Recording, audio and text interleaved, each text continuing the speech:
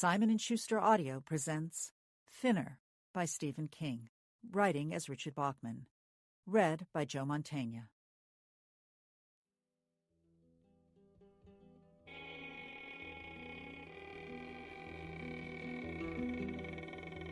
Thinner, the old gypsy man with the rotting nose whispers to William Halleck as Halleck and his wife Heidi come out of the courthouse. Just that one word, sent on the wafting, cloying sweetness of his breath. Thinner.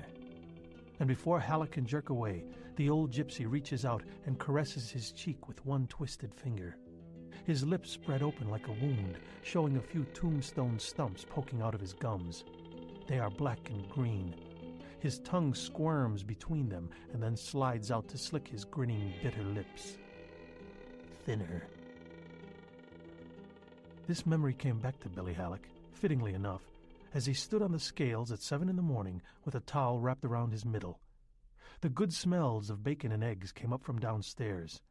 He had to crane forward slightly to read the numbers on the scale. Well, actually, he had to crane forward more than slightly. Actually, he had to crane forward quite a lot. He was a big man. Too big, as Dr. Houston delighted in telling him. "In case no one ever told you, let me pass you the information," Houston had told him after his last checkup. "A man of your age, income, and habits enters heart attack country at roughly age 38, Billy. You ought to take off some weight." But this morning there was good news. He was down 3 pounds, from 249 to 246.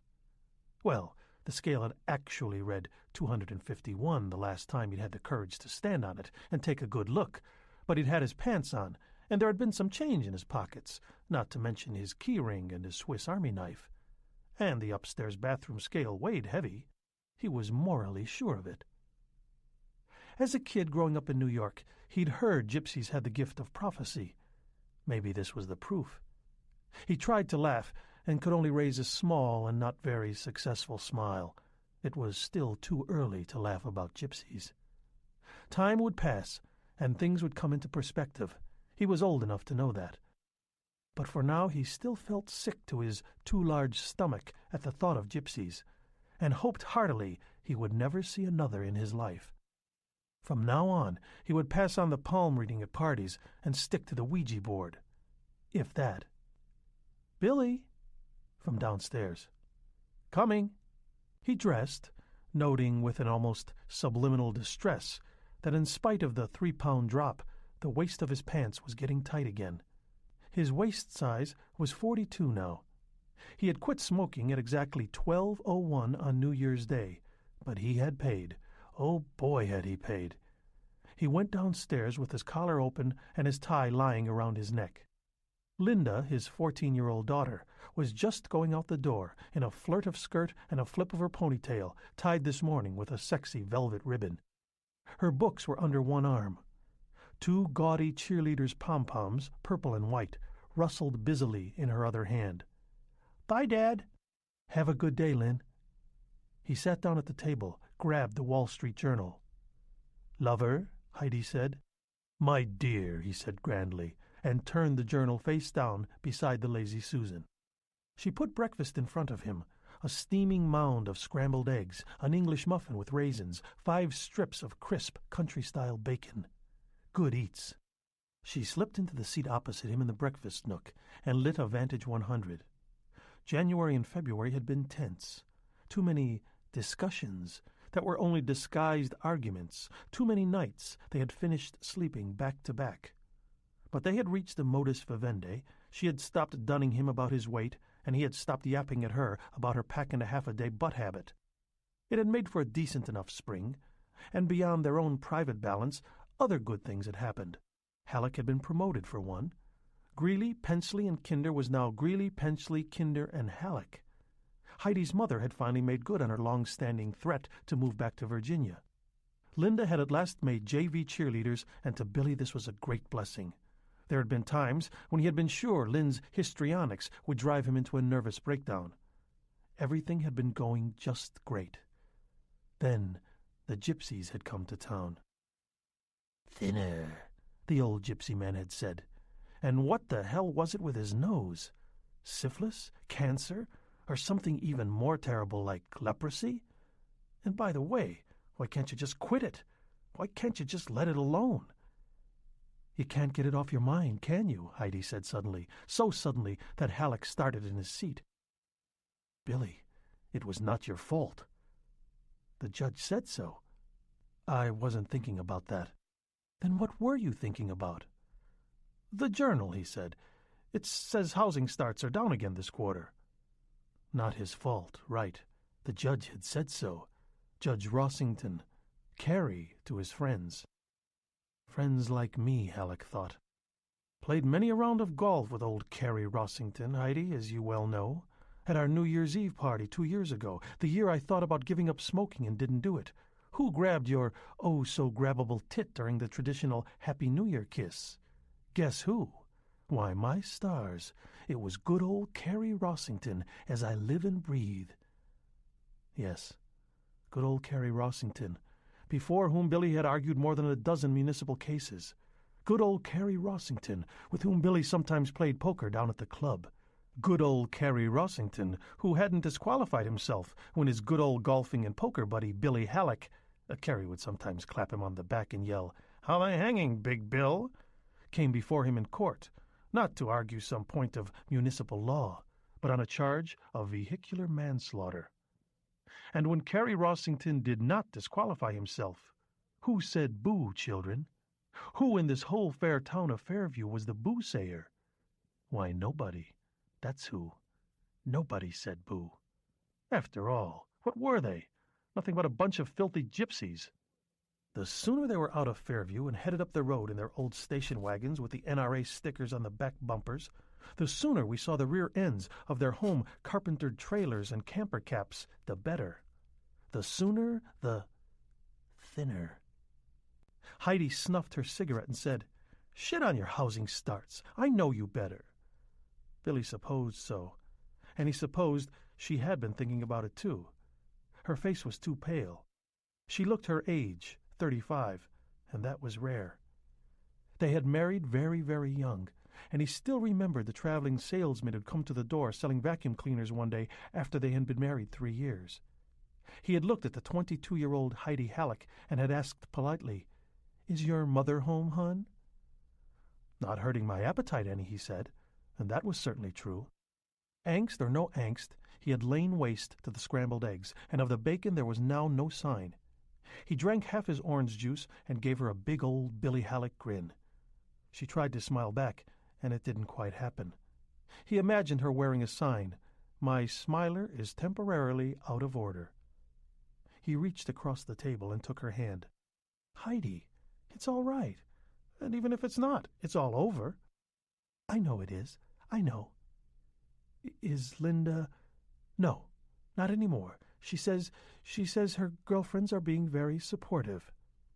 For about a week after it happened, their daughter had had a bad time of it.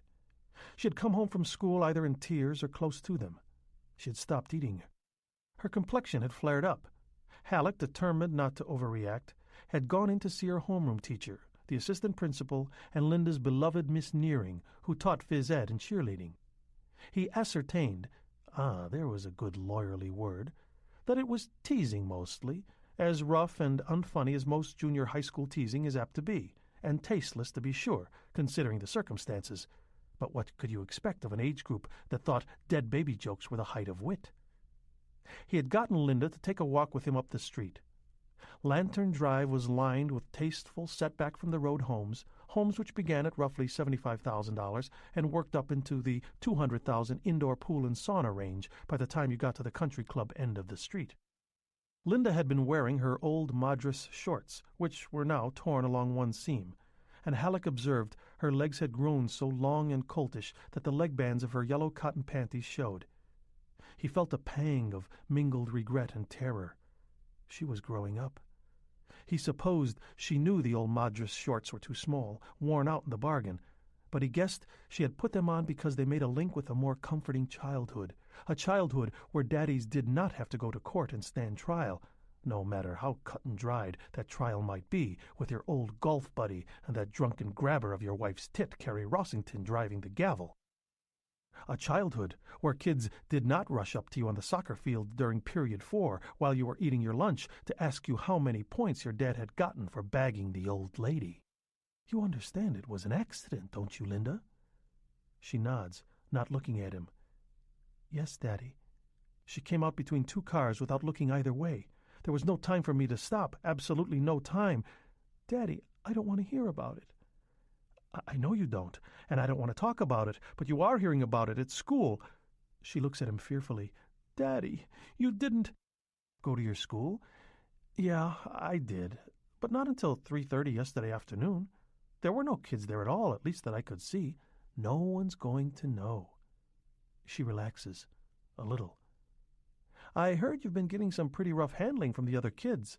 I'm sorry about that. It hasn't been so bad, she says, taking his hand. Her face, the fresh scatter of angry-looking pimples on her forehead, tells a different story. The pimples say the handling has been rough indeed. Having a parent arrested is not a situation even Judy Blume covers, although someday she probably will. I also hear you've been handling it pretty well, Billy Halleck says, not making a big thing out of it. Because if they ever see they're getting under your skin...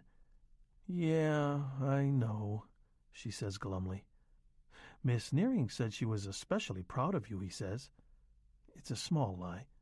Miss Nearing hadn't said precisely that, but she had certainly spoken well of Linda, and that meant almost as much to Halleck as it did to his daughter. And it does the job. Her eyes brighten, and she looks at Halleck for the first time. She did? She did, Halleck confirms. The lie comes easily and convincingly. Why not? He has told a lot of lies just lately. She squeezes his hand and smiles at him gratefully. They'll let it go pretty soon, Lynn. They'll find some other bone to chew. Some girl will get pregnant, or a teacher will have a nervous breakdown, or some boy will get busted for selling pot or cocaine, and you'll be off the hook. Get it? She throws her arms around him suddenly and hugs him tight. He decides she isn't growing up so fast after all, and that not all lies are bad. I love you, Daddy, she says. I love you too, Lynn. He hugs her back, and suddenly someone turns on a big stereo amplifier in front of his brain, and he hears the double thud again, the first as the 98's front bumper strikes the old gypsy woman with a bright red cloth kerchief over her scraggly hair, the second as the big front wheels pass over her body. Heidi screams, and her hand leaves Halleck's lap. Halleck hugs his daughter tighter, feeling goose flesh break all over his body. More eggs? Heidi asked, breaking into his reverie. No, thanks. He looked at his clean plate with some guilt. No matter how bad things got, they had never gotten bad enough to cause him to lose either sleep or his appetite.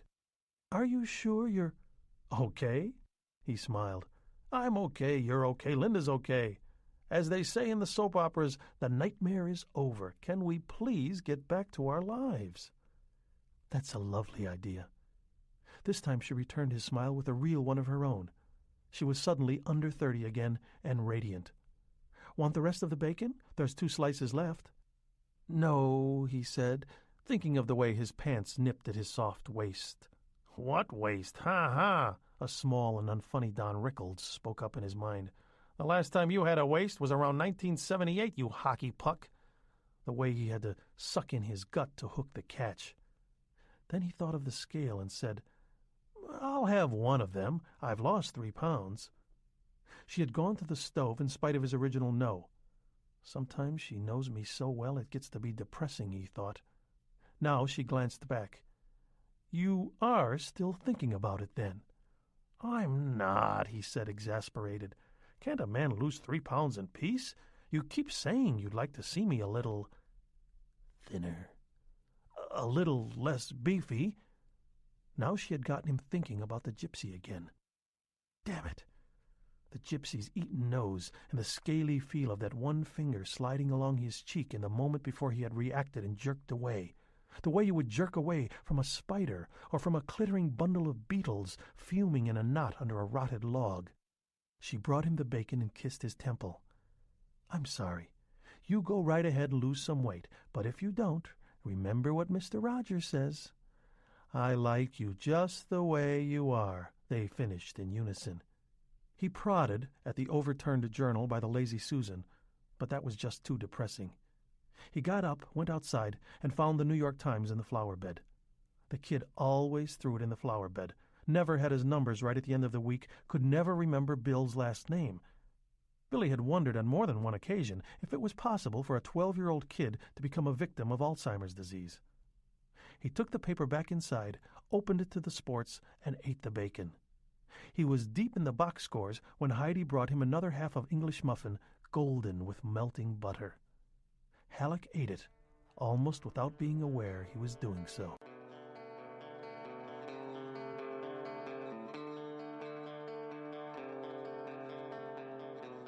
In the city, a damaged suit that had dragged on for over 3 years, a suit he had expected to drag on in one shape or another for the next 3 or 4 years, came to an unexpected and gratifying end at mid-morning, with a plaintiff agreeing during a court recess to settle for an amount that was nothing short of stupefying. Halleck lost no time getting said plaintiff, a paint manufacturer from Schenectady, and his client to sign a letter of good intent in the judge's chambers. The plaintiff's lawyer had looked on with palpable dismay and disbelief while his client, president of the Good Luck Paint Company, scratched his name on 6 copies of the letter, and as the court clerk notarized copy after copy, his bald head gleaming mellowly. Billy sat quietly, hands folded in his lap, feeling as if he had won the New York lottery. By lunch hour, it was all over but the shouting. Billy took himself and the client to O'Lunny's, ordered Chivas in a water glass for the client and a martini for himself, and then called Heidi at home. "Mohonk," he said when she picked up the phone. It was a rambling upstate New York resort where they had spent their honeymoon, a gift from Heidi's parents a long, long time ago. Both of them had fallen in love with the place, and they had spent 2 vacations there since. "What?" "Mohonk," he repeated. "If you don't want to go, I'll ask Jillian from the office." "No, you won't. Billy, what is this?" "Do you want to go or not?" "Of course I do. This weekend?" "Tomorrow, if you can get Mrs. Bean to come in and check on Linda and make sure the wash gets done and that there aren't any orgies going on in front of the TV in the family room, and if—" But Heidi's squeal temporarily drowned him out. "Your case, Billy. The paint fumes and the nervous breakdown and the psychotic episode and—" "Canley is going to settle. In fact, Canley has settled. After about 14 years of boardroom bullshit and long legal opinions meaning exactly nothing, your husband has finally won one for the good guys. Clearly, decisively, and without a doubt. Canley's settled, and I'm on top of the world." "Billy! God!" she squealed again, this time so loud the phone distorted. Billy held it away from his ear, grinning. "How much is your guy getting?" Billy named the figure, and this time he had to hold the phone away from his ear for almost 5 seconds. "Will Linda mind us taking 5 days off, do you think? When she can stay up until 1 watching HBO late night and have Georgia Deaver over and both of them can talk about boys while they gorge themselves on my chocolates? Are you kidding? Will it be cold up there this time of year, Billy? Do you want me to pack your green cardigan? Do you want your parka or your denim jacket? Or both? Do you—" He told her to use her judgment and went back to his client. The client was already halfway through his huge glass of Chivas and wanted to tell Polish jokes. The client looked as if he had been hit with a hammer. Halleck drank his martini and listened to standard witticisms about Polish carpenters and Polish restaurants with half an ear, his mind clicking cheerily away on other matters. The case could have far-reaching implications. It was too soon to say it was going to change the course of his career, but it might. It very well might. Not bad for the sort of case big firms take on as charity work. It could mean that— The first thud jolts Heidi forward, and for a moment she squeezes him. He is faintly aware of pain in his groin. The jolt is hard enough to make her seatbelt lock. Blood flies up, 3 dime-sized drops, and splatters on the windshield like red rain. She hasn't even had time to begin to scream. She will scream later. He hasn't had time to even begin to realize. The beginning of realization comes with the second thud, and he swallowed the rest of his martini at a gulp. Tears came to his eyes. "You okay?" the client, David Duganfield by name, asked. "I'm so okay you wouldn't believe it," Billy said, and reached across the table to his client. "Congratulations, David." He would not think about the accident. He would not think about the gypsy with the rotting nose. He was one of the good guys. That fact was apparent in Duganfield's strong grip and his tired, slightly sappy smile. "Thank you, man," Duganfield said. "Thank you so much." He suddenly leaned over the table and clumsily embraced Billy Halleck. Billy hugged him back. But as David Duganfield's arms went around his neck, one palm slipped up the angle of his cheek, and he thought again of the old gypsy man's weird caress. He touched me, Halleck thought, and even as he hugged his client, he shivered. He tried to think about David Duganfield on the way home. Duganfield was a good thing to think about. But instead of Duganfield, he found himself thinking about Ginelli by the time he was on the Triborough Bridge. He and Duganfield had spent most of the afternoon in O'Lunney's, but Billy's first impulse had been to take his client to Three Brothers, the restaurant in which Richard Ginelli held an informal silent partnership. It had been years now since he had actually been in the Brothers. With Ginelli's reputation, it would not have been wise, but it was the Brothers he always thought of first still. Billy had had some good meals and good times there, although Heidi had never cared much for the place or for Ginelli. Ginelli frightened her, Billy thought. He was passing the Gun Hill Road exit on the New York Thruway when his thoughts led back to the old gypsy man as predictably as a horse going back into its barn. It was Ginelli you thought of first. When you got home that day and Heidi was sitting out in the kitchen crying, it was Ginelli you thought of first. "Hey, Rich, I killed an old lady today. Can I come into town and talk to you?" But Heidi was in the next room, and Heidi would not have understood. Billy's hand hovered over the telephone and then fell away. It occurred to him with sudden clarity that he was a well-to-do lawyer from Connecticut who, when things got hairy, could think of only one person to call, a New York hoodlum who had apparently developed the habit of shooting the competition over the years. Ginelli was tall, not terribly good-looking, but a natural clothes horse. His voice was strong and kind, not the sort of voice one would associate with dope, vice, and murder. He was associated with all three, if you believed his rap sheet. But it had been Ginelli's voice Billy wanted to hear on that terrible afternoon after Duncan Hopley, the Fairview chief of police, had let him go. "Or just sit there all day?" "Huh?" Billy said, startled. He realized he was sitting in one of the few booths at the Rye Toll Plaza actually staffed by a human being. "I said, are you going to pay or just—" "Okay," Billy said, and gave the toll-taker $1. He got his change and drove on. Almost to Connecticut. 19 exits to go to Heidi. Then off to Mohonk. Duganfield wasn't working as a diversion. So try Mohonk. Let's just forget the old gypsy woman and the old gypsy man for a while. What say? But it was Ginelli his thoughts drifted back to. Billy had met him through the firm, which had done some legal work for Ginelli 7 years ago, incorporation work. Billy, then a very junior lawyer with the firm, had been given the assignment. None of the senior partners would have touched it. Even then, Rich Ginelli's reputation had been very bad. Billy had never asked Kirk Pensley why the firm had taken Ginelli on as a client at all. He would have been told to go peddle his papers and leave questions of policy to his elders. He supposed Ginelli had known about a skeleton in someone's closet. He was a man who kept his ear to the ground. Billy had begun his 3 months' work on behalf of Three Brothers Associates, Inc., expecting to dislike and perhaps fear the man he was working for. Instead, he found himself drawn to him. Ginelli was charismatic, fun to be around. More, he treated Billy himself with a dignity and respect which Billy would not find in his own firm for another 4 years. Billy slowed for the Norwalk tolls, tossed in 35 cents, and pulled back into traffic.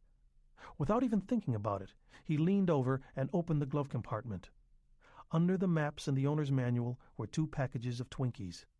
He opened one and began to eat rapidly, a few crumbs spilling down onto his vest. All of his work for Ginelli had been completed long before a New York grand jury had indicted the man for ordering a wave of gangland-style executions in the wake of a drug war. The indictments had come down from New York Superior Court in the fall of 1980.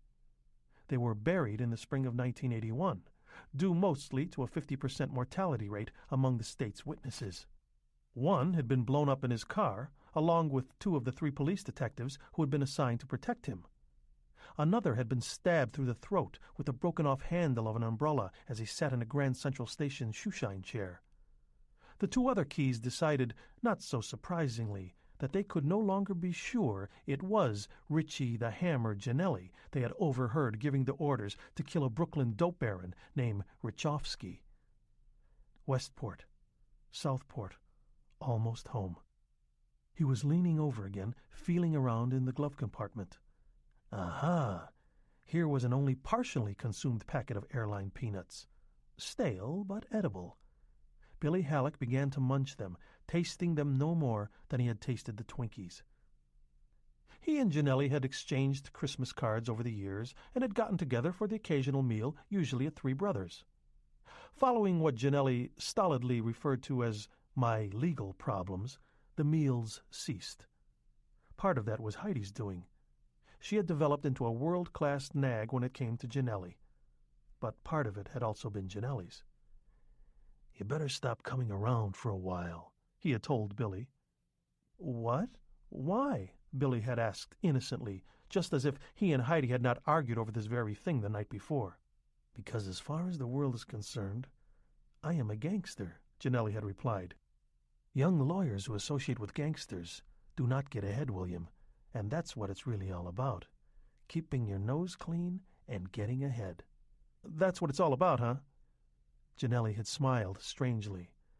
"Well, there are a few other things." "Such as?" "William, I hope you never have to find out. And come around for espresso once in a while. We'll have some talk and some laughs. Keep in touch, is what I'm saying." And so he had kept in touch, and had dropped in from time to time, although he admitted to himself as he swung up the Fairview exit ramp, the intervals had grown longer and longer. And when he had found himself faced with what might be a charge of negligent vehicular manslaughter, it had been Janelli he thought of first. "But good old tit-grabbing Carrie Rossington took care of that," his mind whispered. "So why are you thinking about Janelli now? Mohonk, that's what you ought to be thinking of. And David Duganfield, who proves that nice guys don't always finish last. And taking off a few more pounds."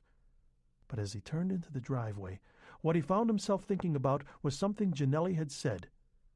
"William, I hope you never have to find out."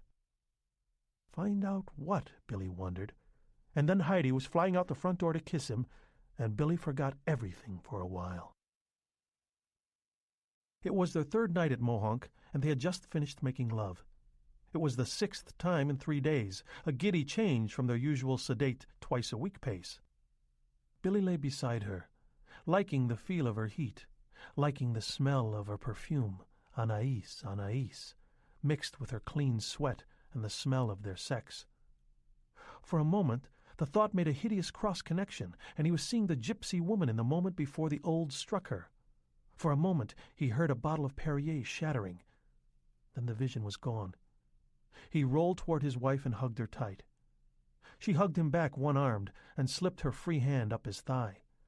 "You know," she said, "if I comb my brains out one more time, I'm not going to have any brains left."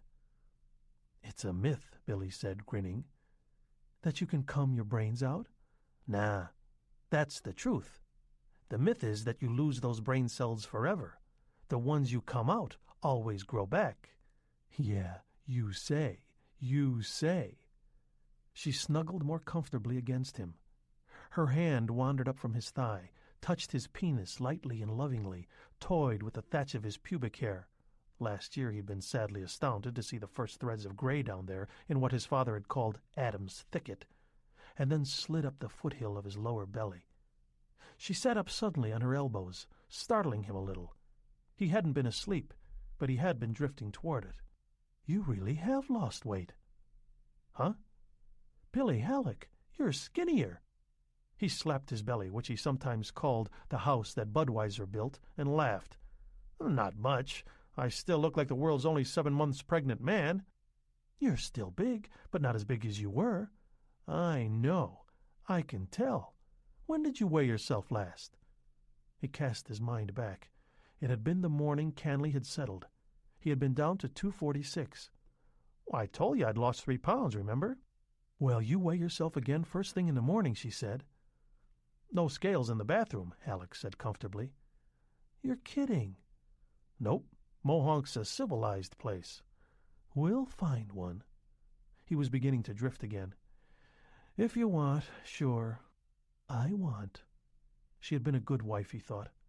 At odd times over the last 5 years, since the steady weight gain had really started to show, he had announced diets and/or physical fitness programs. The diets had been marked by a lot of cheating. A hot dog or two in the early afternoon to supplement the yogurt lunch, or maybe a hastily gobbled hamburger or two on a Saturday afternoon, while Heidi was out at an auction or a yard sale. Once or twice he'd even stooped to the hideous hot sandwiches available at the little convenience store a mile down the road. The meat in these sandwiches usually looked like toasted skin grafts once the microwave had its way with them, and yet he could never remember throwing away a portion uneaten. He liked his beer, all right, that was a given, but even more than that, he liked to eat. Dover's Sole in one of New York's finer restaurants was great, but if he was sitting up and watching the Mets on TV, a bag of Doritos with some clam dip on the side would do. The physical fitness programs would last maybe a week, and then his work schedule would interfere, or he would simply lose interest. In the basement, a set of weights sat brooding in a corner, gathering cobwebs and rust. They seemed to reproach him every time he went down. He tried not to look at them. So he would suck in his gut even more than usual and announce boldly to Heidi that he had lost 12 pounds and was down to 236. And she would nod and tell him that she was very glad. Of course she could see the difference. And all the time she would know, because she saw the empty Doritos bag, or bags, in the trash. And since Connecticut had adopted a returnable bottle and can law, the empties in the pantry had become a source of guilt almost as great as the unused weights. She saw him when he was sleeping. Even worse, she saw him when he was peeing. You couldn't suck in your gut when you were taking a piss.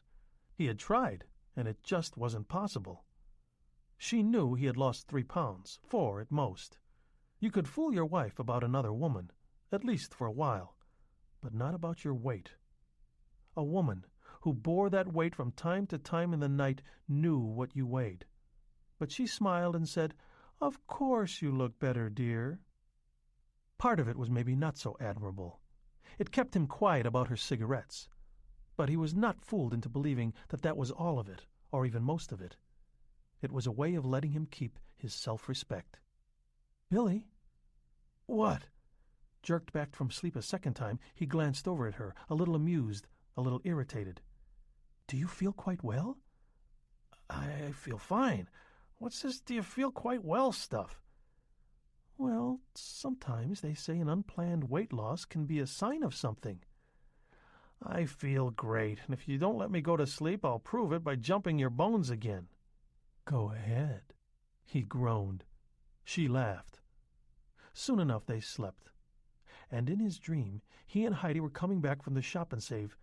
Only he knew it was a dream this time.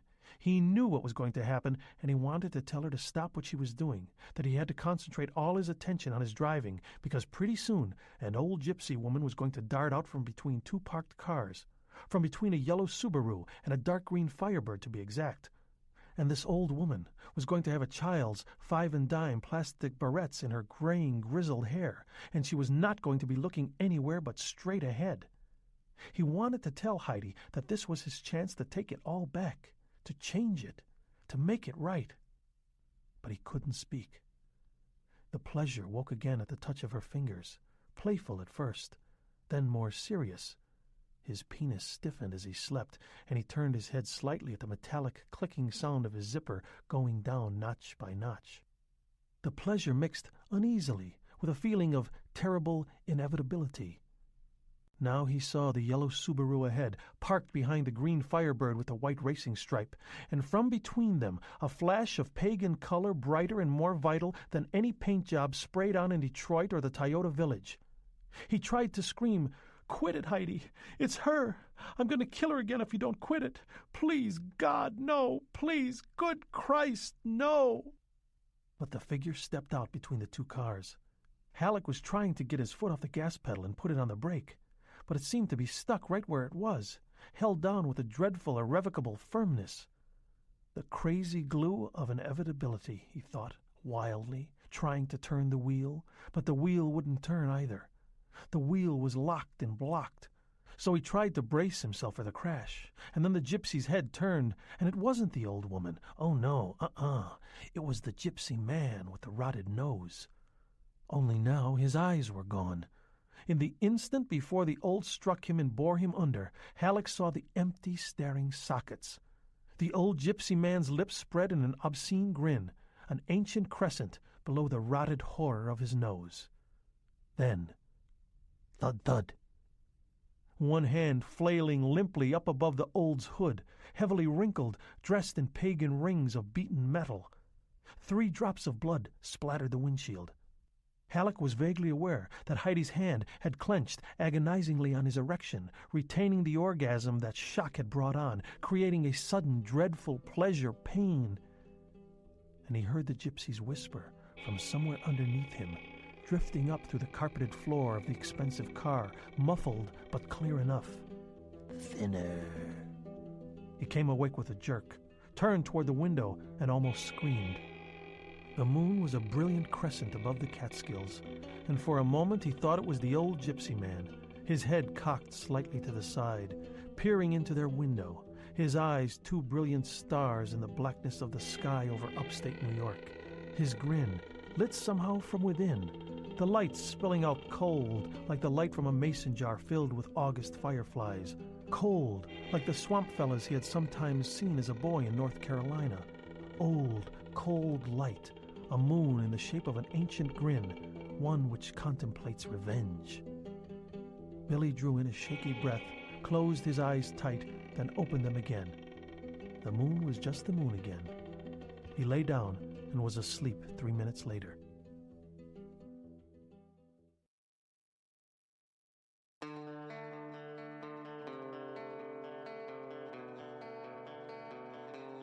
The new day was bright and clear, and Halleck finally gave in and agreed to climb the Labyrinth Trail with his wife. Mohonk's grounds were laced with hiking trails rated from easy to extremely difficult.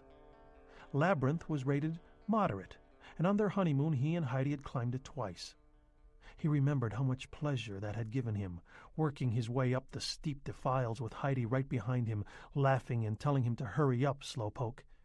He remembered worming through one of the narrow, cave-like passages in the rock and whispering ominously to his new wife, "Do you feel the ground shaking?" when they were in the narrowest part. It had been narrow, but she had still managed to give his butt a pretty good swat. Halleck would admit to himself, but never to Heidi, that it was those narrow passages through the rock that worried him now. On their honeymoon he had been slim and trim, only a kid, still in good shape from summer spent on a logging crew in western Massachusetts.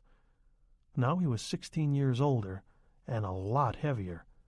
And as jolly old Dr. Houston had so kindly informed him, he was entering heart attack country. The idea of having a heart attack halfway up the mountain was uncomfortable, but still fairly remote. What seemed more possible to him was getting stuck in one of those narrow stone throats through which the trail snaked on its way to the top. He could remember that they'd had to crawl in at least 4 places. He didn't want to get stuck in one of those places. Or, how's this, gang? Old Billy Halleck gets stuck in one of those dark crawly places and then has a heart attack. Hey, 2 for the price of 1. But he finally agreed to give it a try. If she would agree to go on by herself if he was simply not in good enough shape to make it to the top, and if they could go down to New Paltz first so he could buy some sneakers. Heidi agreed willingly to both stipulations. In town, Halleck found that sneakers had become déclassé. No one would even admit to remembering the word. He bought a pair of dandy green and silver Nike walking and climbing shoes and was quietly delighted at how good they felt on his feet. That led to the realization that he hadn't owned a pair of canvas shoes in 5 years? 6? It seemed impossible, but there it was. Heidi admired them and told him again that he certainly did look as if he had lost weight. Outside the shoe store was a penny weighing machine, one of those that advertises your weight and fate. Halleck hadn't seen one since he was a kid. "Hop up, hero," Heidi said. "I've got a penny." Halleck held back for a moment, obscurely nervous. "Come on, hurry up. I want to see how much you've lost." Heidi, those things don't weigh true. You know that. A ballpark figure's all I want. Come on, Billy, don't be a poop. He reluctantly gave her the package containing his new shoes and stepped up on the scale. She put a penny in. There was a clunk, and then 2 curved, silvery metal panels drew back. Behind the top one was his weight. Behind the lower one, the machine's idea of his fate. Halleck drew in a harsh, surprised breath. "I knew it," Heidi was saying beside him. There was kind of a doubtful wonder in her voice, as if she was not sure if she should feel happiness or fear or wonder. "I knew you were thinner." If she had heard his own harsh gasp, Halleck thought later, she no doubt thought it was because of the number at which the scale had red-lined, even with all his clothes on and his Swiss Army knife in the pocket of his corduroy pants, even with a hearty mohonk breakfast in his belly. That line was centered neatly at 232. He had lost 14 pounds since the day Canley had settled out of court. But it wasn't his weight that had made him gasp. It was his fate. The lower panel had not slid aside to reveal, "Financial matters will soon improve," or "Old friends will visit," or "Do not make important decision hastily." It had revealed a single black word. Thinner.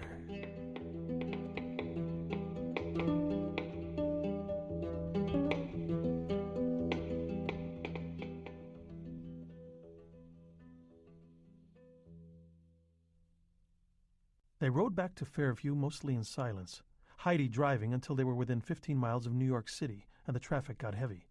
Then she pulled into a service plaza and let Billy take them the rest of the way home. No reason why he should not be driving.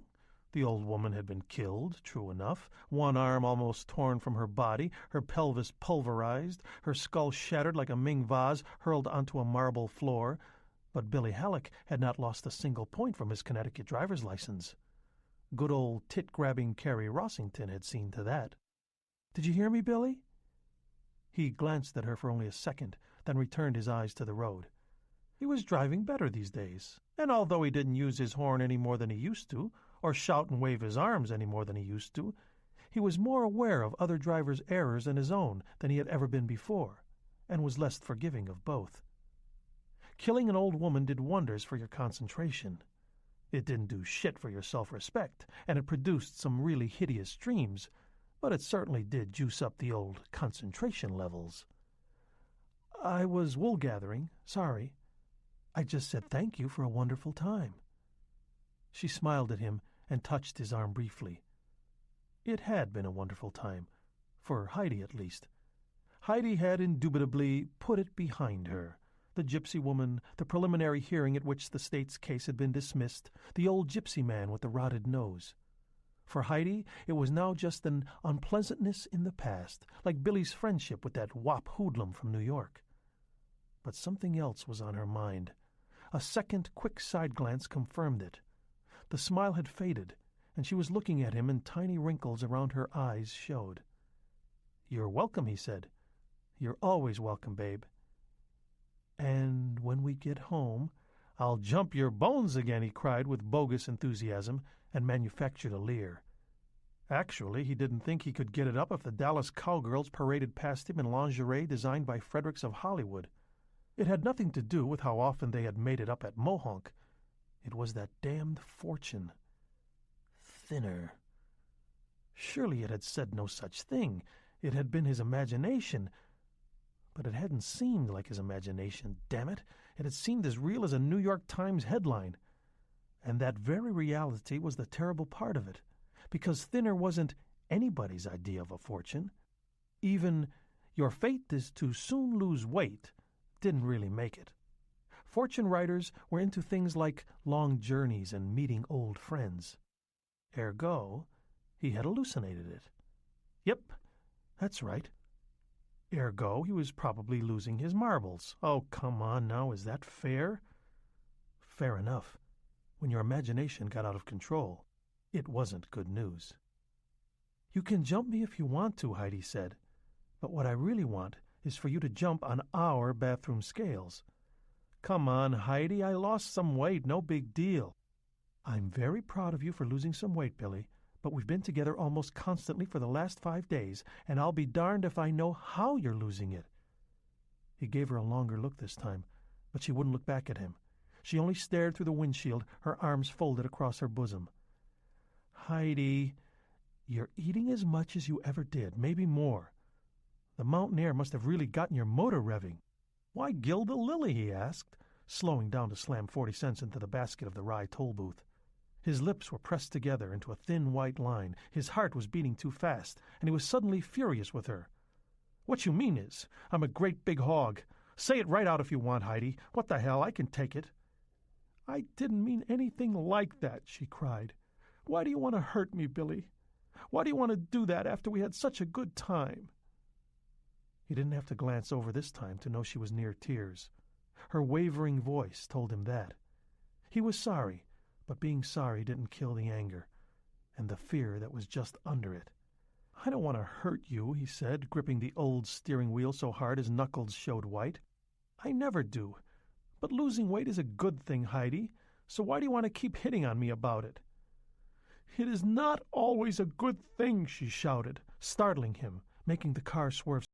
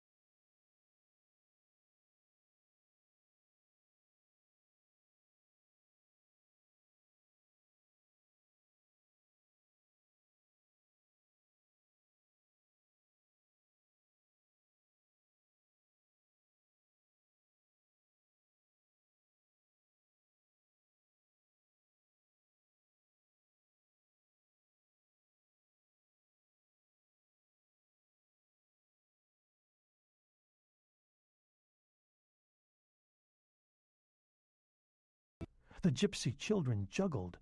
The gypsy children put the local frisbee jocks to shame by spinning 2, sometimes 3 of the plastic discs at the same time, on fingers, on thumbs, sometimes on noses. They laughed while they did all those things, and they all seemed to have skin diseases, or crossed eyes, or hair lips. When you suddenly found such a weird combination of agility and ugliness thrust in front of you, what else was there to do but turn away? Bag ladies, gypsy children, and cancer. Even the skittery run of his thoughts frightened him. Still, it was maybe better to have the word out. "I've felt fine," he repeated for maybe the 6th time since the night Heidi had asked him if he felt quite well. And damn it was true. "Also, I've been exercising." That was also true. Of the last 5 days, anyway. They had made it up the labyrinth trail together, and although he'd had to exhale all the way and suck in his gut to get through a couple of the tightest places, he'd never come even close to getting stuck. In fact, it had been Heidi, puffing and out of breath, who'd needed to ask for a rest twice. Billy had diplomatically not mentioned her cigarette Jones. "I'm sure you felt fine," she said, "and that's great. But a checkup would be great, too. You haven't had one in over 18 months, and I bet Dr. Houston misses you." "I think he's a little dope freak," Halleck muttered. "A little what?" "Nothing. But I'm telling you, Billy, you can't lose almost 20 pounds in 2 weeks just by exercising." "I am not sick." "Then just humor me." They rode the rest of the way to Fairview in silence. Halleck wanted to pull her to him and tell her, sure, okay, he would do what she wanted, except a thought had come to him. An utterly absurd thought. Absurd, but nevertheless chilling. Maybe there's a new style in old gypsy curses, friends and neighbors. How about that possibility? They used to change you into a werewolf or send a demon to pull off your head in the middle of the night, something like that. But everything changes, doesn't it? What if that old man touched me and gave me cancer? She's right. It's one of the tattletales. Losing 20 pounds just like that is like when the miner's canary drops dead in his cage. Lung cancer, leukemia, melanoma. It was crazy, but the craziness didn't keep the thought away. What if he touched me and gave me cancer? Linda greeted them with extravagant kisses, and to their mutual amazement, produced a very creditable lasagna from the oven and served it on paper plates bearing the face of that lasagna lover extraordinaire, Garfield the cat. She asked them how their second honeymoon had been, a phrase that belongs right up there with second childhood, Halleck observed dryly to Heidi that evening, after the dishes had been done and Linda had gone flying off with two of her girlfriends to continue a Dungeons and Dragons game that had been going on for nearly a year.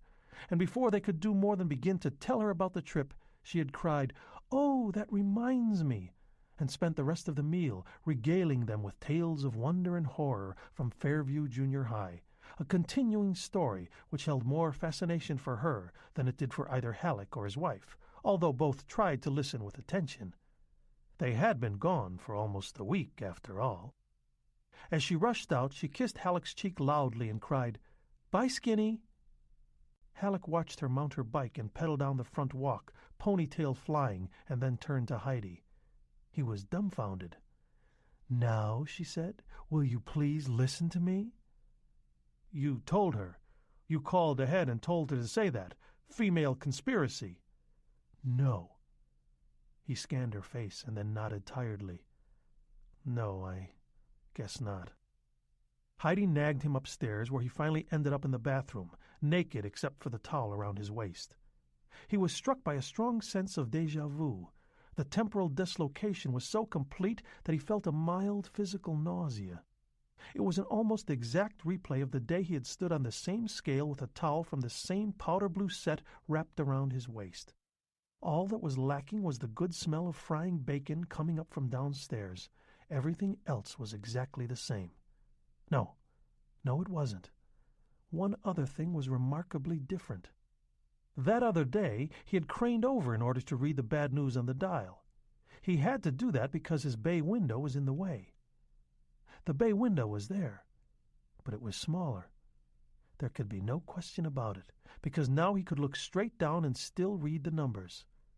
The digital readout said 229. "That settles it," Heidi said flatly. "I'm making you an appointment with Dr. Houston." "This scale weighs light," Halleck said weakly. "It always has. That's why I like it." She looked at him coldly. "Enough bullshit is enough bullshit, my friend.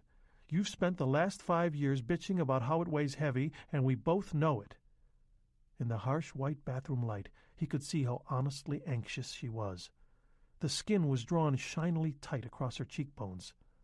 "Stay right there," she said at last, and left the bathroom. "Heidi!" "Don't move," she called back as she went downstairs. She returned a minute later with an unopened bag of sugar. "Net weight 10 pounds, the bag announced. She plunked it on the scale. The scale considered for a moment and then printed a big red digital readout. 12 pounds. "That's what I thought," Heidi said grimly. "I weigh myself too, Billy. It doesn't weigh light, and it never has. It weighs heavy, just like you always said. It wasn't just bitching, and we both knew it. Someone who's overweight likes an inaccurate scale. It makes the actual facts easier to dismiss if... Heidi, if this scale says you weigh 229, that means you're really down to 227. Now Heidi, let me make you an appointment." He paused, looking down at his bare feet, and then shook his head. "Billy!" "I'll make it myself," he said. "When?" "Wednesday. I'll make it Wednesday. Houston goes out to the country club every Wednesday afternoon and plays 9 holes. Sometimes he plays with the inimitable, tit-grabbing, wife-kissing Carrie Rossington. I'll speak to him in person." "Why don't you call him tonight, right now?" "Heidi," he said, "no more." And something in his face must have convinced her not to push it any further. because she didn't mention it again that night. Sunday, Monday, Tuesday. Billy purposely kept off the scale upstairs. He ate heartily at meals, even though, for one of the few times in his adult life, he was not terribly hungry.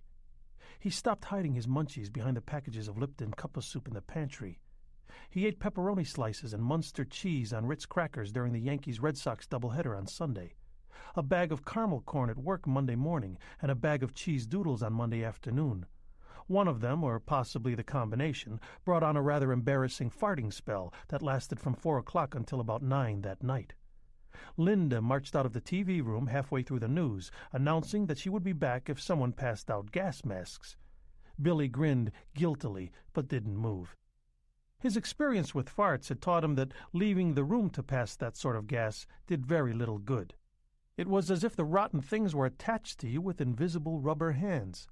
They followed you around.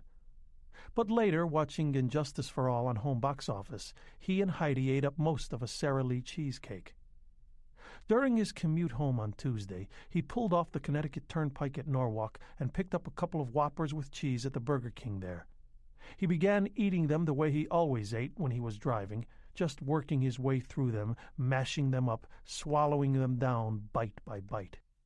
He came to his senses outside of Westport. For a moment his mind seemed to separate from his physical.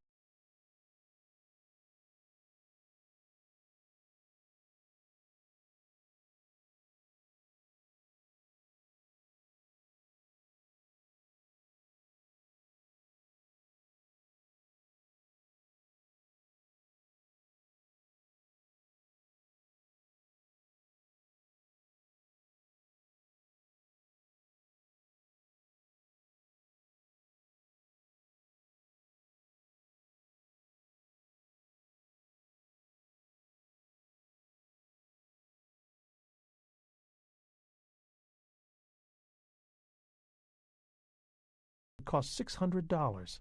A 36-year-old overweight American male, Caucasian, sitting behind the wheel of a 1981 Oldsmobile 98, scarfing a huge hamburger while mayonnaise and shredded bits of lettuce dripped onto his charcoal gray vest. You could laugh until you cried. Or screamed. He threw the remains of the second Whopper out the window and then looked at the mixed slime of juices and sauce on his hand with a desperate kind of horror. And then he did the only sane thing possible under the circumstances. He laughed and promised himself no more. The binge would end. That night, as he sat in front of the fireplace, reading the Wall Street Journal, Linda came in to bestow a goodnight kiss on him, drew back a little and said, "You're starting to look like Sylvester Stallone, Daddy." "Oh, Christ," Halleck said, rolling his eyes, and then they both laughed. Billy Halleck discovered that a crude sort of ritual had attached itself to his procedure for weighing himself. When had it happened? He didn't know. As a kid, he had simply jumped on once in a while, taken a cursory glance at his weight, and then jumped off again. But at some point during the period when he had drifted up from 190 to a weight that was, as impossible as it seemed, 1/8 of a ton, that ritual had begun. Ritual hell, he told himself. Habit. That's all it is, just a habit. Ritual, his deeper mind whispered inarguably back. He was an agnostic, and he hadn't been through the doors of any church since age 19, but he recognized a ritual when he saw it, and this weigh-in procedure was almost a genuflection. "See, God, I do it the same every time, so keep this here white, upwardly mobile lawyer safe from the heart attack or stroke that every actuarial table in the world says I can expect right around the age of 47. In the name of cholesterol and saturated fats, we pray. Amen." The ritual begins in the bedroom. Take off the clothes. Put on the dark green velour robe. Chuck all the dirty clothes down the laundry chute. If this is the first or second wearing of the suit, and if there are no egregious stains on it, hang it neatly in the closet. Move down the hall to the bathroom. Enter with reverence, awe, reluctance. Here is the confessional where one must face one's weight, and, consequently, one's fate. Doff the robe. Hang it on the hook by the tub. Void the bladder. If a bowel movement seems a possibility, even a remote possibility, go for it. He had absolutely no idea how much the average bowel movement might weigh, but the principle was logical, unshakable. Throw all the ballast overboard that you could. Heidi had observed this ritual, and she had once sarcastically asked him if he wouldn't like an ostrich feather for his birthday. Then, she said, he could stick it down his throat and vomit once or twice before weighing himself. Billy told her not to be a wise-ass, and later that night had found himself musing that the idea actually had its attractions. On Wednesday morning, Halleck threw this ritual overboard for the first time in years. On Wednesday morning, Halleck became a heretic. He had perhaps become something even blacker, because like a devil worshipper who deliberately perverts a religious ceremony by hanging crosses upside down and reciting the Lord's Prayer backward, Halleck entirely reversed his field. He dressed, filled his pockets with all the change he could find, plus his Swiss Army knife, of course, put on his clunkiest, heaviest shoes, and then ate a gigantic breakfast, grimly ignoring his throbbing bladder. He downed 2 fried eggs, 4 strips of bacon, toast, and hash browns. He drank orange juice and a cup of coffee, 3 sugars. With all of that sloshing around inside of him, Halleck grimly made his way up the stairs to the bathroom. He paused for a moment, looking at the scale. Looking at it had been no treat before, but it was even less pleasant now. He steeled himself and got on. 221. That can't be right. His heart speeding up in his chest. Hell no! Something's out of whack. Something... Stop it, Halleck whispered in a low, husky voice. He backed away from the scale as a man might back away from a dog he knew meant to bite. He put the back of his hand up to his mouth and rubbed it slowly back and forth. "Billy!" Heidi called up the stairs. Halleck looked to the left and saw his own white face staring back at him from the mirror. There were purple pouches under his eyes that had never been there before, and the ladder of lines in his forehead seemed deeper. Cancer, he thought again, and mixing with the word, he heard the gypsy whispering again. "Billy, are you upstairs?" Cancer. Sure, you bet, that's it. He cursed me somehow. The old woman was his wife, or maybe his sister, and he cursed me. Is that possible? Could such a thing be? Could cancer be eating into my guts right now, eating me inside the way his nose... A small, terrified sound escaped his throat. The face of the man in the mirror was sickly horrified, the hag face of a long-term invalid. In that moment, Halleck almost believed it, that he had cancer, that he was riddled with it. "Billy!" "Yeah, I'm here." His voice was steady. Almost. "God, I've been yelling forever." "Sorry." "Just don't come up here, Heidi. Don't see me looking like this or you'll have me in the fucking Mayo Clinic before the noon whistle blows. Just stay down there where you belong. Please." "You won't forget to make an appointment with Michael Houston, will you?" "No," he said. "I'll make one." "Thank you, dear." Heidi called up softly and mercifully retreated. Halleck urinated, then washed his hands and face. When he thought he had begun to look like himself again, more or less, he went downstairs trying to whistle. He had never been so afraid in his life.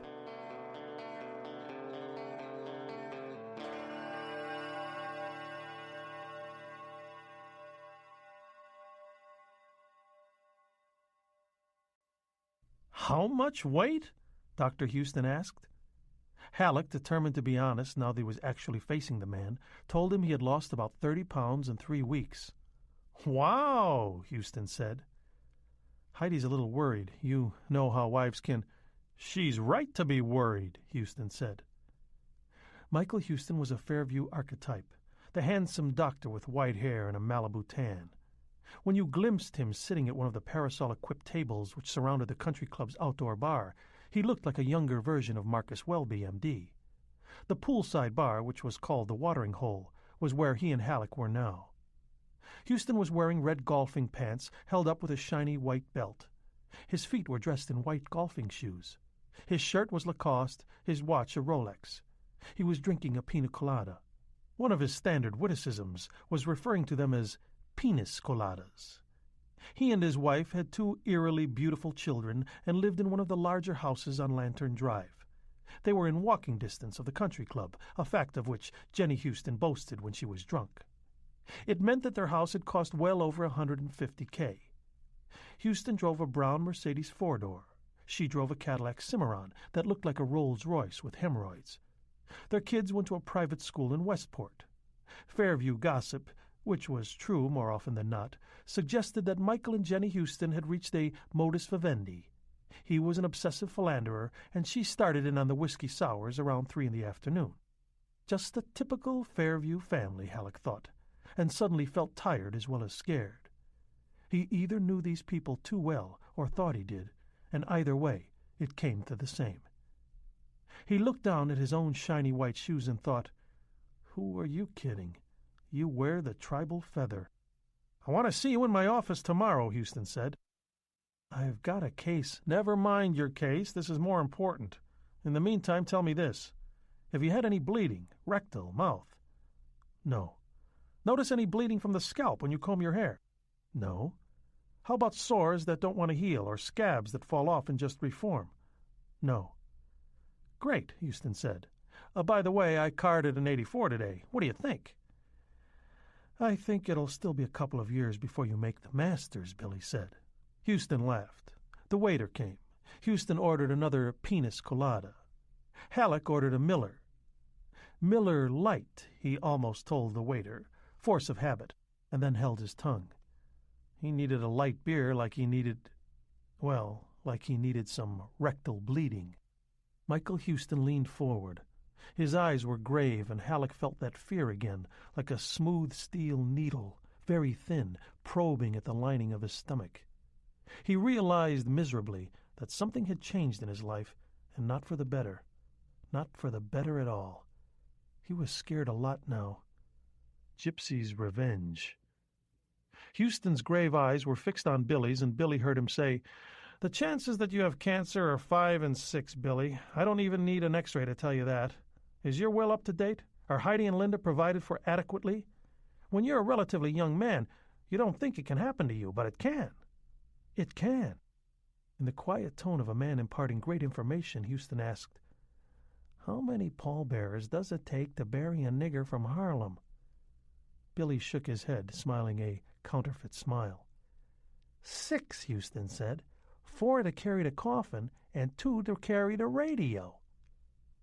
He laughed, and Billy Halleck went through the motions. In his mind, clearly, he saw the gypsy man who had been waiting for him outside the Fairview courthouse. Behind the gypsy, at the curb in a no-parking zone, stood a huge old pickup truck with a homemade camper cap. The cap was covered with strange designs around a central painting, a not very good rendering of a unicorn on its knees, head bowed, before a gypsy woman with a garland of flowers in her hands. The gypsy man had been wearing a green twill vest with buttons made out of silver coins. Now, watching Houston laugh at his own joke, the alligator on his shirt riding the swells of his mirth, Billy thought, "You remember much more about that guy than you thought. You thought you only remembered his nose, but that's not true at all. You remembered damn near everything." Children. There had been children in the cab of the old van, looking at him with depthless brown eyes, eyes that were almost black. "Thinner," the old man had said, and in spite of his calloused flesh, his caress had been the caress of a lover. Delaware plates, Billy thought suddenly. His rig had Delaware plates and a bumper sticker, something... Billy's arms dimpled out in goose flesh, and for one moment he thought he might scream, as he had once heard a woman scream right here when she thought her child was drowning in the pool. Billy Halleck remembered how they had seen the gypsies for the first time, the day they had come to Fairview.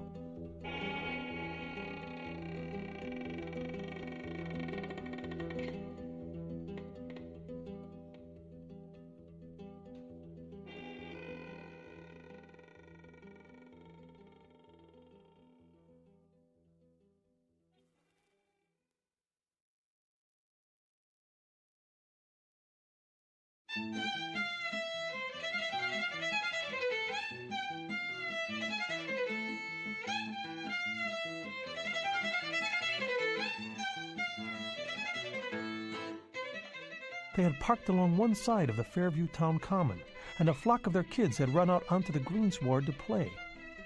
The gypsy woman stood gossiping and watching them.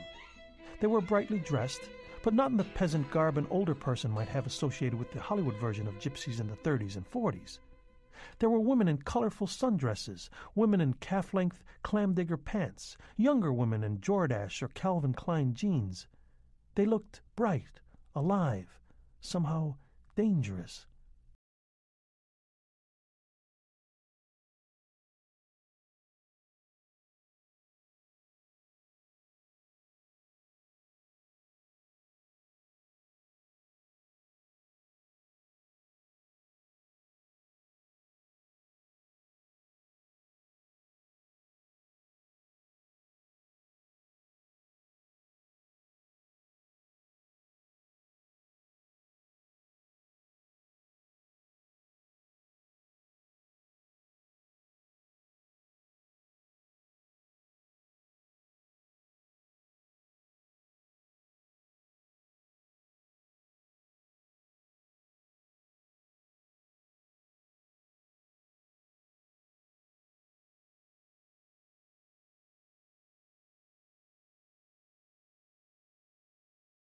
Faces bore you?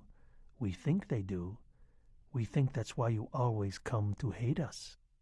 Billy, Heidi, and Linda Halleck had been there that day, 2 days before Halleck would strike and kill the old gypsy woman less than a quarter of a mile from here. They had been having a picnic lunch and waiting for the first band concert of the spring to begin. Most of the others abroad on the common that day had been there for the same reason, a fact the gypsies undoubtedly knew. Linda had gotten up, brushing at the seat of her Levi's as if in a dream, and started toward the young man juggling the bowling pins. "Linda, stay here," Heidi said sharply.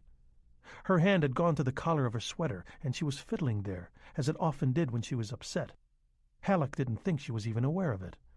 "Why, Mom? It's a carnival. At least, I think it is." "They're gypsies," Heidi said. "Keep your distance. They're all crooks."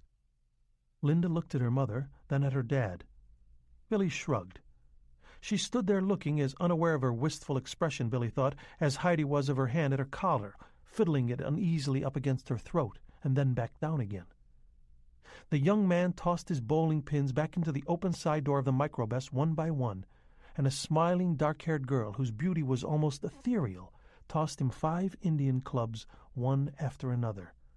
The young man now began to juggle these, grinning, sometimes tossing one up under his arm and yelling, "Hoy!" each time he did it.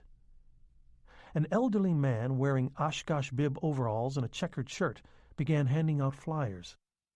The lovely young woman who had caught the bowling pins and tossed out the Indian clubs now jumped lightly down from the van's doorway with an easel. She set it up, and Halleck thought, "She's going to exhibit bad seascapes and perhaps some pictures of President Kennedy." But instead of a painting, she propped a bullseye target on the easel. Someone from inside the van tossed her a slingshot. "Gina!" the boy juggling the Indian clubs yelled.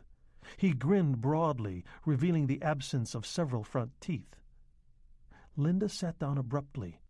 Her concept of masculine beauty had been formed by a lifetime of network TV, and the young man's handsomeness had been spoiled for her. Heidi stopped fiddling with the collar of her cardigan. The girl flipped the slingshot to the boy. He dropped one of the clubs and began to juggle the slingshot in its place. Halleck remembered thinking, that must be almost impossible. The boy did it 2 or 3 times, then flipped the slingshot back to her and somehow managed to pick up the club he had dropped while keeping the others in the air. There was scattered applause. Some of the locals were smiling, Billy himself was, but most of them looked wary. The girl stepped away from the target on the easel, produced some ball bearings from her breast pocket, and shot 3 quick bullseyes. Plop, plop, plop. Soon she was surrounded by boys and a few girls, clamoring for a turn. She lined them up, organizing them as quickly and efficiently as a nursery school teacher prepares pupils for the 10:15 bathroom break. 2 teenage gypsy boys of approximately Linda's age popped out of an old LTD station wagon and began to scruff the spent ammunition out of the grass. They were alike as 2 peas in a pod, obviously identical twins. One wore a gold hoop in his left ear, His brother wore the mate in his right. Is that how their mother tells them apart? Billy thought. No one was selling anything. Quite carefully, quite obviously, no one was selling anything. There was no Madame Mazonka telling the tarot. Nevertheless, a Fairview police car arrived soon enough, and 2 cops stepped out. One was Hopley, the chief of police, a roughly handsome man of about 40. Some of the action stopped, and more mothers took the opportunity the lull afforded to recapture their fascinated children and bear them away. Some of the older ones protested, and Halleck observed that some of the younger ones were in tears. Hopley began discussing the facts of life with the gypsy who had been doing the juggling act. His Indian clubs, painted in jaunty red and blue stripes, were now scattered around his feet, and the older gypsy in the Oshkosh biballs. Oshkosh said something. Hopley shook his head. Then the juggler said something and began to gesticulate. As the juggler spoke, he moved closer to the patrolmen who had accompanied Hopley. Now the tableau began to remind Halleck of something, and after a moment it came. It was like watching baseball players argue with the umps over a close call in a game.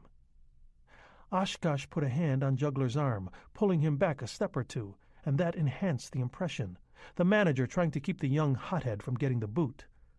The young man said something more. Hopley shook his head again. The young man began to shout, but the wind was wrong, and Billy got only sounds, no words. "What's happening, Mom?" Linda asked, frankly fascinated. "Nothing, dear," Heidi said. Suddenly she was busy wrapping things. "Are you done eating?" "Yes, please. Daddy, what's going on?" For a moment it was on the tip of his tongue to say, "You're watching a classic scene, Linda. It's right up there with the rape of the Sabine women. This one is called The Rousting of the Undesirables." But Heidi's eyes were on his face. Her mouth was tight, and she obviously felt this was not a time for misplaced levity. "Not much," she said. "A little difference of opinion." In truth, not much was the truth. No dogs were unleashed. There were no swinging billy clubs, no Black Maria pulled up to the edge of the common. In an almost theatrical act of defiance, Juggler shook off Oshkosh's grip, picked up his Indian clubs, and began to juggle them again. Anger had screwed up his reflexes, however, and now it was a poor show. 2 of them fell to the ground almost at once. One struck his foot, and some kid laughed. Hopley's partner moved forward impatiently. Hopley, not put out of countenance at all, restrained him much as Oshkosh had restrained Juggler. Hopley leaned back against an elm tree with his thumbs hooked into his wide belt, looking at nothing in particular. He said something to the other cop, and the patrolman produced a notebook from his hip pocket. He wet the ball of his thumb, opened the book, and strolled to the nearest car, a converted Cadillac hearse of early 60s vintage. He began writing it up. He did this with great ostentation. When he had finished, he moved on to the VW microbus. Oshkosh approached Hopley and began to speak urgently. Hopley shrugged and looked away. The patrolman moved on to an old Ford sedan. Oshkosh left Hopley and went to the young man. He spoke earnestly, his hands moving in the warm spring air. For Billy Halleck, the scene was losing whatever small interest it had held for him. He was beginning not to see the gypsies, who had made the mistake of stopping in Fairview on their way from hoot to holler. Juggler abruptly turned and went back to the microbus, simply allowing his remaining Indian clubs to drop onto the grass. The microbus had been parked behind the pickup with the woman and the unicorn painted on the homemade camper cap. Oshkosh bent to retrieve them, speaking anxiously to Hopley as he did so. Hopley shrugged again, and although Billy Halleck was in no way telepathic, he knew Hopley was enjoying this as well as he knew that he and Heidi and Linda would be having leftovers for supper. The young woman who had been shooting ball bearings at the target tried to speak to Juggler, but he brushed by her angrily and stepped into the microbus. She stood for a moment looking at Oshkosh, whose arms were full of Indian clubs, and then she also went into the bus. Halleck could erase the others from his field of perception, but for a moment she was impossible not to see. Her hair was long and naturally wavy, not bound in any way. It fell to below her shoulder blades in a black, almost barbarous flood. Her print blouse and modestly kick-pleated skirt might have come from Sears or J.C. Penney's, but her body was exotic as that of some rare cat, a panther, a cheetah, a snow leopard. As she stepped into the van, the pleat at the back of her skirt shifted for a moment, and he saw the lovely line of her inner thigh. In that moment he wanted her utterly, and he saw himself on top of her in the blackest hour of the night, and that want felt very old. He looked back at Heidi, and now her lips were pressed together so tightly they were white, her eyes like dull coins. She had not seen his look, but she had seen the shift in the kick pleat, what it revealed, and understood it perfectly. The cop with the notebook stood watching until the girl was gone. Then he closed his notebook, put it back in his pocket, and rejoined Hopley. The gypsy women were shooing their children back to the caravan. Oshkosh, his arms full of Indian clubs, approached Hopley again and said something. Hopley shook his head with finality. And that was it. A second Fairview police cruiser pulled up, its flashers turning lazily. Oshkosh glanced at it, then glanced around at the Fairview town common with its expensive, safety-tested playground equipment and its band shell. Streamers of crepe still fluttered gaily from some of the budding trees, leftovers from the Easter egg hunt the Sunday before. Oshkosh went back to his own car, which was at the head of the line. As its motor roared into life, all the other motors did likewise. Most were loud and choppy. Halleck heard a lot of missing pistons and saw a lot of blue exhaust. Oshkosh's station wagon pulled out, bellowing and farting. The others fell into line. Heedless of the local traffic bound past the common and toward downtown. "They've all got their lights on," Linda exclaimed. "Golly, it's like a funeral." "There's 2 ring-dings left," Heidi said briskly. "Have one." "I don't want one. I'm full. Daddy, are those people—" "You'll never have a 38-inch bust if you don't eat," Heidi told her. "I've decided I don't want a 38-inch bust," Linda said, doing one of her great lady bits. They always knocked Halleck out. "S's are in these days." "Linda Joan Halleck!" "I'll have a ring-ding," Halleck said. Heidi looked at him briefly, coolly. "Oh, is that what you'll have?" and then tossed it to him. She lit a Vantage 100. Billy ended up eating both of the ring-dings. Heidi smoked half a pack of cigarettes before the band concert was over and ignored Billy's clumsy efforts to cheer her up. But she warmed up on the way home, and the gypsies were forgotten. At least, until that night. When he went into Linda's room to kiss her good night, she asked him, "Were the police running those guys out of town, Dad?" Billy remembered looking at her carefully, feeling both annoyed and absurdly flattered by her question. She went to Heidi when she wanted to know how many calories were in a piece of German chocolate cake. She came to Billy for harder truths, and he sometimes felt this was not fair. He sat on her bed, thinking that she was still very young, and very sure she was on that side of the line where the good guys unquestionably stood. She could be hurt. A lie could avoid that hurt.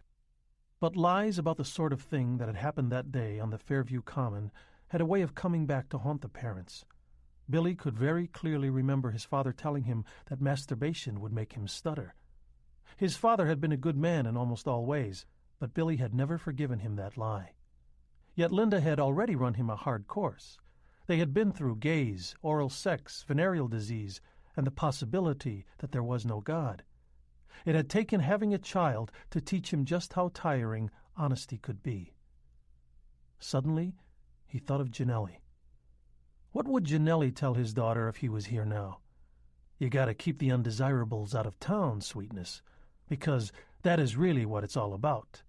Just keeping the undesirables out of town." But that was more truth than he could muster. "Yes, I suppose they were. They were gypsies, hon, vagabonds." "Mom said they were crooks." "Well, a lot of them run crooked games and tell fake fortunes. When they come to a town like Fairview, the police ask them to move on. Usually they put up a show of being mad, but they really don't mind." Bang! A little flag went up inside his head. Lie number 1. They hand out posters or flyers saying where they'll be. Usually they make a cash deal with a farmer or with someone who owns a field outside of town. After a few days, they leave. "Why do they come at all? What do they do?" "Well, there are always people who want their fortunes read, and there are games of chance, gambling. Usually they are crooked." Or maybe a fast exotic lay, Halleck thought. He saw the kick pleat of the girl's skirt shift again as she stepped into the van. How would she move? His mind answered, like the ocean getting ready to storm, that's how. Do people buy drugs from them? Hashish, maybe, he said, or opium. He had come to this part of Connecticut as a teenager and had been here ever since, in Fairview and neighboring Northport. He hadn't seen any gypsies in almost 25 years. Not since he had been a kid growing up in North Carolina, when he had lost $5, an allowance saved up carefully over almost 3 months to buy his mother a birthday present, playing the Wheel of Fortune. They weren't supposed to allow anyone under 16 to play, but of course if you had the coin or the long green, you could step up and put it down. Some things never changed, he reckoned, and chief among them was the old adage that when money talks, nobody walks. If asked before today, he would have shrugged and guessed that there were no more traveling gypsy caravans. But of course, the wandering breed never died out. They came in rootless and left the same way, human tumbleweeds who cut whatever deals they could and then blew out of town with dollars in their greasy wallets that had been earned on the time clocks they themselves spurned. They survived. Hitler had tried to exterminate them along with the Jews and the homosexuals, but they would outlive 1,000 Hitlers, he supposed. I thought the common was public property, Linda said. That's what we learned in school. Well, in a way it is, Halleck said. Common means commonly owned by the townspeople, the taxpayers. Bang. Lie number 2. Taxation had nothing at all to do with common land in New England, ownership of or use of. See Richards versus Joram, New Hampshire, or Baker versus Olins. That one went back to 1835. Or, the taxpayers, she said in a musing voice. You need a permit to use the common. Clang. Lie number 3. That idea had been overturned in 1931, when a bunch of poor potato farmers set up a Hooverville in the heart of Lewiston, Maine. The city had appealed to Roosevelt's Supreme Court and hadn't even gotten a hearing. That was because the Hooverites had picked Pettingill Park to camp in, and Pettingill Park happened to be common land. Like when the Shrine Circus comes, he amplified. Why didn't the gypsies get a permit, Dad? She sounded sleepy now. Thank God. Well, maybe they forgot. Not a snowball's chance in hell, Lynn. Not in Fairview. Not when you see the common from Lantern Drive and the country club. Not when that view is part of what you paid for, along with the private schools, which teach computer programming on banks of brand-new apples and TRS-80s, and the relatively clean air and the quiet at night. The Shrine Circus is okay. The Easter egg hunt is even better, but gypsies? Here's your hat, what's your hurry? We know dirt when we see it. Not that we touch it, Christ, no. We have maids and housekeepers to get rid of dirt in our houses. When it shows up on the town common, we've got Hopley. But those truths are not for a girl in junior high, Halleck thought. Those are truths that you learn in high school and in college. Maybe you get it from your sorority sisters, or maybe it just comes like a short-wave transmission from outer space. Not our kind, dear. Stay away. Good night, Daddy. Good night, Lynn. He had kissed her again and left.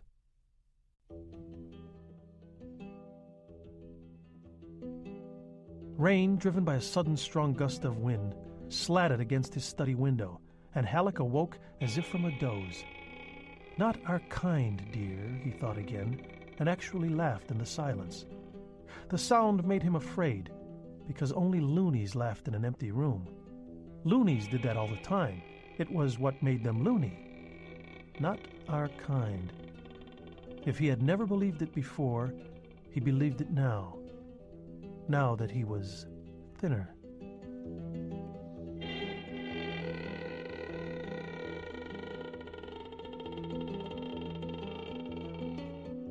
Halleck watched as Houston's nurse drew 1, 2, 3 ampules of blood from his left arm and put them into a carrier like eggs in a carton.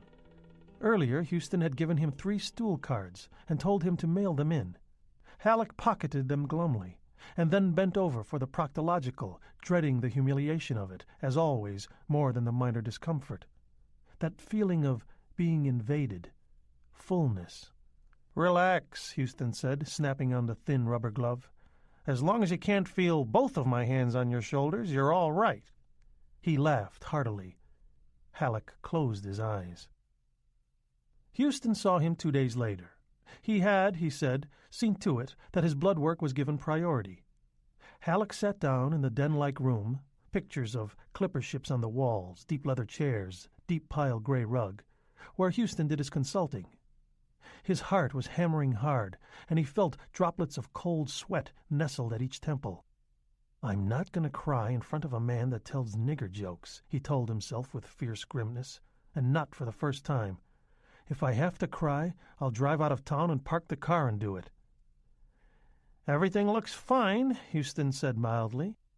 Halleck blinked. The fear had by now rooted deep enough so that he was positive he had misheard Houston. "What?" "Everything looks fine," Houston repeated. "We can do some more tests if you want, Billy, but I don't see the point right now. Your blood looks better than it has at your last 2 physicals, as a matter of fact. Cholesterol is down, same with the triglycerides. You've lost some more weight. The nurse got you at 217 this morning. But what can I say? You're still almost 30 pounds over your optimum weight, and I don't want you to lose sight of that, but, he grinned. "I'd sure like to know your secret." "I don't have one," Halleck said. He felt both confused and tremendously relieved, the way he had felt on a couple of occasions in college when he had passed tests for which he was unprepared. "We'll hold judgment in abeyance until we get the results on your Heyman-Reichling series." "My what?" "The shit cards," Houston said, and then laughed heartily. "Something might show up there, but really, Billy, the lab ran 23 different tests on your blood, and they all look good. That's persuasive." Halleck let out a long, shaky sigh. "I was scared," he said. "It's the people who aren't who die young," Houston replied. He opened his desk drawer and took out a bottle with a small spoon dangling from the cap by a chain. The spoon's handle, Halleck saw, was in the shape of the Statue of Liberty. "Toot sweet?" Halleck shook his head. He was content, however, to sit where he was, with his hands laced together on his belly, on his diminished belly, and watch as Fairview's most successful family practitioner snorted coke first up one nostril and then up the other. He put the little bottle back in his desk and took out another bottle and package of Q-tips. He dipped a Q-tip in the bottle and then rammed it up his nose. "Distilled water," he said. "Got to protect the sinuses." And he tipped Halleck a wink. "He's probably treated babies for pneumonia with that shit running around in his head," Halleck thought. But the thought had no real power. Right now he couldn't help liking Houston a little, because Houston had given him good news. Right now all he wanted in the world was to sit here with his hands laced across his diminished belly and explore the depth of his shaky relief, to try it out like a new bicycle or test drive it like a new car. It occurred to him that when he walked out of Houston's office, he was probably going to feel almost newborn. A director filming the scene might well want to put "Thus Spake Zarathustra" on the soundtrack. This thought made Halleck first grin, then laugh aloud. "Share the funny," Houston said. "In this sad world, we need all the funnies we can get, Billy boy." He sniffed loudly and then lubricated his nostrils with a fresh Q-tip. "Nothing," Halleck said. "It's just, I was scared, you know. I was already dealing with the big C, trying to." "Well, you may have to," Houston said, "but not this year. I don't need to see the lab results on the Heyman-Reichling cards to tell you that. Cancer's got a look. At least when it's already gobbled up 30 pounds, it does." "But I've been eating as much as ever." "I told Heidi I'd been exercising more, and I have, a little. But she said you couldn't lose 30 pounds just by beefing up your exercise regimen. She said you'd just make hard fat." "Oh, that's not true at all. The most recent tests have showed exercise is much more important than diet. But for a guy who was, as overweight as you were, she's got a point. You take a fatty who radically increases his level of exercise, and what the guy usually gets is the booby prize, a good solid Class 2 thrombosis. Not enough to kill you, but just enough to make sure you're never going to walk around all 18 holes again, or ride the big roller coaster at 7 Flags over Georgia." Billy thought the cocaine was making Houston talkative. "You don't understand it," he said. "I don't understand it either. But in this business, I see a lot of things I don't understand. A friend of mine who's a neurosurgeon in the city called me in to look at some extraordinary cranial x-rays about 3 years ago. A male student at George Washington University came in to see him because he was having blinding headaches. They sounded like typical migraines to my colleague. The kid fit the personality type to a T. But you don't want to screw around with that sort of thing because headaches like that are symptomatic of cranial brain tumors, even if the patient isn't having phantom olfactory reference, smells like shit or rotten fruit or old popcorn or whatever. So my buddy took a full X-ray series, gave the kid an EEG, sent him to the hospital to have a cerebral axial tomography. You know what they found out? Halleck shook his head. They found out that the kid, who had stood third in his high school class and who had been on the dean's list every semester at George Washington University, had almost no brain at all.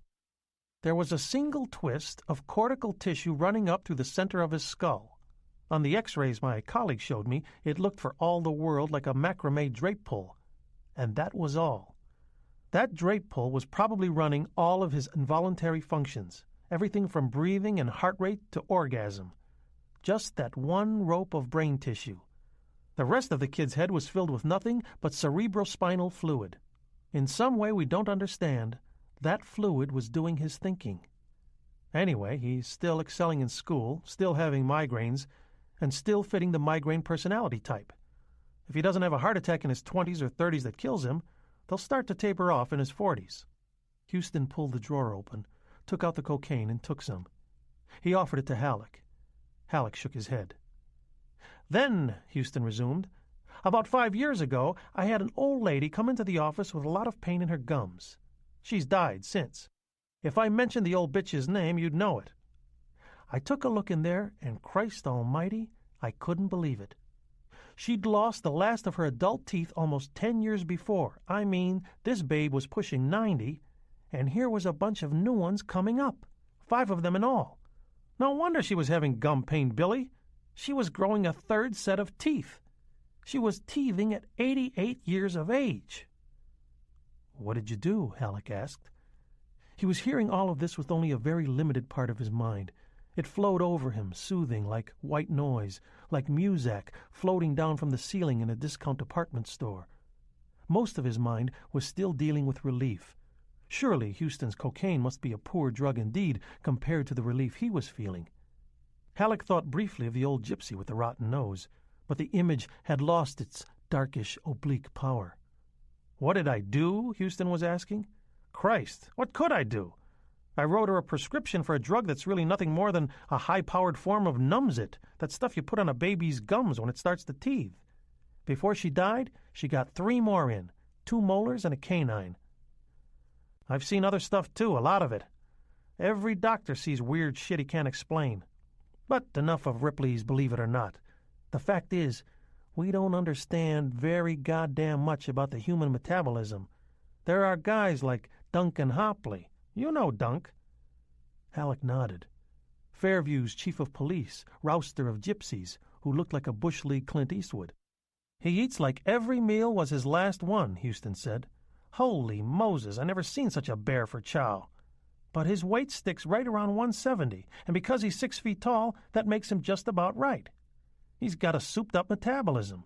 He's burning the calories off at twice the pace of, let's say, Yard Stevens. Halleck nodded.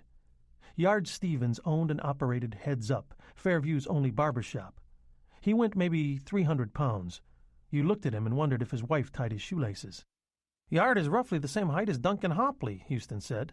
But the times I've seen him at lunch, he's just picking at his food. Maybe he's a big closet eater. Could be, but I'd guess not. He's got a hungry face. You know what I mean? Billy smiled a little and nodded. He knew. Yard Stevens looked, in his mother's phrase, like his food wasn't doing him any good. I'll tell you something else, too, although I suppose it's tales out of school. Both of those men smoke. Yard Stevens claims a pack of Marlboro Lights a day, which means he probably smokes a pack and a half, maybe 2. Duncan claims he smokes 2 packs of Camels a day, which could mean he's doing 3 and a half. I mean, did you ever see Duncan Hopley without a cigarette in his mouth or in his hand? Billy thought about it and shook his head. Meanwhile, Houston had helped himself to another blast. Gah, that's enough of that, he said, and slammed the drawer shut with authority. Anyway, there's Yard doing a pack and a half of low-tar cigarettes a day, and there's Duncan doing 3 packs of black lungers every day, maybe more. But the one who's really inviting lung cancer to come in and eat him up is Yard Stevens. Why? Because his metabolism sucks, and metabolic rate is somehow linked to cancer. You have doctors who claim that we can cure cancer when we crack the genetic code. Some kinds of cancer, maybe. But it's never going to be cured completely until we understand metabolism. Which brings us back to Billy Halleck, the incredible shrinking man. Or maybe the incredible mass-reducing man would be better. Not mass-producing, mass-reducing.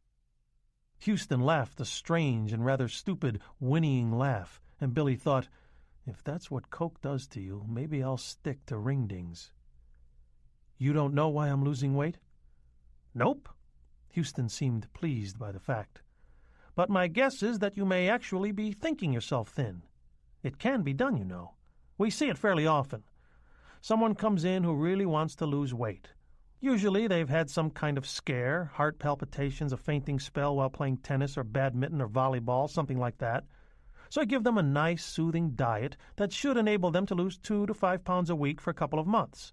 You can lose 16 to 40 pounds with no pain or strain that way. Fine. Except most people lose a lot more than that.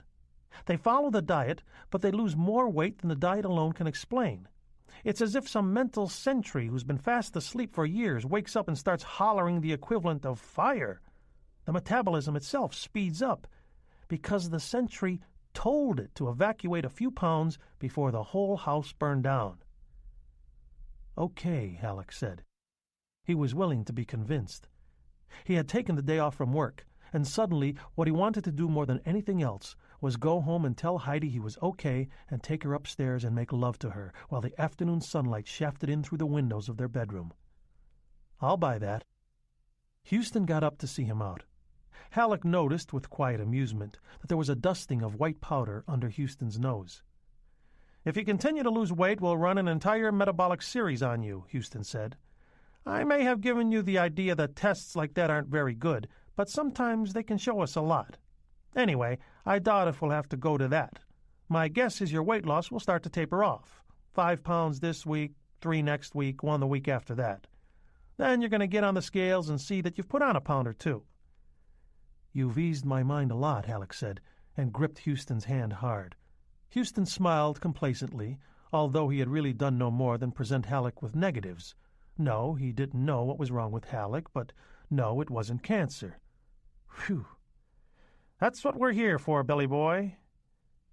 Billy Boy went home to his wife. He said you're okay? Halleck nodded. She put her arms around him and hugged him hard. He could feel the tempting swell of her breasts against his chest. Want to go upstairs? She looked at him, her eyes dancing. My, you are okay, aren't you?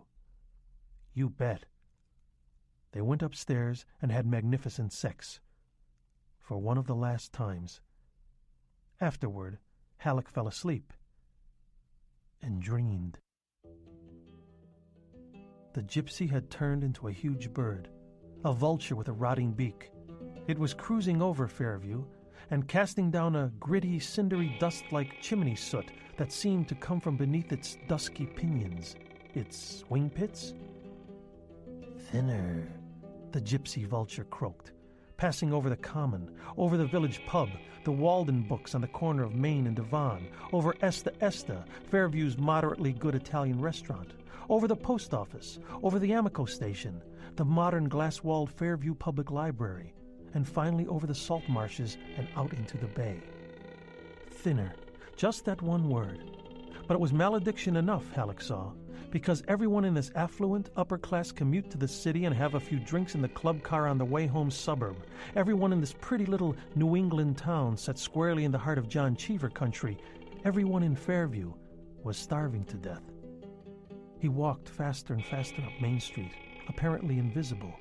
The logic of dreams, after all, is only whatever the dream demands, and horrified by the results of the gypsy's curse. Fairview had become a town filled with concentration camp survivors. Big-headed babies with wasted bodies screamed from expensive prams.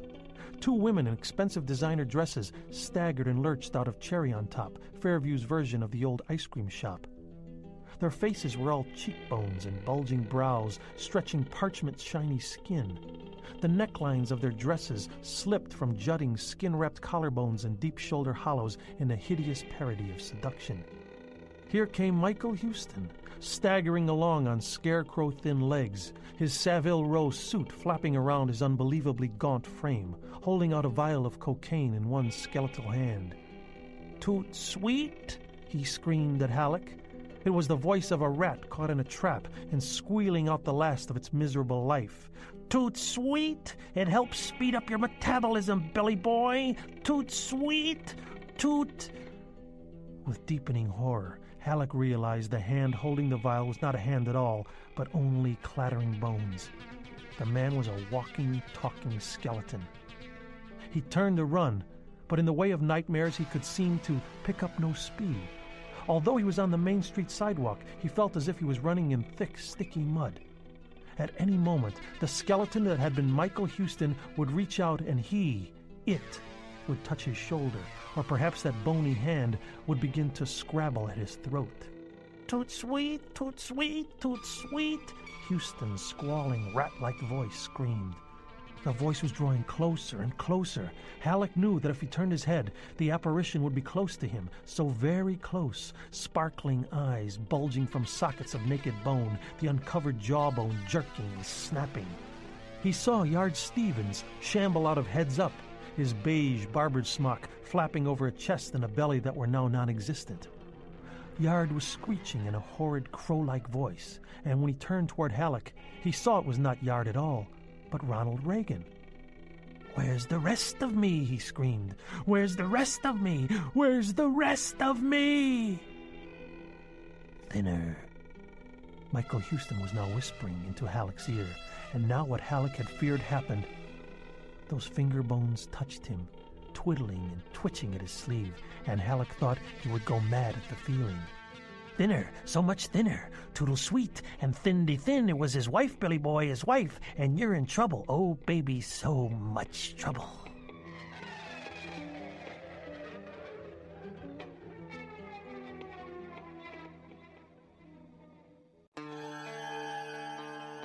Billy jerked awake, breathing hard, his hand clapped across his mouth. Heidi slept peacefully beside him, deeply buried in a quilt. A mid-spring wind was running around the eaves outside. Halleck took one quick, fearful look around the bedroom, assuring himself that Michael Houston, or a scarecrow version of him, was not in attendance. It was just his bedroom, every corner of it known. The nightmare began to drain away, but there was still enough of it left so that he scooted over next to Heidi. He did not touch her, she woke easily, but he got into the zone of her warmth and stole part of her quilt. Just a dream. "Thinner," a voice in his mind answered implacably. Sleep came again. Eventually. The morning following the nightmare, the bathroom scales showed him at 215, and Halleck felt hopeful. Only 2 pounds. Houston had been right, coke or not. The process was slowing down. He went downstairs whistling and ate 3 fried eggs and half a dozen Link sausages. On his ride to the train station, the nightmare recurred to him in vague fashion, more as a feeling of déjà vu than actual memory. He looked out the window as he passed Heads Up, which was flanked by Frank's Fine Meats and Toys Are Joys, and for just a moment he expected to see a half-score of lurching, shambling skeletons, as if comfortable, plushy Fairview had somehow been changed into Biafra. But the people on the streets looked okay, better than okay. Yard Stevens, as physically substantial as ever, waved. Halleck waved back and thought, "Your metabolism is warning you to quit smoking, Yard." The thought made him smile a little, and by the time his train pulled into Grand Central, the last vestiges of the dream were forgotten. His mind at rest on the matter of his weight loss, Halleck neither weighed himself nor thought much about the matter for another 4 days. And then an embarrassing thing very nearly happened to him, in court and in front of Judge Hilmer Boynton, who had no more sense of humor than your average land turtle. It was stupid, the kind of thing you had bad dreams about when you were a grade school kid. Halleck stood to make an objection, and his pants started to fall down. He got halfway up, felt them sliding relentlessly down his hips and buttocks, bagging at the knees, and he sat down very quickly. In one of those moments of almost total objectivity, the ones which come unbidden and which you would often just as soon have forgotten, Halleck realized that his movement must have looked like some sort of bizarre hop. William Halleck, attorney at law, does his Peter Rabbit riff. He felt a blush mount into his cheeks. "Is it an objection, Mr. Halleck, or a gas attack?" The spectators, mercifully few of them, tittered. "Nothing, Your Honor," Halleck muttered. I changed my mind." Boynton grunted. The proceedings droned on, and Halleck sat sweating, wondering just how he was going to get up. The judge called a recess 10 minutes later. Halleck sat at the defense table pretending to pore over a sheaf of papers. When the hearing room was mostly empty, he rose, hands stuffed into his suit coat pockets in a gesture he had hoped looked casual. He was actually holding his trousers up through his pockets. He took off the suit coat in the privacy of a men's room stall, hung it up, looked at his pants, and then took off his belt.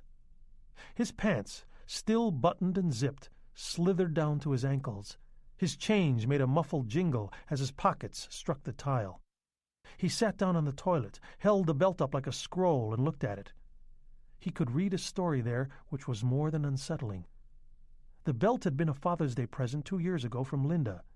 He held the belt up, reading it, and felt his heart speeding up to a frightened run. The deepest indention in the Neek belt was just beyond the first hole.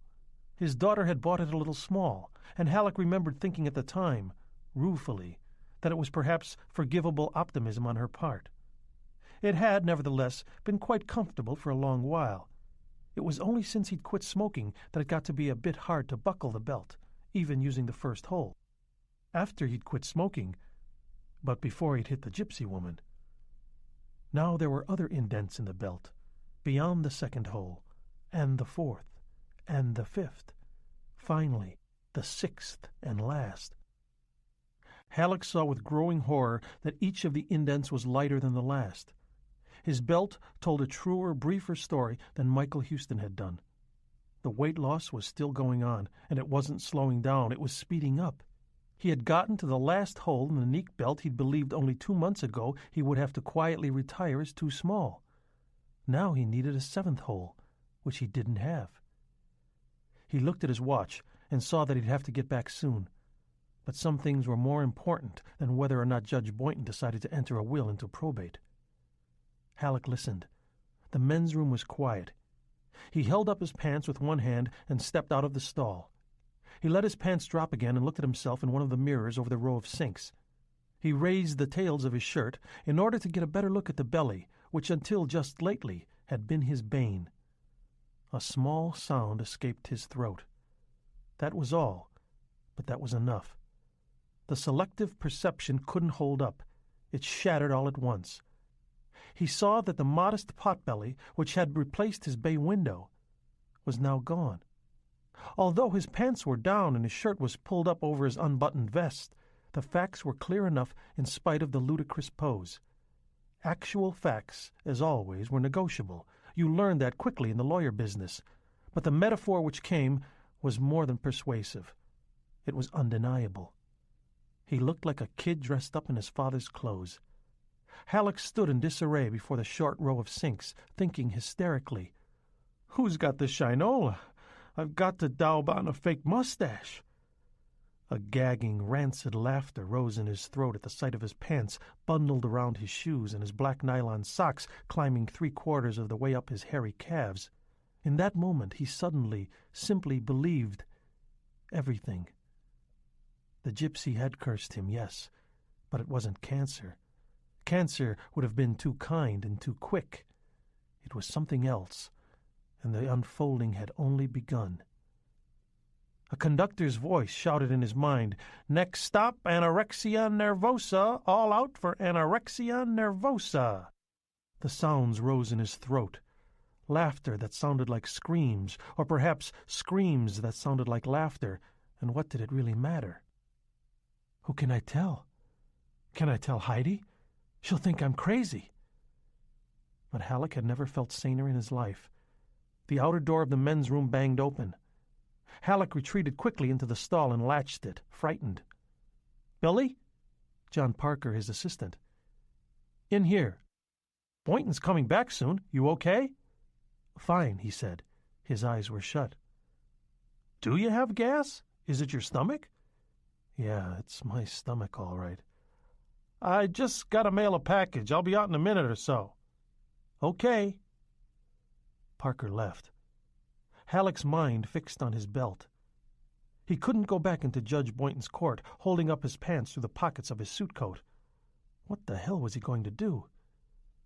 He suddenly remembered his Swiss Army knife, good old Army knife, which he had always taken out of his pocket before weighing himself, back in the old days, before the gypsies had come to Fairview. "No one asked you assholes to come. Why couldn't you have gone to Westport or Stratford instead?"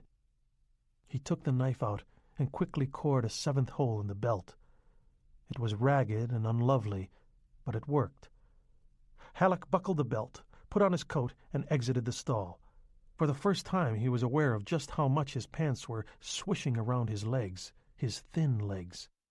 Have other people been seeing it? He thought with fresh and stinging embarrassment. Seeing how poorly my clothes fit? Seeing and pretending not to? Talking? He splashed water on his face and left the men's room. As he came back into the courtroom, Boynton was just entering in a swish of black robes. He looked forbiddingly at Billy, who made a wan gesture of apology. Boynton's face remained fixed, apology definitely not accepted. The droning began again. Somehow, Billy got through the day. He stood on the scales that night after Heidi and Linda were both asleep, looking down, not believing. He looked for a long, long time. 195.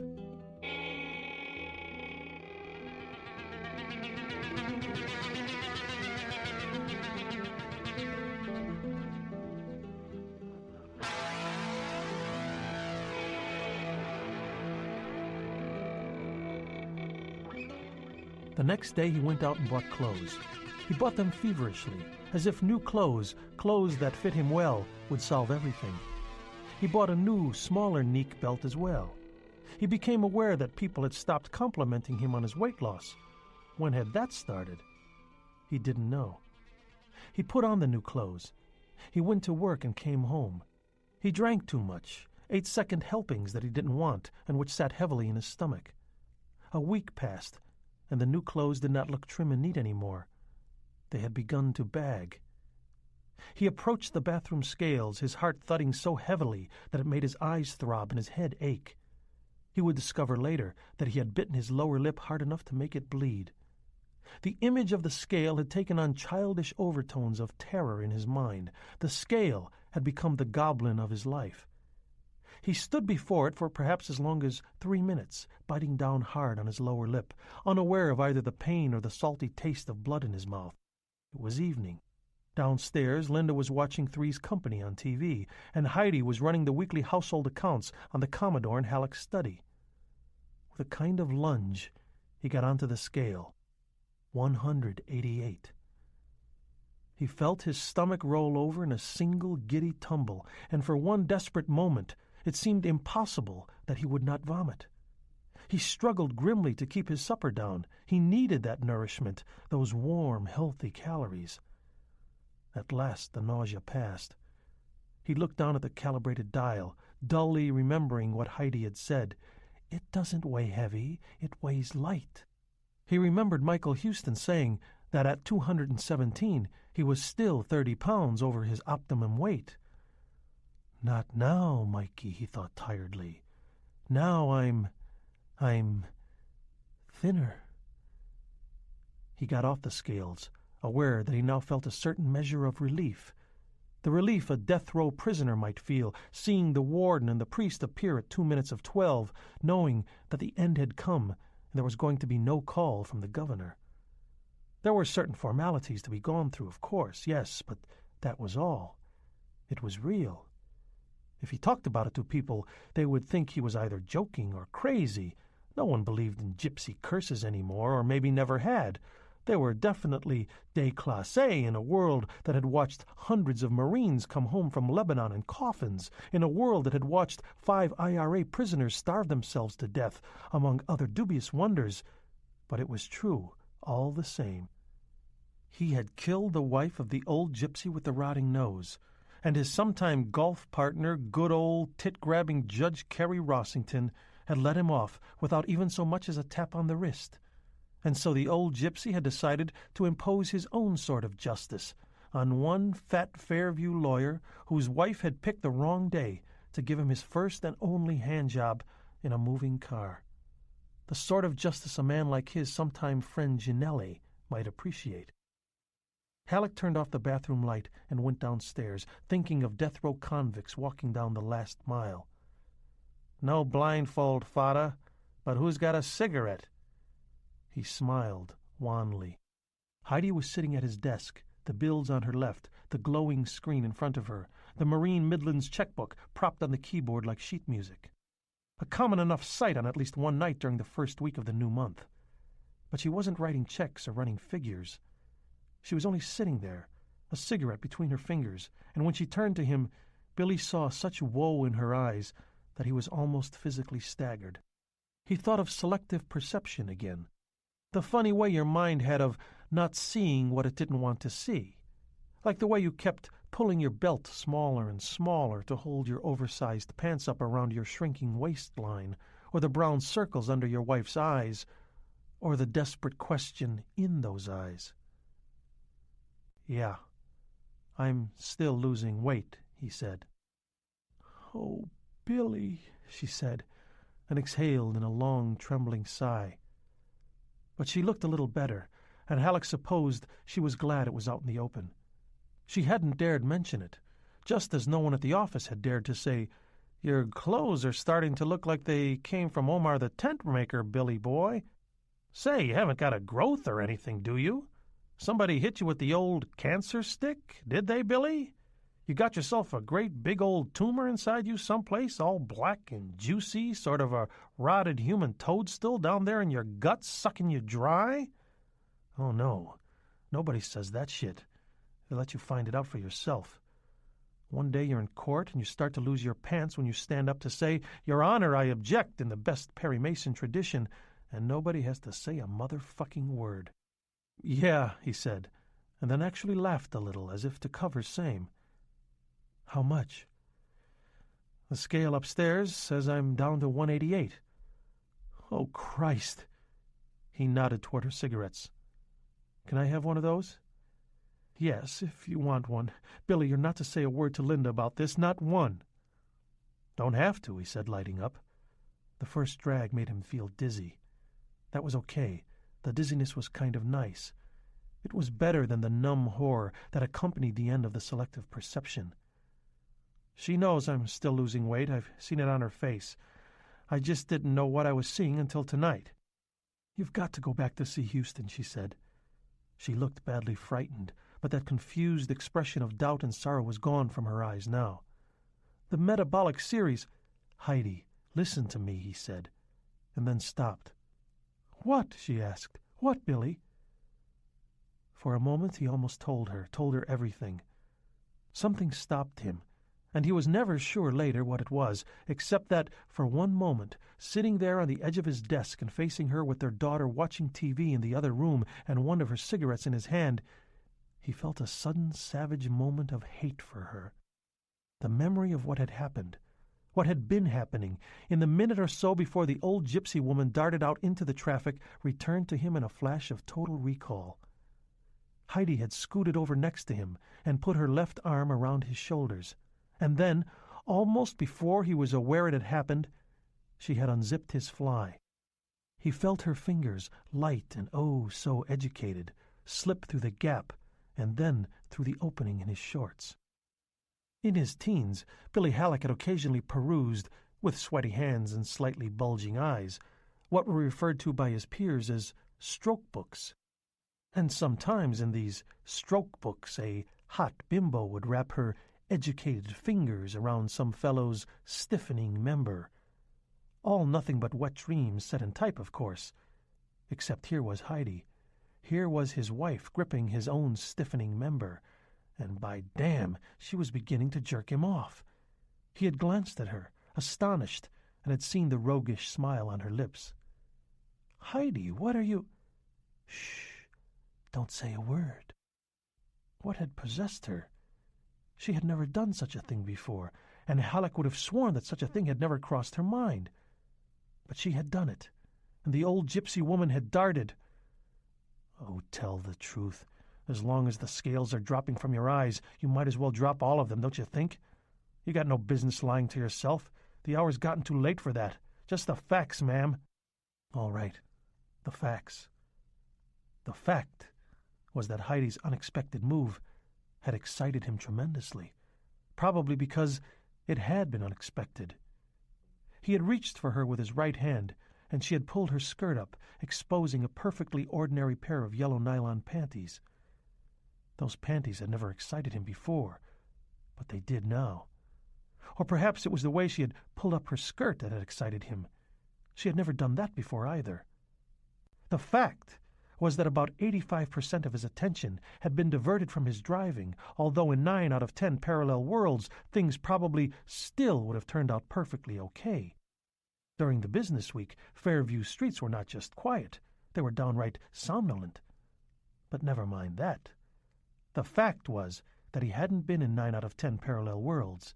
He had been in this one. The fact was that the old gypsy woman hadn't darted out from between the Subaru and the Firebird with the racing stripe. The fact was that she simply walked from between the two cars, holding a net bag full of purchases in one gnarled and liver-spotted hand, the sort of net bag Englishwomen often take with them when they go shopping along the village high street. There had been a box of Duz laundry powder in the gypsy woman's net bag. Halleck remembered that. She had not looked. That was true enough. But the final fact was just that Halleck had been doing no more than 35 miles an hour, and he must have been almost 150 feet from the gypsy woman when she stepped out in front of his Olds. Plenty of time to stop, if he had been on top of the situation. But the fact was that he was on the verge of an explosive orgasm, all but the tiniest fraction of his consciousness fixed below his waist, as Heidi's hand squeezed and relaxed, slipped up and down with slow and delicious friction, paused, squeezed, and relaxed again. His reaction had been hopelessly slow, hopelessly too late, and Heidi's hand had clamped on him, stifling the orgasm that shock had brought on for one endless second of pain and a pleasure that was inevitable but still gruesome. Those were the facts.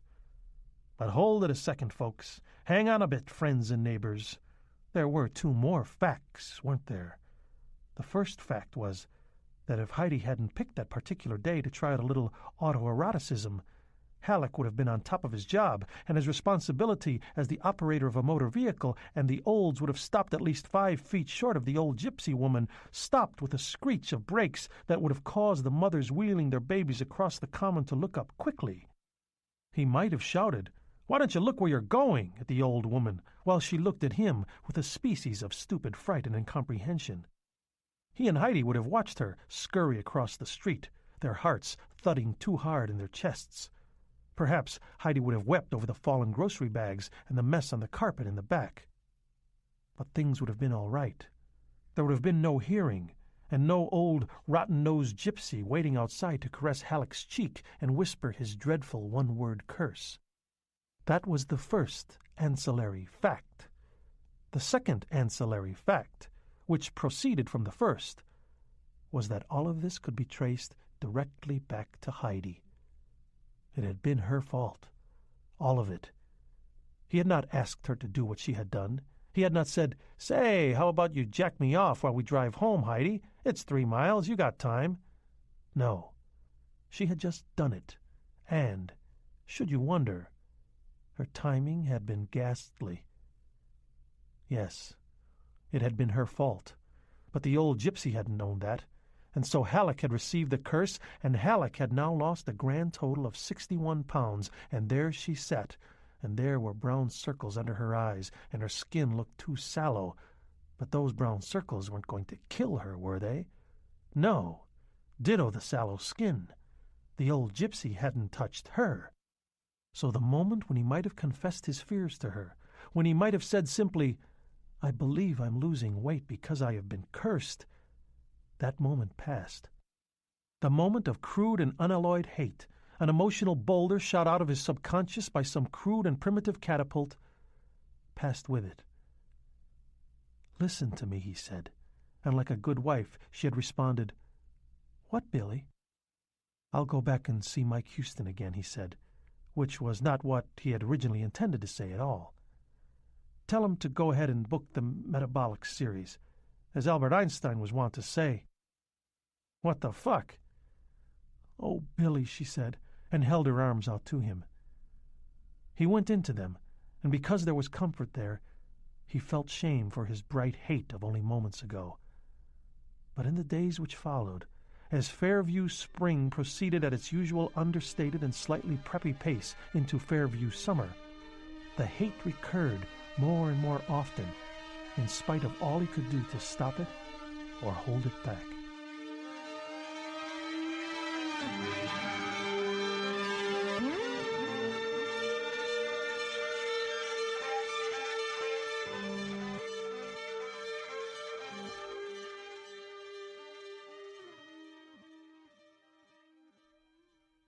Lida Rossington opened the door and looked at Halleck as if she had never seen him before. The overhead light in the hall behind her caught her gaunt but aristocratic cheekbones, the black hair which was severely pulled back and showing just the first traces of white. No, Halleck thought, not white, silver. Lida's never going to have anything as plebeian as white hair. The lawn green Dior dress, a simple little thing that had probably cost no more than $1,500. Her gaze made him acutely uncomfortable. Have I lost so much weight she doesn't even know who I am, he thought. But even with his new paranoia about his personal appearance, he found that hard to believe. His face was gaunter, there were a few new worry lines around his mouth, and there were discolored pouches under his eyes from lack of sleep, but otherwise his face was the same old Billy Halleck face. The ornamental lamp at the other end of the Rossington dooryard, a wrought iron facsimile of an 1880s New York street lamp, Horchow collection, $687 plus mailing, cast only a dim wash of light up this far, and he was wearing his jacket. Surely she couldn't see how much weight he'd lost. Or could she? "Lida, it's Bill. Bill Halleck." "Of course it is. Hello, Billy." Still her hand hovered below her chin, half-fisted, touching the skin of her upper throat in a quizzical, pondering gesture. Although her features were incredibly smooth for her 59 years, the facelifts hadn't been able to do much for her neck. The flesh there was loose, not quite waddled. She's drunk, maybe, or... He thought of Houston, tidily tucking little Bolivian snowdrifts up his nose. Drugs? Lida Rossington? Hard to believe of anyone who can bid a 2-no trump with a strictly ho-hum hand and then make it good. And on the heels of that, she's scared, desperate. What's this? And does it tie in somehow with what's happening to me? That was crazy, of course, and yet he felt an almost frenzied need to know why Lida Rossington's lips were pressed so tight, why even in the dim light, and despite the best cosmetics money could buy, the flesh under her eyes looked almost as baggy and discolored as the flesh under his own, why the hand that was now fiddling at the neckline of her Dior dress was quivering slightly. Billy and Lida Rossington considered each other in utter silence for perhaps 15 seconds, and then spoke at exactly the same time. "Lida, is Carrie... Carrie's not here, Billy, he's..." She stopped. He made a gesture for her to go on. "He's been called back to Minnesota. His sister is very ill." "That's interesting," Halleck said, "since Carrie doesn't have any sisters." She smiled. It was an attempt at the well-bred, pained sort of smile polite people say for those who have been unintentionally rude. It didn't work. It was merely a pulling of the lips, more grimace than smile. "Sister, did I say? All of this has been very trying for me, for us. His brother, I mean, his..." "Lida, Carrie's an only child," Halleck said gently. "We went over our sibs one drunk afternoon in the Hoster Lounge. Must have been, 4 years ago. The hostel burned down not long after. That head shop, the King in Yellow, is there now. My daughter buys her jeans there." He didn't know why he was going on. In some vague way he supposed it might set her at ease if he did. But now, in the light from the hall and the dimmer light from the wrought-iron yard lamp, he saw the bright track of a single tear running from her right eye almost to the corner of her mouth, and the arc below her left eye glimmered. As he watched, his words tangling in each other and coming to a confused stop, she blinked twice, rapidly, and the tear overflowed. A second bright track appeared on her left cheek. "Go away," she said. "Just go away, Billy, all right? Don't ask questions. I don't want to answer them." Halleck looked at her and saw a certain implacability in her eyes, just below the swimming tears. She had no intention of telling him where Carrie was. And on an impulse he didn't understand either then or later, with absolutely no forethought or idea of gain, he pulled down the zipper of his jacket and held it open, as if flashing her. He heard her gasp of surprise. "Look at me, Lida," he said. "I've lost 70 pounds. Do you hear me? 70 pounds. "That doesn't have anything to do with me," she cried in a low, harsh voice. Her complexion had gone a sick clay color. Spots of rouge stood out on her face like the spots of color on a clown's cheeks. Her eyes looked raw. Her lips had drawn back from her perfectly capped teeth in a terrorized snarl. "No, but I need to talk to Carrie," Halleck persisted. He came up the first step of the porch, still holding his jacket open. "And I do," he thought. "I wasn't sure before, but I am now. Please tell me where he is, Lida. Is he here?" Her reply was a question, and for a moment he couldn't breathe at all. He groped for the porch rail with one numb hand. "Was it the gypsies, Billy?" At last he was able to pull breath into his locked lungs. It came in a soft whoop. "Where is he, Lida? Answer my question first. Was it the gypsies?" Now that it was here, a chance to actually say it out loud, he found he had to struggle to do so. He swallowed hard, and nodded. "Yes, I think so. A curse. Something like a curse." He paused. "No, not something like. That's bullshit equivocation. I think I've had a gypsy curse laid on me." He waited for her to shriek derisive laughter. He had heard that reaction so often in his dreams and in his conjectures. But her shoulders only slumped and her head bowed. She was such a picture of dejection and sorrow that in spite of his fresh terror, Halleck felt poignant, almost painful empathy for her confusion and her terror.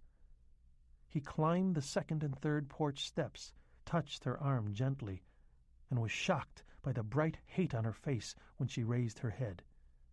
He stepped back suddenly, blinking, and then had to grab for the porch railing to keep from tumbling off the steps and landing on his Pratt. Her expression was a perfect reflection of the way he had momentarily felt about Heidi the other night. That such an expression should be directed against him, he found both inexplicable and frightening. "It's your fault," she hissed at him. "All your fault. Why did you have to hit that stupid gypsy cunt with your car? It's all your fault." He looked at her, incapable of speaking. "Cunt?" he thought confusedly. Did I hear Lida Rossington say cunt? Who would have believed she even knew such a word? His second thought was, "You've got it all wrong, Lida. It was Heidi, not me, and she's just great. In the pink, feeling her oats, hitting on all cylinders, kicking up Dickens, taking—" Then Lida's face changed. She looked at Halleck with a calmly polite expressionlessness. "Come in," she said. She brought him the martini he'd asked for in an oversized glass. 2 olives and 2 tiny onions were impaled on the swizzle stick, which was a tiny gold-plated sword. Or maybe it was solid gold. The martini was very strong, which Halleck did not mind at all, although he knew from the drinking he'd done over the last 3 weeks that he'd be on his ass unless he went slow. His capacity for booze had shrunk along with his weight. Still, he took a big gulp to start with and closed his eyes with gratitude as the booze exploded warmth out from his stomach. Gin, wonderful high-calorie gin, he thought. He is in Minnesota, she said dully, sitting down with her own martini. It was, if anything, bigger than the one she had given to Billy. But not visiting relatives. He's at the Mayo Clinic. The Mayo? He's convinced it's cancer, she went on. Mike Houston couldn't find anything wrong, and neither could the dermatologists he went to in the city, but he's still convinced it's cancer. Do you know that he thought it was herpes at first? He thought I'd caught herpes from someone. Billy looked down, embarrassed, but he needn't have done so. Lita was looking over his right shoulder, as if reciting her tale to the wall. She took frequent bird-like sips at her drink. Its level sank slowly but steadily. I laughed at him when he finally brought it out. I laughed and said, Carrie, if you think that is herpes, then you know less about venereal diseases than I do about thermodynamics. I shouldn't have laughed. But it was a way to relieve the pressure, you know. The pressure and the anxiety. Anxiety. The terror. Mike Houston gave him creams that didn't work, and the dermatologists gave him creams that didn't work, and then they gave him shots that didn't work. I was the one that remembered the old gypsy, the one with the half-eaten nose, and the way he came out of the crowd at the flea market in Raintree the weekend after your hearing, Billy. He came out of the crowd and touched him. He touched Carrie. He put his hand on Carrie's face and said something. I asked Carrie then, and I asked him later, after it had begun to spread, and he wouldn't tell me. He just shook his head. Halleck took a second gulp of his drink, just as Lita set her glass, empty, on the table beside her. Skin cancer, she said. He's convinced that's what it is, because skin cancer can be cured 90% of the time. I know the way his mind works. It would be funny if I didn't, wouldn't it, after living with him for 25 years, watching him sit on the bench and make real estate deals and drink and make real estate deals and chase other men's wives and make real estate deals and... Oh, shit, I sit here and wonder what I would say at his funeral if someone gave me a dose of pentothal an hour before the services. I guess it would come out something like, he bought a lot of Connecticut land, which is now shopping centers, and snapped a lot of bras, and drank a lot of wild turkey, and left me a rich widow, and I lived with him through the best years of my life, and I've had more fucking black glamour mink coats than I ever had orgasms, so let's all get out of here and go to a roadhouse somewhere and dance, and after a while, maybe somebody will get drunk enough to forget I've had my fucking chin tied up behind my fucking ears 3 fucking times, twice in fucking Mexico City and once in fucking Germany, and snap my fucking bra. Oh, fuck it. Why am I telling you all this? The only things men like you understand are humping, plea bargaining, and how to bet on pro football games. She was crying again. Billy Halleck, who now understood the drink she had now almost finished was far from her first of the evening, shifted uncomfortably in his chair and took a big gulp of his own drink. It banged into his stomach with untrustworthy warmth. He's convinced it's skin cancer because he can't let himself believe in anything as ridiculously old-world, as superstitious, as penny-dreadful novel as gypsy curses. But I saw something deep down in his eyes, Billy. I saw it a lot over the last month or so, especially at night, a little more clearly every night. I think that's one of the reasons he left, you know, because he saw me seeing it. Refill? Billy shook his head numbly and watched her go to the bar and mix herself a fresh martini. She made extremely simple martinis, he saw. You simply filled a glass with gin and tumbled in a couple of olives. They left twin trails of bubbles as they sank to the bottom. Even from where he was sitting, all the way across the room, he could smell the gin. What was it with Carrie Rossington? What had happened to him? Part of Billy Halleck most definitely did not want to know. Houston had apparently made no connection between what was happening to Billy and what was happening to Rossington. Why should he have? Houston didn't know about the gypsies. Also, Houston was bombing his brain with big white torpedoes on a regular basis. Lita came back and sat down again. If he calls and says he's coming back, she told Billy calmly, I'm going to our place on Captiva. It will be beastly hot this time of year, but if I have enough gin, I find I barely notice the temperature. I don't think I could stand to be alone with him any more. I still love him, yes, in my way I do, but I don't think I could stand it.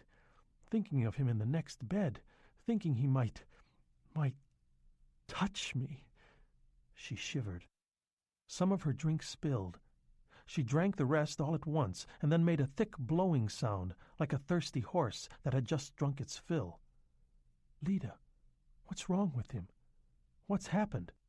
Happened? Why, Billy, dear, I thought I'd told you, or that you knew somehow. Billy shook his head. He was starting to believe he didn't know anything. He's growing scales. Carrie is growing scales. Billy gaped at her. Lida offered a dry, amused, horrified smile and shook her head a little. No, that's not quite right. His skin is turning into scales. He has become a case of reverse evolution, a sideshow freak. He's turning into a fish or a reptile. She laughed suddenly, a harsh, cawing shriek that made Halleck's blood run cold. She's tottering on the brink of madness, he thought. The revelation made him colder still. I think she'll probably go to Captiva no matter what happens. She'll have to get out of Fairview if she wants to save her sanity. Yes. Lida clapped both hands over her mouth and then excused herself as if she had burped, or perhaps vomited, instead of laughed. Billy, incapable of speaking just then, only nodded and got up to make himself a fresh drink after all. She seemed to find it easier to talk now that he wasn't looking at her, now that he was at the bar with his back turned, and Billy purposely lingered there.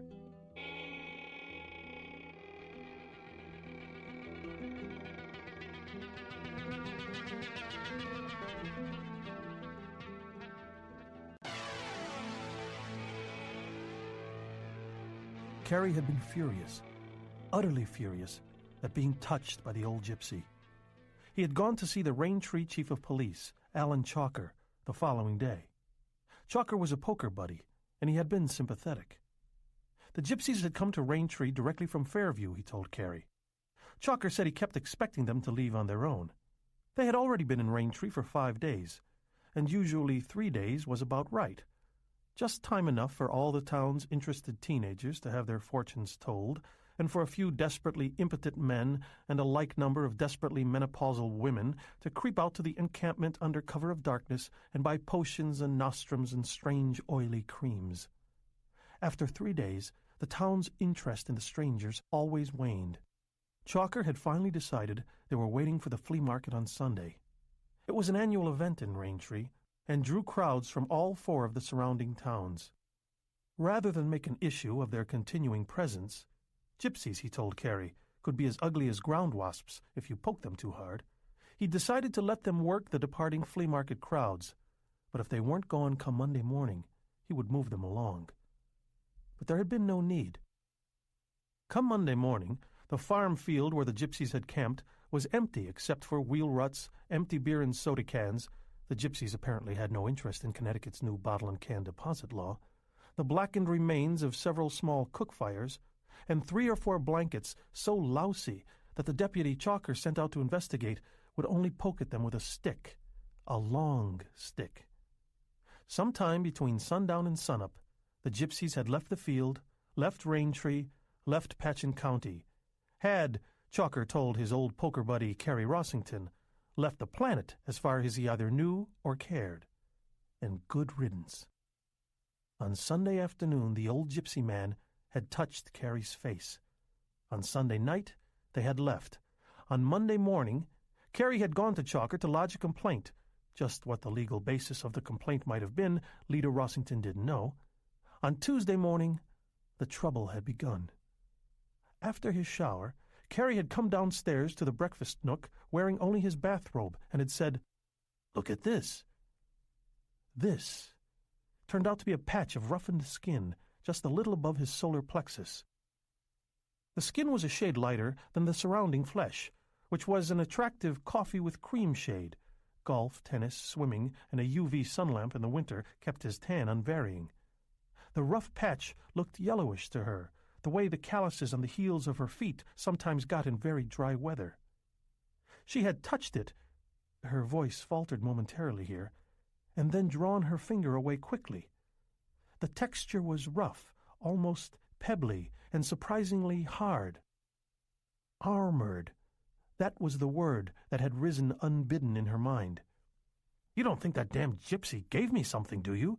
Carrie asked worriedly.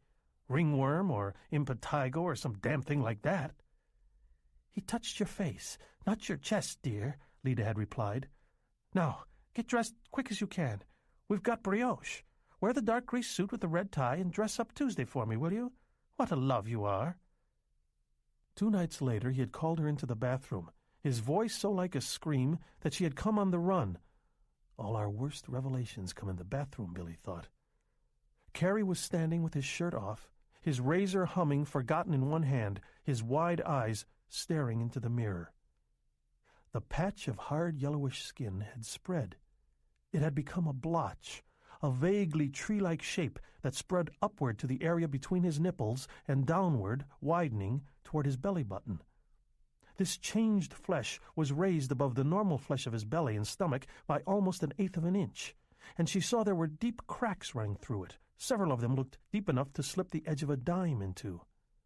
For the first time she thought he was beginning to look, well, scaly, and felt her gorge rise. "What is it?" he nearly screamed at her. "Lida, what is it?" "I don't know," she said, forcing her voice to remain calm. "But you've got to see Michael Houston. That much is clear. Tomorrow, Carrie." "No, not tomorrow," he said, still staring at himself in the mirror, staring at the raised, arrowhead-shaped hump of harsh yellow flesh. "It may be better tomorrow. Day after tomorrow if it isn't better, but not tomorrow." "Carrie, hand me that Nivea cream, Lida." She did, and stood there a moment longer. But the sight of him smearing the white goo over that hard yellow flesh, listening to the pads of his fingers rasp over it, that was more than she could stand, and she fled back to her room. That was the first time, she told Halleck, that she had been consciously glad for the twin beds, consciously glad he wouldn't be able to turn over in his sleep and touch her.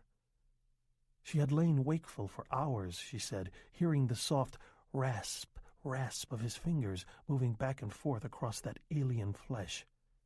He told her the following night that it was better. The night after that, he claimed it was better still. She supposed she should have seen the lie in his eyes, and that he was lying to himself more than he was to her. Even in his extremity, Carrie had remained the same selfish son of a bitch she supposed he had always been. But it hadn't all been Carrie's doing, she added sharply, still not turning back from the bar, where she was now fiddling aimlessly with the glasses. She had developed her own brand of highly specialized selfishness over the years. She had wanted, needed the illusion almost as much as he had. On the 3rd night, he had walked into their bedroom wearing only his pajama pants. His eyes were soft and hurt, stunned. She had been rereading a Dorothy Sayers mystery. They were, for always and ever, her favorites, and it dropped from her fingers as she saw him. She would have screamed, she told Billy, but it seemed to her that all her breath was gone. And Billy had time to reflect that no human feeling was truly unique, although one might like to think so. Carrie Rossington had apparently gone through the same period of self-delusion followed by shattering self-awakening that Billy had gone through himself. Lida had seen that the hard yellow skin, the scales, there was no longer any way to think of them as anything else, now covered most of Carrie's chest and all of his belly. It was as ugly and thickly humped up as burn tissue. The cracks zigged and zagged every which way, deep and black, shading to a pinkish red deep down where you most definitely did not want to look. And although you might at first think those cracks were as random as the cracks in a bomb crater, after a moment or two, your helpless eye reported a different story. At each edge, the hard yellow flesh rose a bit more. Scales. Not fish scales, but great rough reptile scales, like those on a lizard or a gator or an iguana. The brown arc of his left nipple still showed. The rest of it was gone, buried under that yellow-black carapace. The right nipple was entirely gone, and a twisted ridge of this strange new flesh reached around and under his armpit toward his back like the grasping, surfacing claw of some unthinkable monstrosity. His navel was gone, and he lowered his pajama pants, she said. She was now working on her third drink, taking those same rapid bird-like sips. First tears had begun to leak from her eyes, but that was all. That's when I found my voice again.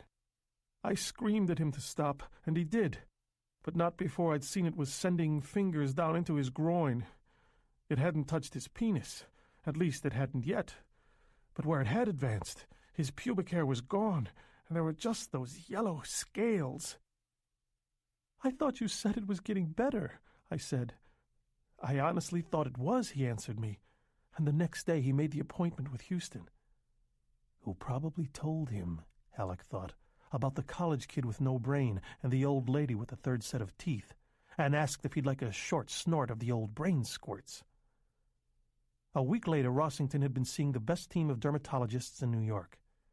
They knew immediately what was wrong with him, they said, and a regimen of hard gamma X-rays had followed.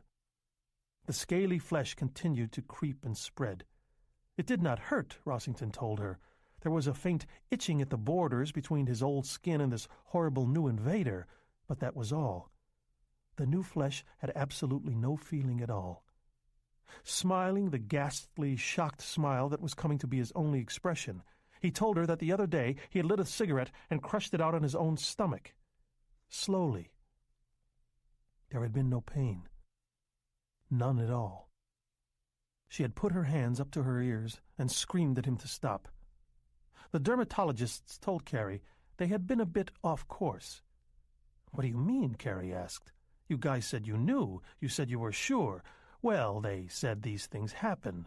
Rarely, very rarely, but now we have it licked. All the tests, they said, bore this new conclusion out.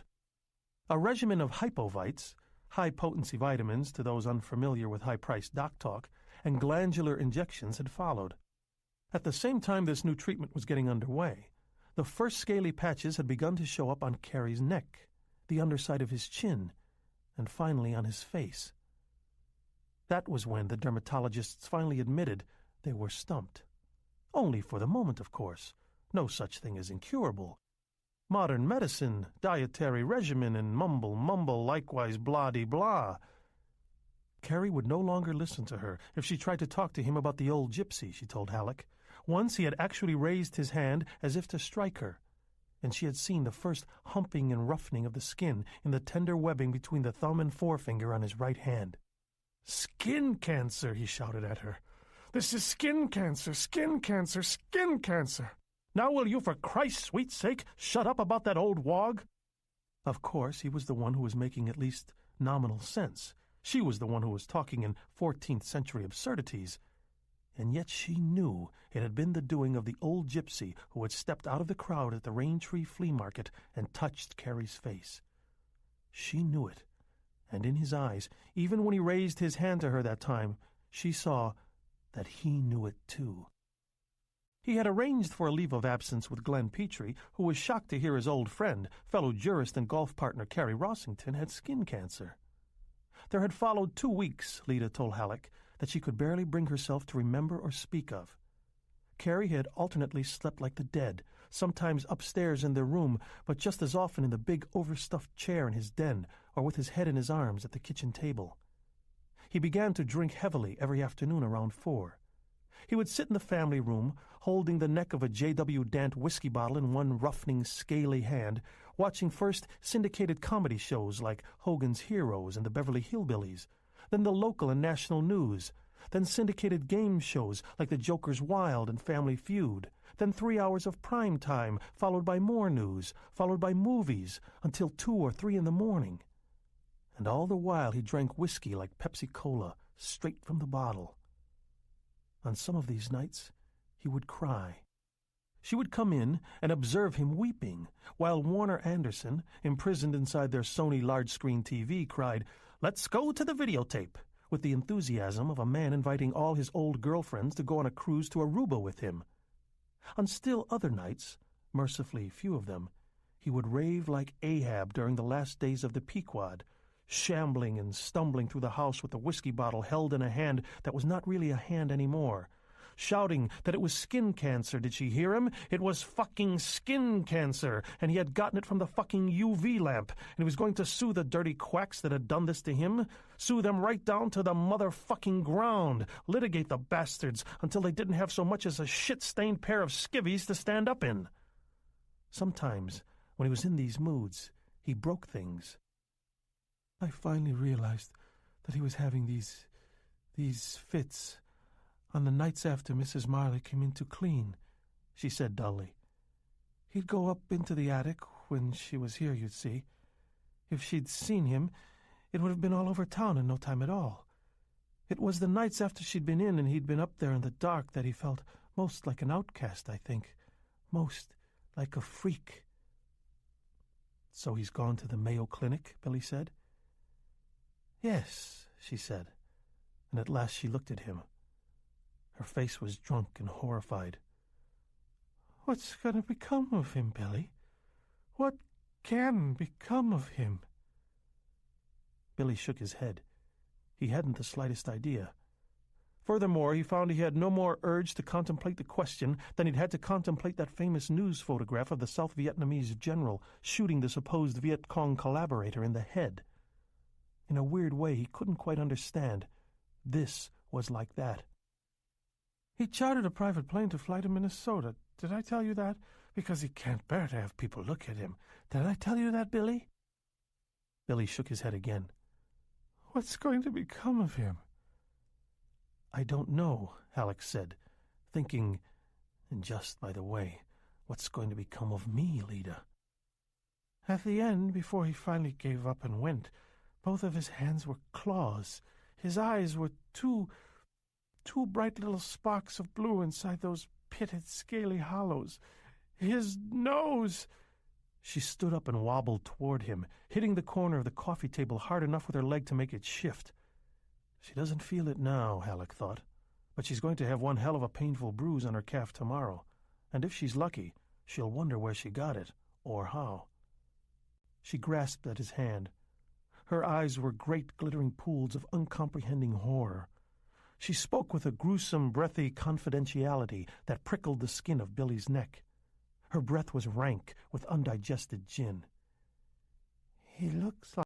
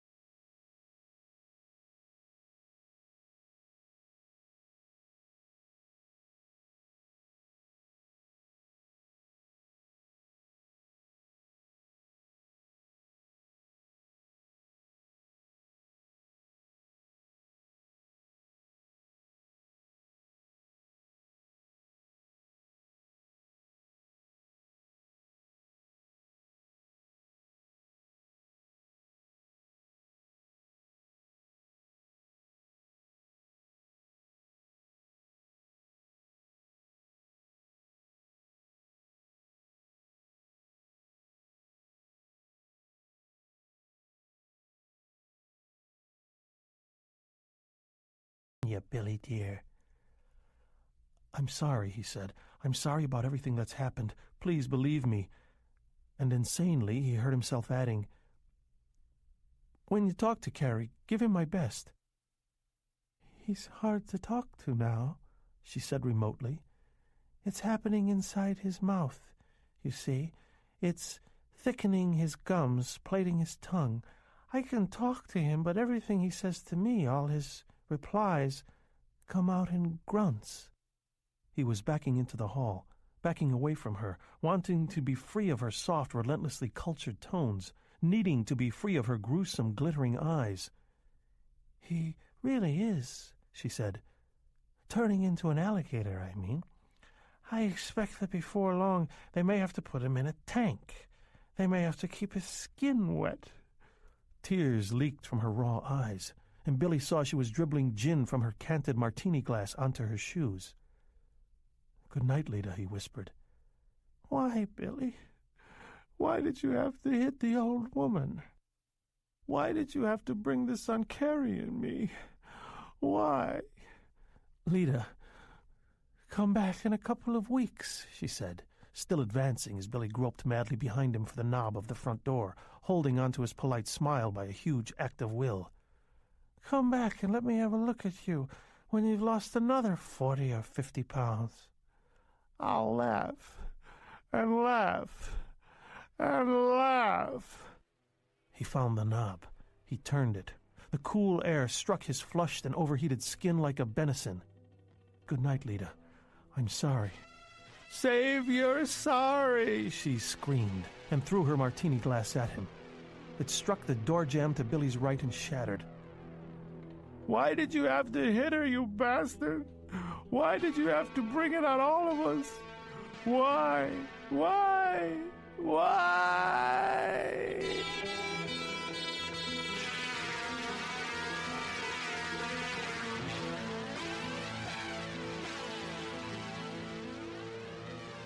Halleck made it to the corner of Park Lane and Lantern Drive, and then collapsed onto the bench inside the bus shelter, shivering as if with ague, his throat and stomach sour with acid indigestion, his head buzzing with gin.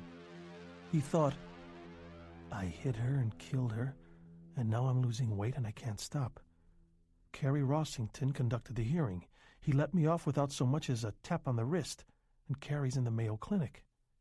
He's in the Mayo Clinic, and if you believe his wife, he looks like a fugitive from Maurice Sendak alligators all around. Who else was involved in a way that the old gypsy might have decided called for revenge?" He thought of the two cops rousting the gypsies when they came into town, when they had presumed to start doing their gypsy tricks on the town common.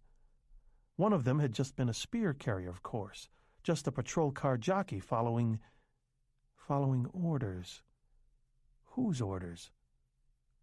Why, the police chief's orders, of course. Duncan Hopley's orders. The gypsies had been rousted because they had no permit to perform on the common. But of course they would have understood that the message was somewhat broader than that. If you wanted gypsy folk out, there were plenty of ordinances. Vagrancy, public nuisance, spitting on the sidewalk, you name it. The gypsies had made a deal with a farmer out on the west side of town, a sour old man named Arncaster. There was always a farm, always a sour old farmer, and the gypsies always found him. Their noses have been trained to smell out guys like Arncaster, Billy thought now as he sat on the bench listening to the first droplets of spring rain strike the bus shelter's roof. Simple evolution. All it takes is 2,000 years of being moved along. You talk to a few people. Maybe Madame Azonka does a free reading or two. You sniff for the name of the fellow in town who owns land but owes money, the fellow who has no great love for the town or for town ordinances, the guy who posts his apple orchards during hunting season out of pure orneriness, because he'd rather let the deer have his apples than let the hunters have the deer. You sniff for the name and you always find it, because there's always at least one Arncaster in the richest towns, and sometimes there are 2 or 3 to choose among. They parked their cars and campers in a circle, just as their ancestors had drawn their wagons and handcarts into a circle 200, 400, 800 years before them. They obtained a fire permit, and at night there was talk and laughter and undoubtedly a bottle or two passed from hand to hand. All of this, Halleck thought, would have been acceptable to Hopley. It was the way things were done. Those who wanted to buy some of whatever the gypsies were selling could drive out the West Fairview Road to the Arncaster place. At least it was out of sight, and the Arncaster place was something of an eyesore to begin with. The farms the gypsies found always were. And soon they would move on to Raintree or Westport, and from thence out of view and thought. Except that after the accident, after the old gypsy man had made a nuisance of himself by turning up on the courthouse steps and touching Billy Halleck, the way things were done was no longer good enough. Hopley had given the gypsies 2 days, Halleck remembered, and when they showed no signs of moving along, he had moved them along. First, Jim Roberts had revoked their fire permit. Although there had been heavy showers every day for the previous week, Roberts told them that the fire danger had suddenly gone way, way up. Sorry. And by the way, they wanted to remember that the same regulations which controlled campfires and cook fires also applied to propane stoves, charcoal fires, and brazier fires. Next, of course, Hopley would have gone around to visit a number of local businesses where Lars Arncaster had a credit line, a line of credit that was usually overextended. These would have included the hardware store, the feed and grain store on Raintree Road, the farmers' co-op in Fairview Village, and Normie's Sunoco. Hopley might also have gone to visit Zachary Marchant at the Connecticut Union Bank, the bank that held Arncaster's mortgage. All part of the job. Have a cup of coffee with this one, a spot of lunch with that one, perhaps something as simple as a couple of Franks and lemonades purchased at Dave's Dog Wagon, a bottle of beer with the other one. And by sundown of the following day, everyone with a claim check on a little piece of Lars Arncaster's ass had given him a call, mentioning how really good it would be to have those damned gypsies out of town, how really grateful everyone would be. The result was just what Duncan Hopley had known it would be. Arncaster went to the gypsies, refunded the balance of whatever sum they had agreed upon for rent, and had undoubtedly turned a deaf ear to any protests they might have made.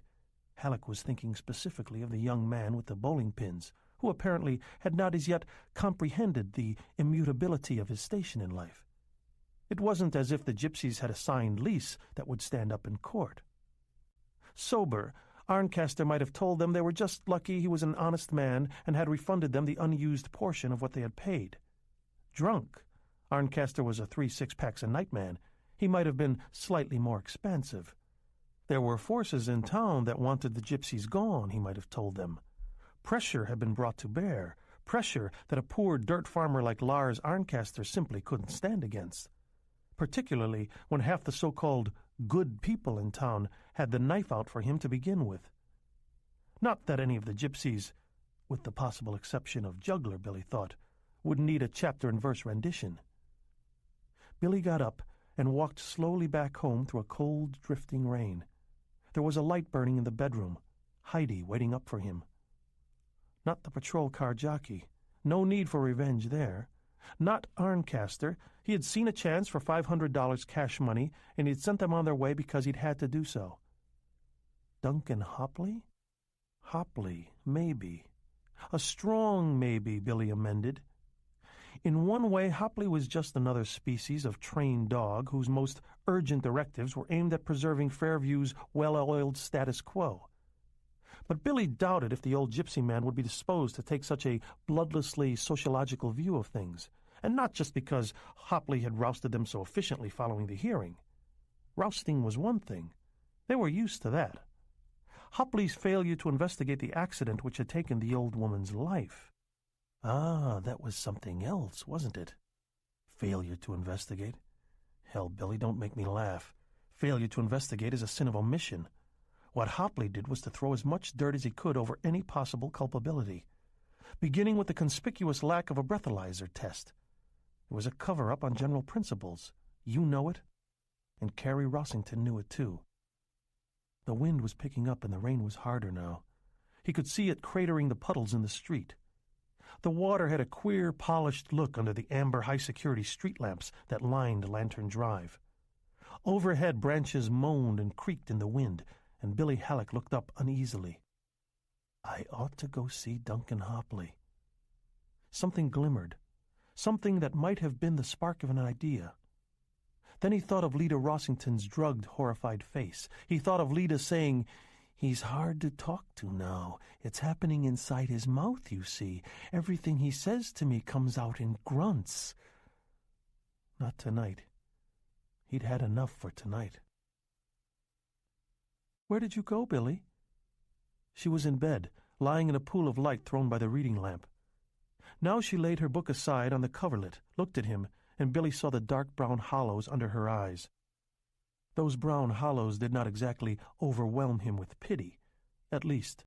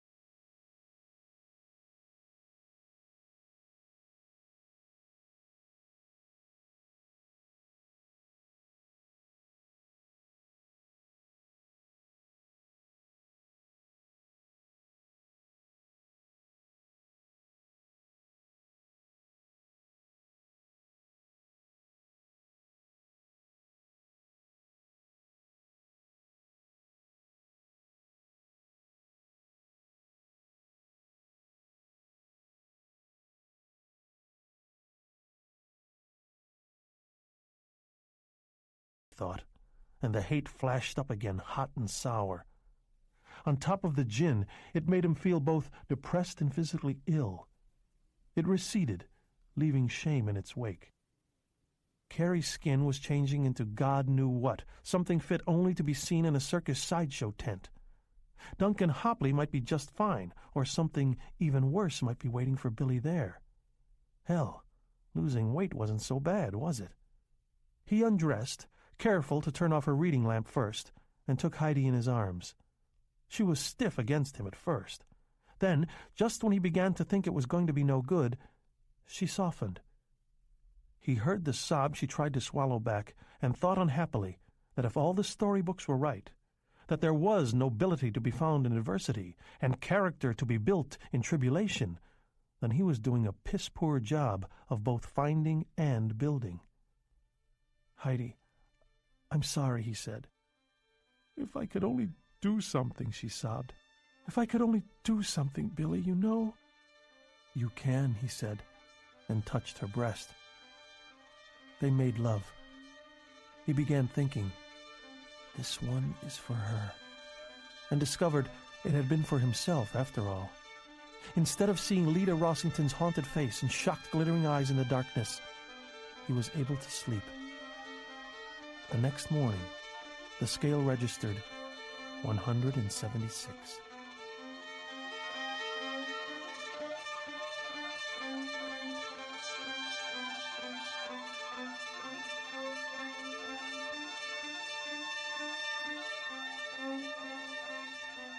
He had arranged a leave of absence from the office in order to accommodate the metabolic series. Kirk Pinchley had been almost indecently willing to accommodate his request, leaving Halleck with a truth he would just as soon not have faced. They wanted to get rid of him. With 2 of his former 3 chins now gone, his cheekbones evident for the first time in years, the other bones of his face showing almost as clearly, he had turned into the office boogeyman. "Hell yes," Pinchley had responded almost before Billy's request was completely out of his mouth. Pinchley spoke in a too hearty voice, the voice people adopt when everyone knows something is seriously wrong and no one wants to admit it. He dropped his eyes, staring at the place where Halleck's belly used to be. "Take however much time you need, Bill." 3 days should do it, he'd replied. Now he called Pinchley back from the payphone at Barker's coffee shop and told him he might have to take more than 3 days. More than 3 days, yes, but maybe not just for the metabolic series. The idea had returned, glimmering. It was not a hope yet, nothing as grand as that, but it was something. "How much time?" Pinchley asked him. "I don't know for sure," Halleck said. 2 weeks maybe, possibly a month. There was a momentary silence at the other end, and Halleck realized Pinchley was reading a subtext. "What I really mean, Kirk, is that I'll never be back. They've finally diagnosed the cancer. Now comes the cobalt, the drugs for pain, the interferon if we can get it, the latril if we wig out and decide to head for Mexico. The next time you see me, Kirk, I'll be in a long box with a silk pillow under my head." And Billy, who had been afraid and not much more for the last 6 weeks, felt the first thin stirrings of anger. "That's not what I'm saying, goddammit. At least not yet." "No problem, Bill. We'll want to turn the Hood matter over to Ron Baker, but I think everything else can hang fire for a while longer." "The fuck you do. You'll start turning over everything else to staff this afternoon, and as for the Hood litigation, you turned it over to Ron Baker last week. He called Thursday afternoon and asked me where Sally put the fucking con gas depositions. Your idea of hanging fire, Kirk, baby, has to do solely with Sunday afternoon chicken barbecues at your place in Vermont, so don't bullshit a bullshitter." "I'll see he gets the file," Billy said, and could not resist adding, "I think he's already got the con gas deps." A thoughtful silence at Kirk Pinchley's end as he digested this. Then, "Well, if there's anything I can do—" "There is something," Billy said, "although it sounds a little Looney Tunes." "What's that?" His voice was cautious now. "You remember my trouble this early spring, the accident?" "Yes." "The woman I struck was a gypsy. Did you know that?" "It was in the paper. Penchley said reluctantly. She was a part of, a band, I guess you'd say, a band of gypsies. They were camping out here in Fairview. They made a deal with a local farmer who needed cash. Hang on a second, Kirk Pinchley said, his voice a trifle waspy, totally unlike his former paid mourner's tone. Billy grinned a little.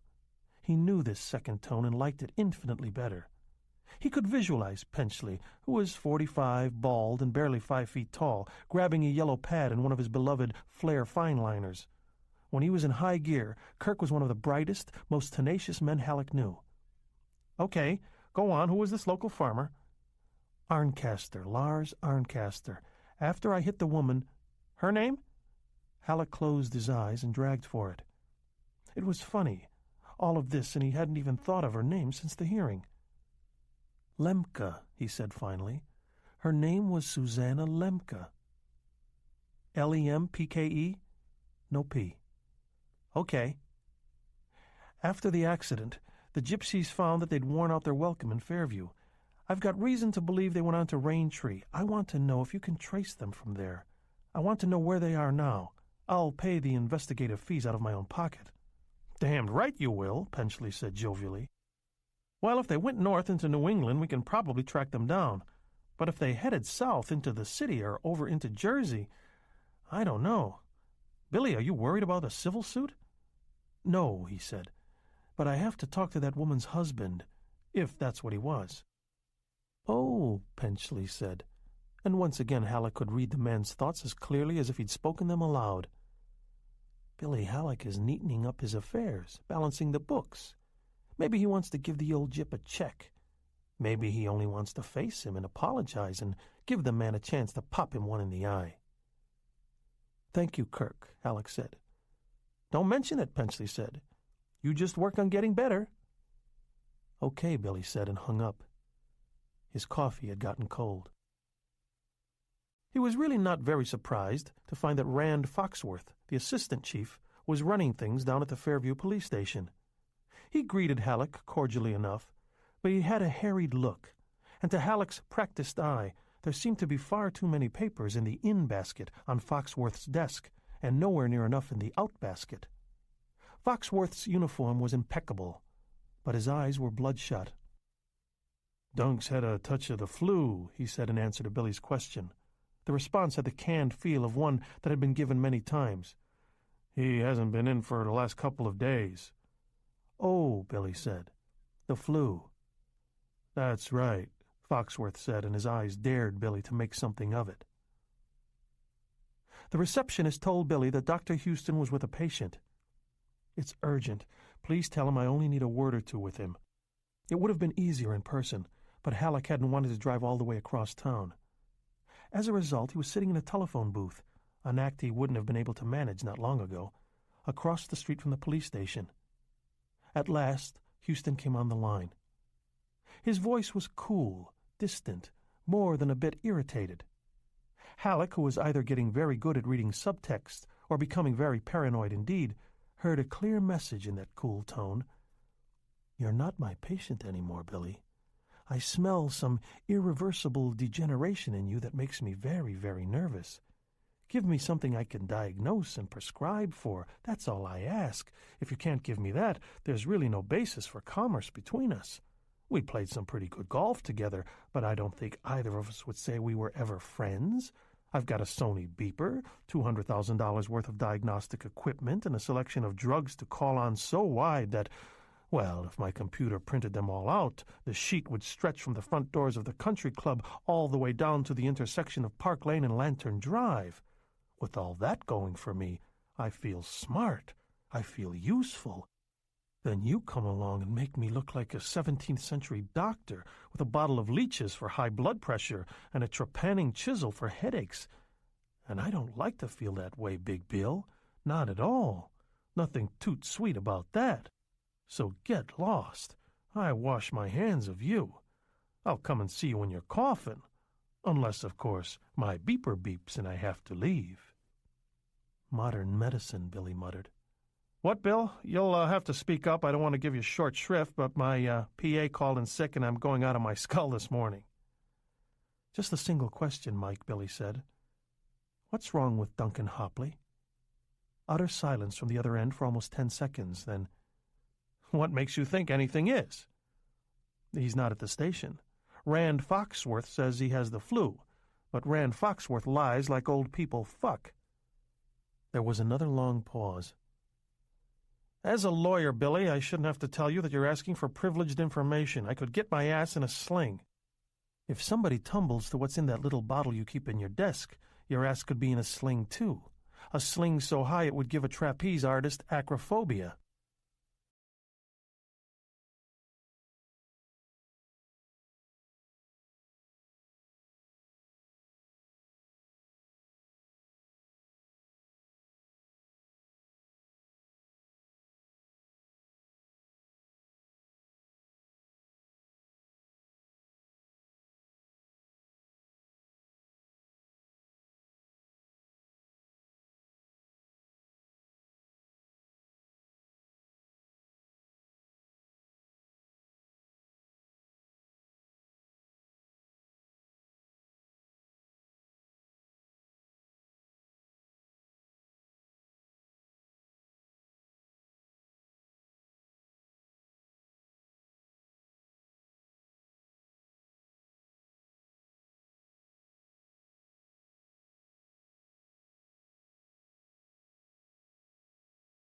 "Minute?"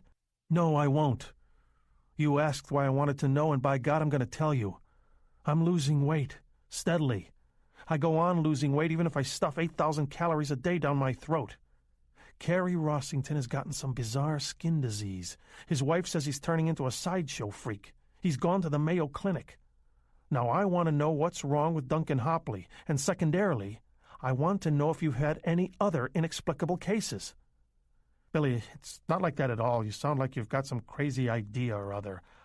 I don't know what it is." "No, and that's all right. But I want an answer. If I don't get it from you, I'll get it some other way." "Hang on 1 second. If we're going to talk about this, I want to go into the study. It's a little more private there."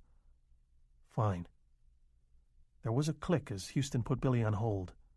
He sat in the phone booth, sweating, wondering if this was Houston's way of ditching him. Then there was another click. "You still there, Billy?"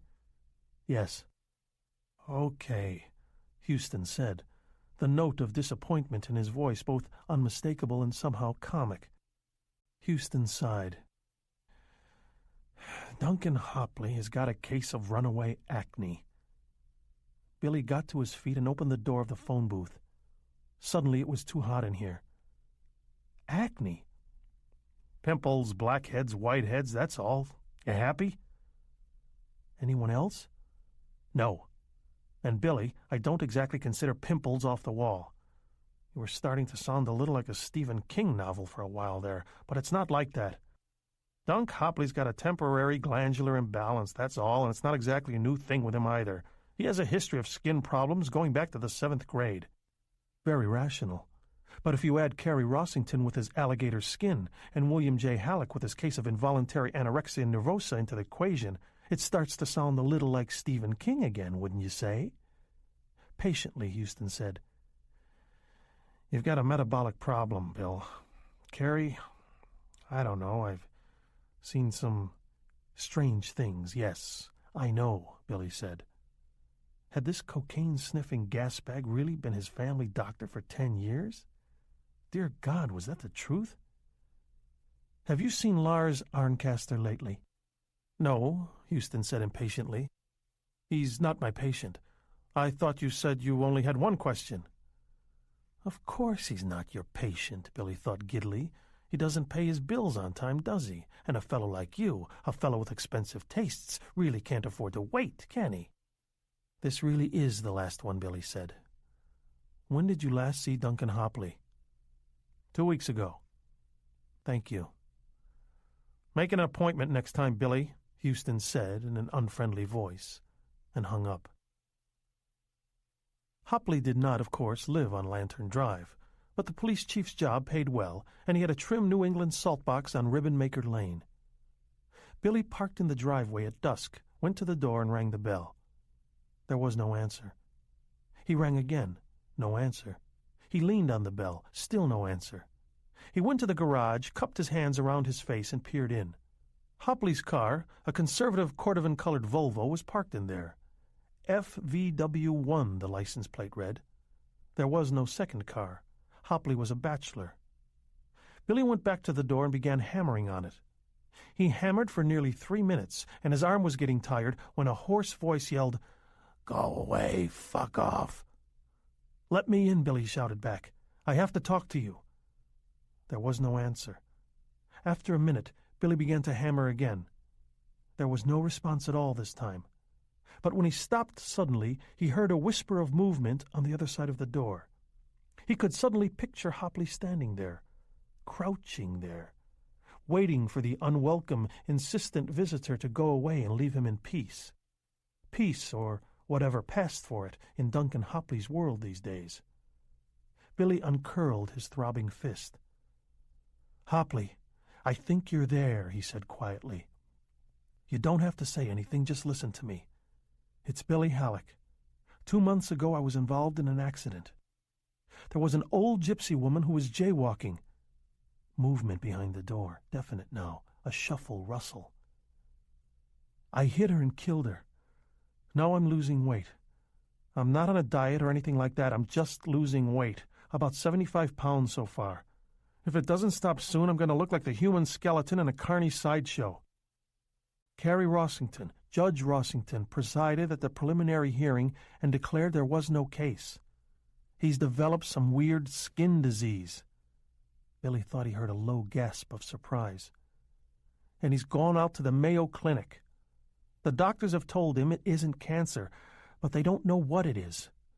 Rossington would rather believe it is cancer than what he knows it really is." Billy swallowed. There was a painful click in his throat. "It's a gypsy curse, Hopley. I know how crazy that sounds, but it's the truth. There was an old man. He touched me when I came out of the hearing. He touched Rossington when he and his wife were at a flea market in Raintree." "Did he touch you, Hopley?" There was a long, long silence, and then one word drifted to Billy's ears through the mail slot, like a letter full of bad news from home. "Yes." "When? Where?" No answer. "Hopley, where did the gypsies go when they left Raintree? Do you know?" No answer. "I have to talk to you," Billy said desperately. "I've got an idea, Hopley. I think—" "You can't do anything," Hopley whispered. "It's gone too far. You understand, Halleck? Too far." That sigh again, papery, dreadful. "It's a chance," Halleck said furiously. "Are you so far gone that doesn't mean anything to you?" No answer. Billy waited, hunting inside himself for more words, other arguments. He could find none.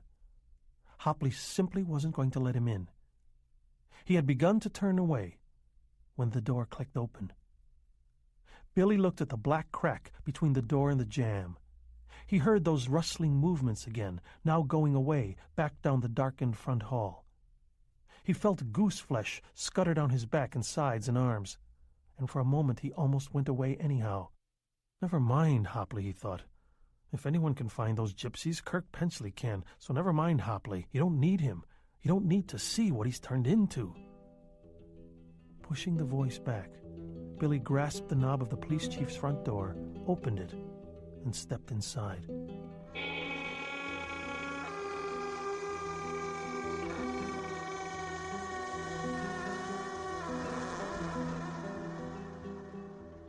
He saw a dim shape at the far end of the hall. A door on the left opened. The shape went in.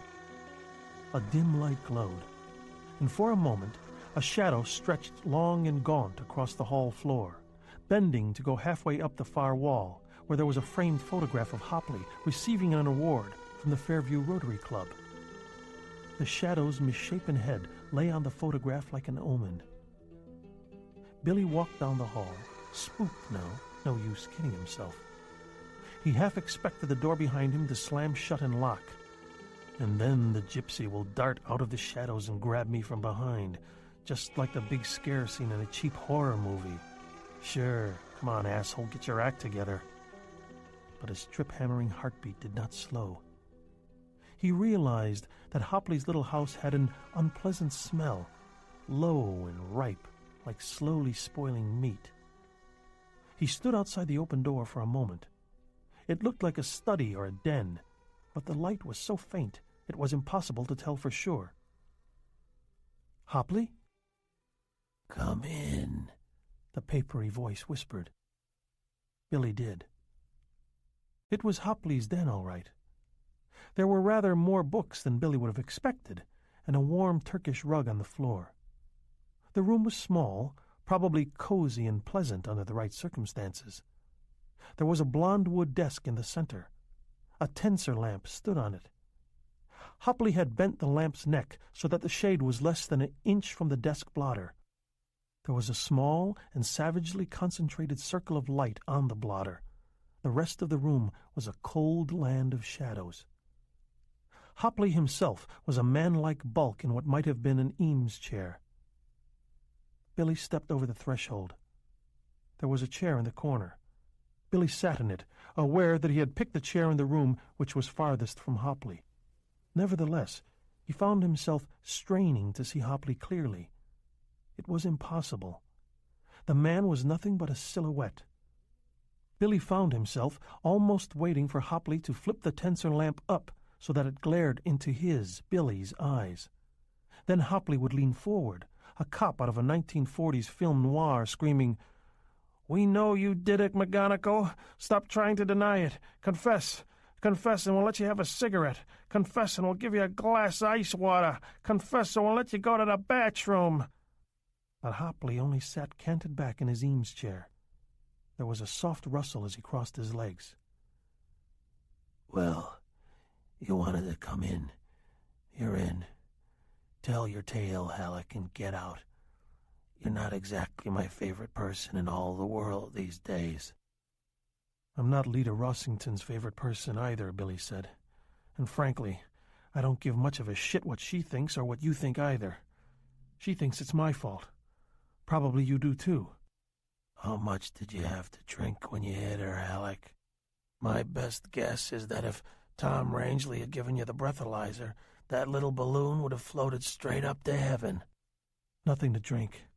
No drugs," Billy said. His heart was still thudding, but now it was powered by rage rather than fear. Each thud sent a sick bolt of pain through his head. "You want to know what happened? Huh? My wife of 16 years picked that day to give me a hand job in the car. She never did anything like that before. I don't have the slightest clue why she picked that day to do it. So while you and Lita Rossington, and probably Carrie Rossington as well, have been busy laying it off on me because I was behind the wheel, I've been busy laying it off on my wife because she had a hand inside my pants. And maybe we should all just lay it off on fate or destiny or something and stop worrying about blame." Hopley grunted. "Or do you want me to tell you how I begged Tom Rangeley on my knees for him not to give me a breath test or a blood test? How I cried on your shoulder to soft-pedal the investigation and kick those gypsies out of town?" This time Hopley didn't even grunt. He was only a silent, slumped shape in the Eames chair. "Isn't it just a little late for all these games?" Billy asked. His voice had hoarsened, and he realized with some astonishment that he was on the verge of tears. "My wife was jerking me off, true. I hit the old woman and killed her, true. She herself was at least 50 yards from the nearest crosswalk and came out from between two cars, true. You soft-pedaled the investigation and hustled them out of town as soon as Carrie Rossington slapped a quick coat of whitewash on me, also true, and none of it means shit. But if you do want to sit here in the dark and hand out the guilt, my friend, don't forget to give yourself a plateful." "A great closing summation, Halleck. Great. You ever seen Spencer Tracy in that movie about the monkey trial? You must have." "Fuck you," Billy said and got up. Hopley sighed. "Sit down." Billy Halleck stood uncertainly, realizing that part of him wanted to use his anger for its own less than noble purposes. That part wanted to get him out of here in a manufactured huff simply because that dark, slumped shape in the Eames chair scared him shitless. "Don't be such a sanctimonious prick," Hopley said. "Sit down, for Christ's sake." Billy sat down, aware that his mouth was dry and that there were small muscles in his thighs which were jumping and dancing uncontrollably. "Have it the way you like it, Halleck. I'm more like you than you think. I don't give a fart in a high wind for the postmortems either. You were right. I didn't think, I just did it. They weren't the first bunch of drifters I ever busted out of town, and I've done other little cosmetic jobs when some hot-shit townie got involved in a mess. Of course, I couldn't do anything if the townie in question made the mess outside the Fairview town limits. But you'd be surprised how many of our leading lights never learned that you don't shit where you eat. Or maybe you wouldn't be surprised." Hopley uttered a gasping, wheezy laugh that made goosebumps rise on Billy's arms. "All part of the service. If nothing had happened, none of us, you, me, Rossington, would even remember those gypsies ever existed by now." Billy opened his mouth to utter a hot denial, to tell Hopley that he would remember the sick double thud he'd heard for the rest of his life. And then he remembered the 4 days at Mohonk with Heidi, the two of them laughing together, eating like horses, hiking, making love every night, and sometimes in the afternoons. How long had that been after it had happened? 2 weeks? He closed his mouth again. "What's happened has happened. The only reason I let you in at all was that it's good to know someone else believes this is happening, no matter how insane it is. Or maybe I just let you in because I'm lonely. And I'm scared, Halleck. Very scared. Extremely scared. Are you scared?" "Yes," Billy said simply. "You know what scares me the most? I can live like this for quite a while. That scares me. Mrs. Callagy does my grocery shopping, and she comes in twice a week to clean and do the washing. I've got the TV, and I like to read. My investments have done very well over the years, and if I'm moderately frugal, I could probably go on indefinitely. And just how much temptation to spend does a man in my position have, anyway? Am I going to buy a yacht, Halleck? Maybe charter a Lear and fly to Monte Carlo with my honey to watch the Grand Prix race there next month? What do you think? How many parties do you think I'd be welcome at, now that my whole face is sliding off?" Billy shook his head numbly. "So, I could live here and it would just go on, like it's going on right now, every day and every night. And that scares me, because it's wrong to go on living like this. Every day I don't commit suicide. Every day I just sit here in the dark watching game shows and sitcoms. That old gypsy fuck is laughing at me."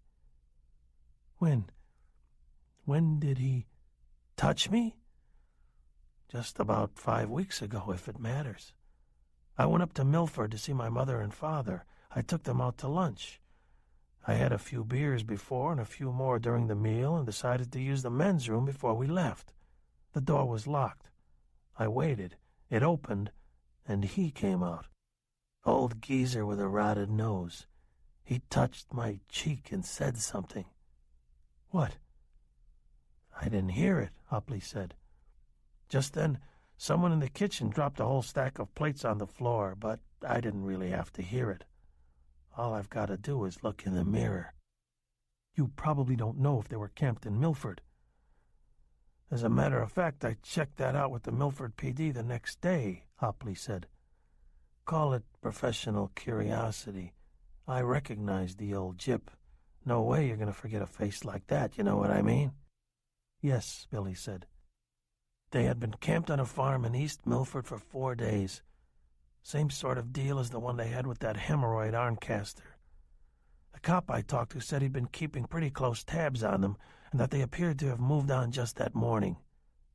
"After the old man touched you?" "Right." "Do you think he knew you were going to be there, in that particular restaurant?" "I never took my folks there before," Hopley said. "It was an old place that had just been renovated. Usually we go to a Dago place way on the other side of town. It was my mother's idea. She wanted to see what they did to the rugs or the paneling or something. You know how women are. You didn't answer my question. Do you think he knew you were going to be there? There was a long, considering silence from the slumped shape in the Eames chair. Yes, Hopley said at last. Yes, I do. More insanity, Halleck, right? Good thing no one's keeping score, isn't it? Yes, Billy said. I guess it is. A peculiar little giggle escaped him. It sounded like a very small shriek. Now, what's this idea of yours, Halleck? I don't sleep much these days, but I usually start tossing and turning right around this time of night. Asked to bring out in words what he had only thought about in the silence of his own mind, Billy found himself feeling absurd. His idea was weak and foolish, not an idea at all, not really, but only a dream. The law firm I work for retains a team of investigators, he said. Barton Detective Services, Inc. I've heard of them. They are supposed to be the best in the business. That is to say, he felt Hopley's impatience radiating off the man in waves, although Hopley did not move at all. He summoned what dignity he had left, telling himself that he surely knew as much about what was going on as Hopley, that he had every bit as much right to speak. After all, it was happening to him too. I want to find him, Billy said. I want to confront him. I want to tell him what happened. I guess I want to come completely clean.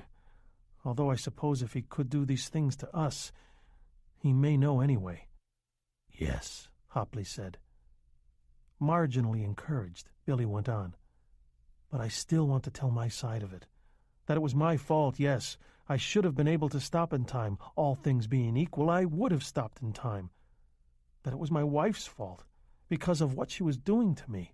That it was Rossington's fault for whitewashing it, and yours for going easy on the investigation and then humping them out of town. Billy swallowed. And then I'll tell them it was her fault, too. Yes, she was jaywalking, Hopley. And so, okay, it's not a crime they give you the gas chamber for. But the reason it's against the law is that it can get you killed the way she got killed. You want to tell him that? I don't want to, but I'm going to. She came out from between two parked cars, didn't look either way. They teach you better in the 3rd grade. Somehow I don't think that babe ever got the officer-friendly treatment in the 3rd grade, Hopley said. Somehow I don't think she ever went to the 3rd grade, you know. Just the same, Billy said stubbornly. Simple common sense. Halleck, you must be a glutton for punishment, the shadow that was Hopley said. You're losing weight now. Do you want to try for the grand prize? Maybe next time you'll stop up your bowels, or heat your bloodstream up to about 110 degrees, or... I'm not just going to sit in Fairview and let it happen, Billy said fiercely. Maybe he can reverse it, Hopley. Did you ever think of that? I've been reading up on this stuff, Hopley said. I guess I knew what was happening almost from the time the first pimple showed up over one of my eyebrows. Right where the acne attacks always started when I was in high school. And I used to have some pisser acne attacks back then, let me tell you. So I've been reading up on it. Like I said, I like to read. And I have to tell you, Halleck, there are hundreds of books on casting spells and curses, but very few on reversing them. Well, maybe he can't. Maybe not. Probably not even. But I can still go to him, goddammit. I could stare him in the face and say, "You didn't cut enough pieces out of the pie, old man. You should have cut out a piece for my wife, and one for your wife. And while you're at it, old man, how about a piece for you? Where were you while she was walking into the street without looking where she was going? If she wasn't used to in-town traffic, you must have known it. So where were you? Why weren't you there to take her by the arm and lead her down to the crosswalk on the corner? Why—" "Enough," Hopley said. "If I was on a jury, you'd convince me, Halleck. But you forgot the most important factor operating here." "What's that?" Billy asked stiffly. "Human nature. We may be victims of the supernatural, but what we're really dealing with is human nature. As a police officer, Excuse me, former police officer. I couldn't agree more. There's no absolute right and absolute wrong. There's just one gray shading into the next, lighter or darker. But you don't think her husband's going to buy that shit, do you? I don't know. I know, Hopley said. I know, Halleck. I can read that guy so well I sometimes think he must be sending me mental radio signals. All his life he's been on the move. Busted out of a place as soon as the good folks have got all the Mary Jane or hashish they want, as soon as they've lost all the dimes they want on the wheel of chance. All his life he's heard a bad deal called a dirty gyp. The good folks got roots, you got none. This guy, Halleck, he's seen canvas tents burned for a joke back in the 30s and 40s, and maybe there were babies and old people that burned up in some of those tents. He's seen his daughters or his friends' daughters attacked, maybe raped, because all those good folks know that gypsies fuck like rabbits and little more won't matter, and even if it does, who gives a fuck? To coin a phrase, he's maybe seen his sons or his friends' sons beaten within an inch of their lives. And why? Because the fathers of the kids who did the beating lost some money on the games of chance. Always the same. You come into town, the good folks take what they want, and then you get busted out of town. Sometimes they give you a week on the local pea farm or a month on the local road crew for good measure. And then, Halleck, on top of everything, the final crack of the whip comes. This hotshot lawyer with 3 chins and bulldog jowls runs your wife down in the street. She's 70, 75, half blind. Maybe she only steps out too quick because she wants to get back to her place before she wets herself, and old bones break easy. Old bones are like glass, and you hang around thinking maybe this once, just this once, there's gonna be a little justice. An instant of justice to make up for a lifetime of crap. Quit it, Billy Halleck said hoarsely. Just quit it. What do you say? He touched his cheek distractedly, thinking he must be sweating heavily. But it wasn't sweat on his cheek. It was tears. No, you deserve it all, Hopley said with savage joviality. And I'm going to give it to you. I'm not telling you not to go ahead, Halleck. Daniel Webster talked Satan's jury around, so, hell, I guess anything's possible. But I think you're still holding on to too many illusions. This guy is mad, Halleck. This guy is furious. For all you know, he may be right off his gourd by now, in which case you'd be better off making your pitch in the Bridgewater Mental Asylum. He's out for revenge, and when you're out for revenge, you're not apt to see how everything is shades of gray. When your wife and kids get killed in a plane crash, you don't want to listen to how Circuit A fucked up Switch B and Traffic Controller C had a touch of Bug D and Navigator E picked the wrong time to go to Shithouse F. You just want to sue the shit out of the airline or kill someone with your shotgun. You want to goat, Halleck. You want to hurt someone. And we're getting hurt. Bad for us, good for him. Maybe I understand the thing a little better than you, Halleck. Slowly, his hand crept into the narrow circle of light thrown by the tensor lamp and turned it so that it shone on his face. Halleck dimly heard a gasp and realized it had come from him. He heard Hopley saying, "How many parties do you think I'd be welcome at, now that my whole face is sliding off?" Hopley's skin was a harsh alien landscape. Malignant red pimples the size of tea saucers grew out of his chin, his neck, his arms, the back of his hands. Smaller eruptions rashed his cheeks and forehead. His nose was a plague zone of blackheads. Yellowish pus oozed and flowed in weird channels between bulging dunes of proud flesh. Blood trickled here and there. Coarse black hairs, beard hairs, grew in crazy, helter-skelter tufts, and Halleck's horrified, overburdened mind realized that shaving would have become impossible some time ago in the face of such cataclysmic upheavals. And from the center of it all, helplessly embedded in that trickling red landscape, were Hopley's staring eyes. They looked at Billy Halleck for what seemed an endless length of time, reading his revulsion and dumbstruck horror. At last he nodded, as if satisfied, and turned the tensor lamp off. "Oh, Christ, Hopley, I'm sorry." "Don't be," Hopley said, that weird joviality back in his voice. "Yours is going slower, but you'll get there eventually. My service pistol is in the third drawer of this desk, and if it gets bad enough, I'll use it no matter what the balance is in my bank book. God hates a coward, my father used to say. I wanted you to see me so you'll understand. I know how he feels, that old gyp, because I wouldn't make any pretty legal speeches. I wouldn't bother with any sweet reason. I'd kill him for what he's done to me, Halleck." That dreadful shape moved and shifted. Halleck heard Hopley draw his fingers down his cheek, and then he heard the unspeakable, sickening sound of ripe pimples breaking wetly open. "Rossington is plating, Hopley's rotting, and I'm wasting away," he thought. "Dear God, let it be a dream. Even let me be crazy, but don't let this be happening." "I'd kill him very slowly," Hopley said. "I will spare you the details." Billy tried to speak. There was nothing but a dry croak.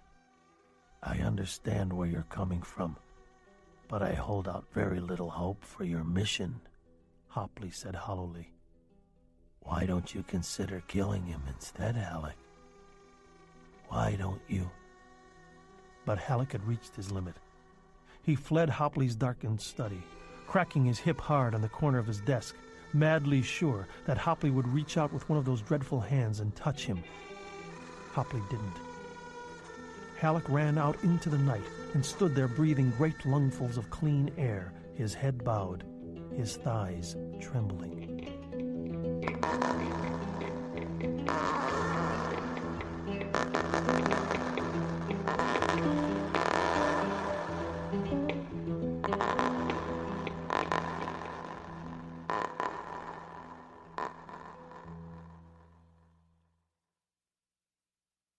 He thought restlessly for the rest of the week of calling Ginelli at Three Brothers. Ginelli seemed like an answer of some kind. Just what kind he didn't know. But in the end he went ahead and checked into the Glassman Clinic and began the metabolic series. If he had been single and alone, as Hopley was — Hopley had made several guest appearances in Billy's dreams the night before — he would have canceled the whole business. But there was Heidi to think about. And there was Linda. Linda, who truly was an innocent bystander and who understood none of this. So he checked into the clinic, hiding his crazy knowledge like a man hiding a drug habit. It was, after all, a place to be, and while he was there, Kirk Penchley and the Barton Detective Services would be taking care of his business. He hoped. So he was poked and prodded. He drank a horrid, chalky-tasting barium solution. He was given X-rays, a CAT scan, an EEG, an EKG, and a total metabolic survey. Visiting doctors were brought around to look at him as if he were a rare zoo exhibit. A giant panda, or maybe the last of the dodo birds, Billy thought, sitting in the solarium and holding an unread National Geographic in his hands. There were Band-Aids on the backs of both hands. They had stuck a lot of needles in him.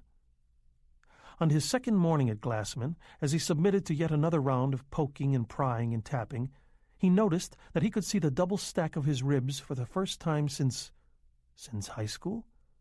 No, since forever. His bones were making themselves known, casting shadows against his skin, coming triumphantly out. Not only were the love handles above his hips gone, the blades of his pelvic bones were clearly visible. Touching one of them, he thought that it felt knobby, like the gear shift of the first car he had ever owned, a 1957 Pontiac. He laughed a little, and then felt the sting of tears. All of his days were like that now. Upsy-downsy, weather unsettled, chance of showers. "I'd kill him very slowly," he heard Hopley saying. "I will spare you the details." Why, Billy thought, lying sleepless in his clinic bed with the raised invalid sides. You didn't spare me anything else. During his 3-day stay at Glassman, Halleck lost 7 pounds. Not much, he thought, with his own brand of gallows joviality. Not much. Less than the weight of a medium-sized bag of sugar. At this rate, I won't fade away to nothing until, almost October. 172, his mind chanted. 172 now. If you were a boxer, you'd be out of the heavyweight class and into the middleweight. Would you care to try for welterweight, Billy? Lightweight? Bantamweight? How about flyweight? Flowers came. From Heidi, from the firm. A small nosegay came from Linda. Written on the card in her flat, sprawling hand was, "Please get well soon, Daddy. Love you, Lynn." Billy Halleck cried over that. On the 3rd day, dressed again, he met with the 3 doctors in charge of his case. He felt much less vulnerable in jeans and a Meet Me in Fairview T-shirt. It was really amazing how much it meant to be out of one of the goddamn hospital Johnnies. He listened to them, thought of Lita Rossington, and suppressed a grim smile. They knew exactly what was wrong with him. They were not mystified at all.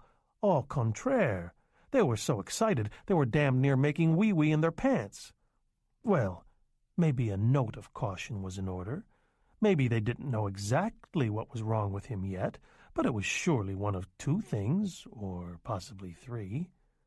One of them was a rare wasting disease that had never been seen outside of Micronesia. One was a rare metabolic disease that had never been completely described. The third, just a possibility, mind you, was a psychological form of anorexia nervosa, this last so rare that it had long been suspected but never actually proven. Billy could see from the hot light in their eyes that they were pulling for that one. They would get their names in the medical books. But in any case, Billy Halleck was definitely a rara avis, and his doctors were like kids on Christmas morning. The upshot was that they wanted him to hang in at Glassman for another week or 2, or possibly 3. They were going to whip what was wrong with him. They were going to whip it good. They contemplated a series of megavitamins to start with, certainly, plus protein injections, of course, and a great many more tests, without a doubt. There was the professional equivalent of dismayed howls, and they were almost literally howls, when Billy told them quietly that he thanked them, but he would have to leave. They remonstrated with him. They expostulated. They lectured. And to Billy, who felt more and more often lately that he must be losing his mind, the trio of doctors began to look eerily like the Three Stooges. He half expected them to begin bopping and boinking each other, staggering around the richly appointed offices with their white coats flapping, breaking things and shouting in Brooklyn accents. "You undoubtedly feel quite well now, Mr. Halleck," one of them said. "You were, after all, quite seriously overweight to begin with, according to your records. But I need to warn you that what you feel now may be spurious. If you continue to lose weight, you can expect to develop mouth sores, skin problems. If you want to see some real skin problems, you ought to check out Fairview's chief of police," Halleck thought. Excuse me, ex-chief. He decided, on the spur of the moment, and apropos of nothing, to take up smoking again. "Diseases similar to scurvy or beriberi," the doctor was continuing sternly. "You're going to become extremely susceptible to infections, everything from colds and bronchitis to tuberculosis." "Tuberculosis, Mr. Halleck," he said impressively. "Now, if you stay here—" "No," Billy said. "Please understand that it's not even an option." One of the others put his fingers gently to his temples as if he had just developed a splitting headache. For all Billy knew, he had. He was the doctor who advanced the idea of psychological anorexia nervosa. "What can we say to convince you, Mr. Halleck?" "Nothing," Billy replied. The image of the old gypsy came unbidden into his mind. He felt again the soft, caressing touch of the man's hand on his cheek, the scrape of the hard calluses. "Yes," he thought, "I'm going to take up smoking again.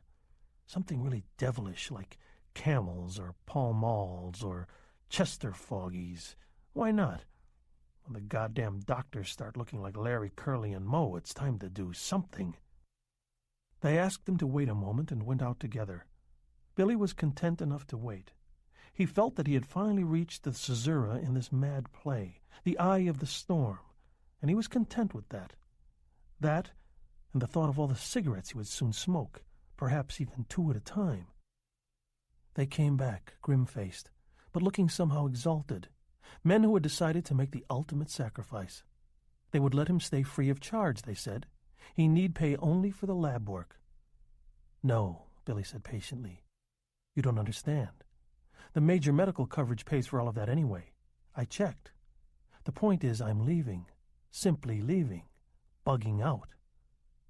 They stared at him, uncomprehending, beginning to be angry. Billy thought of telling them how much like the Three Stooges they looked, and decided that would be an extremely bad idea. It would complicate things. Such fellows as these were not used to being challenged, to having their gree-gree rejected. He did not think it past possibility that they might call Heidi and suggest that a competency hearing was in order. And Heidi might listen to them. "We'll pay for the test, too," one of them said finally, in a "this is our final offer" tone. "I'm leaving," Billy said. He spoke very quietly, but he saw that they finally believed him. Perhaps it was the very quietness of his tone that had finally convinced him that it was not a matter of money, that he was authentically mad. But why? Why, Mr. Halleck? "Because," Billy said, "although you think you can help me, gentlemen, you can't." And looking at their unbelieving, uncomprehending faces, Billy thought he had never felt so lonely in his life. On his way home, he stopped at a smoke shop and bought a package of Chesterfield Kings. The first 3 puffs made him feel so dizzy and sick that he threw them away. "So much for that experiment," he said aloud in the car, laughing and crying at the same time. "Back to the old drawing board, kids."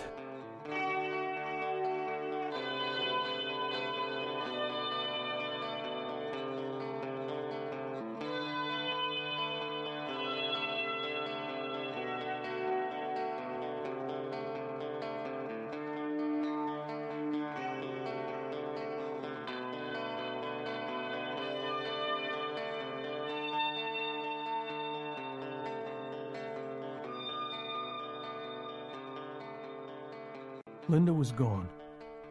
Heidi, the normally tiny lines beside her eyes and the corners of her mouth now deep with strain — she was smoking like a steam engine, Billy saw, one Vantage 100 after another — told Halleck she had sent Linda to her Aunt Rhoda's in Westchester County. "I did it for a couple of reasons," Heidi said. "The first is that she needs a rest from you, Billy, from what's happening to you. She's half out of her mind. It's gotten so I can't convince her you don't have cancer." "She ought to talk to Carrie Rossington," Billy muttered, as he went into the kitchen to turn on the coffee. He needed a cup badly, strong and black, no sugar. "They sound like soulmates." "What? I can't hear you." "Never mind, just let me turn on the coffee." "She's not sleeping," Heidi said when he came back. She was twisting her hands together restlessly. "Do you understand?" "Yes," Billy said, and he did. But it still felt as if there was a thorn lodged somewhere inside of him.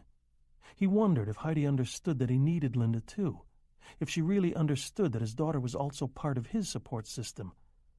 But part of his support system or not, he had no right to erode Linda's confidence, her psychological equilibrium. Heidi was right about that. She was right about that no matter how much it cost. He felt that bright hate surface in his heart again. Mommy had driven his daughter off to Auntie's house as soon as Billy had called and said he was on his way. And how come? Why? Because the boogie daddy was coming home. Don't run screaming, dear. It's only the thin man. Why that day? Why did you have to pick that day? "Billy, are you all right?" Heidi's voice was oddly hesitant. "Jesus, you stupid bitch. Here you are married to the incredible shrinking man, and all you could think to ask is if I'm all right?" "I'm as all right as I can be, I guess. Why?" "Because you looked strange for a minute." "Did I? Did I really? Why that day, Heidi? Why did you pick that day to reach into my pants after all the premieres of doing everything in the dark?" "Well, I suppose I feel a little strange almost all the time now," Billy said, thinking, "You've got to stop it, my friend. This is pointless. What's done is done." But it was hard to stop it. Hard to stop it when she stood there smoking one cigarette after another, but looking and seeming perfectly well, and... "But you will stop it, Billy, so help me." Heidi turned away and stubbed her cigarette out in a crystal ashtray. "The second thing is, you've been keeping something from me, Billy. Something to do with this. You talk in your sleep sometimes. You've been out nights. Now I want to know. I deserve to know." She was beginning to cry. "You want to know?" Halleck asked. "You really want to know?"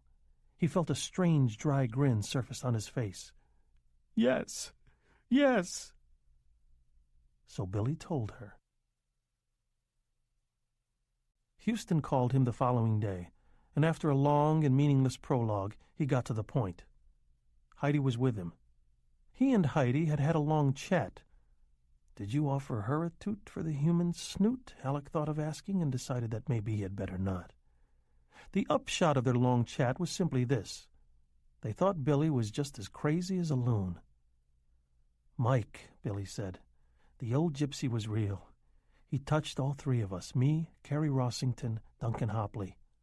Now, a guy like you doesn't believe in the supernatural. I accept that. But you sure as shit believe in deductive and inductive reasoning. So you've got to see the possibilities. All three of us were touched by him. All three of us have mysterious physical ailments. Now, for Christ's sake, before you decide I've gone crazy, at least consider the logical link." "Billy, there is no link.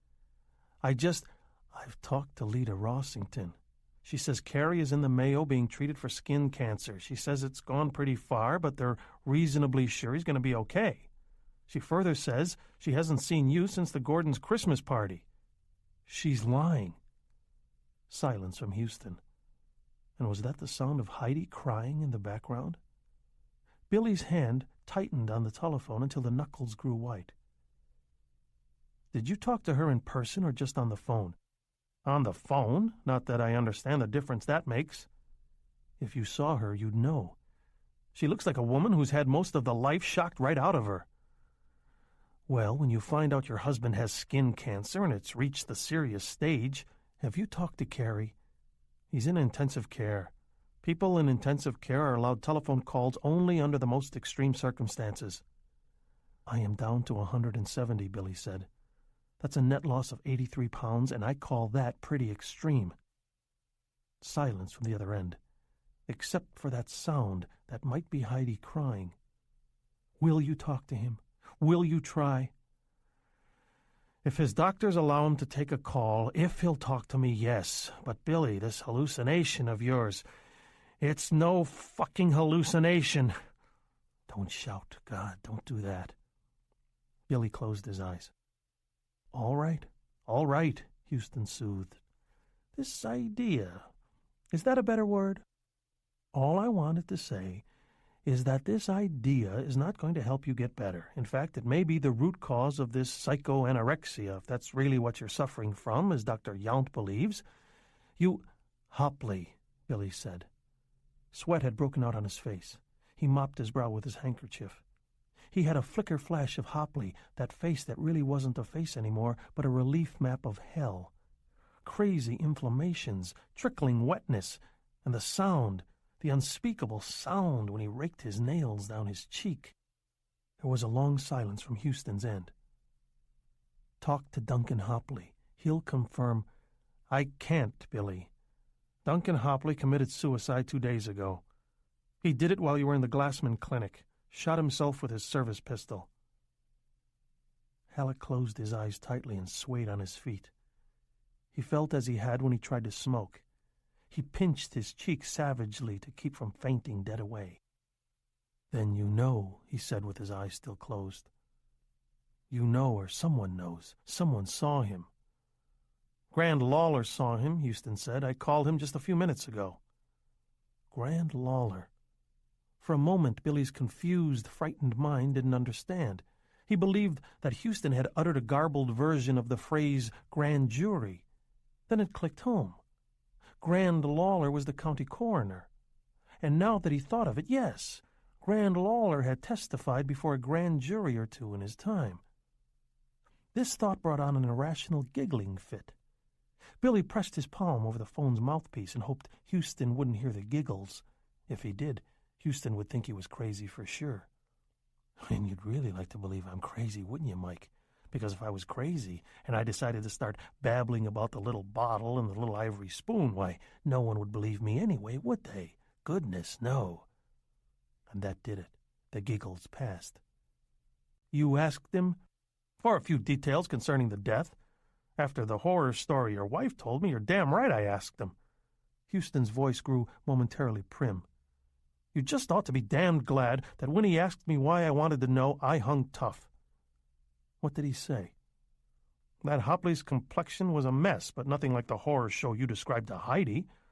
Grand's description leads me to believe that it was a nasty outbreak of the adult acne I'd treated Duncan for off and on ever since I first examined him back in 1974.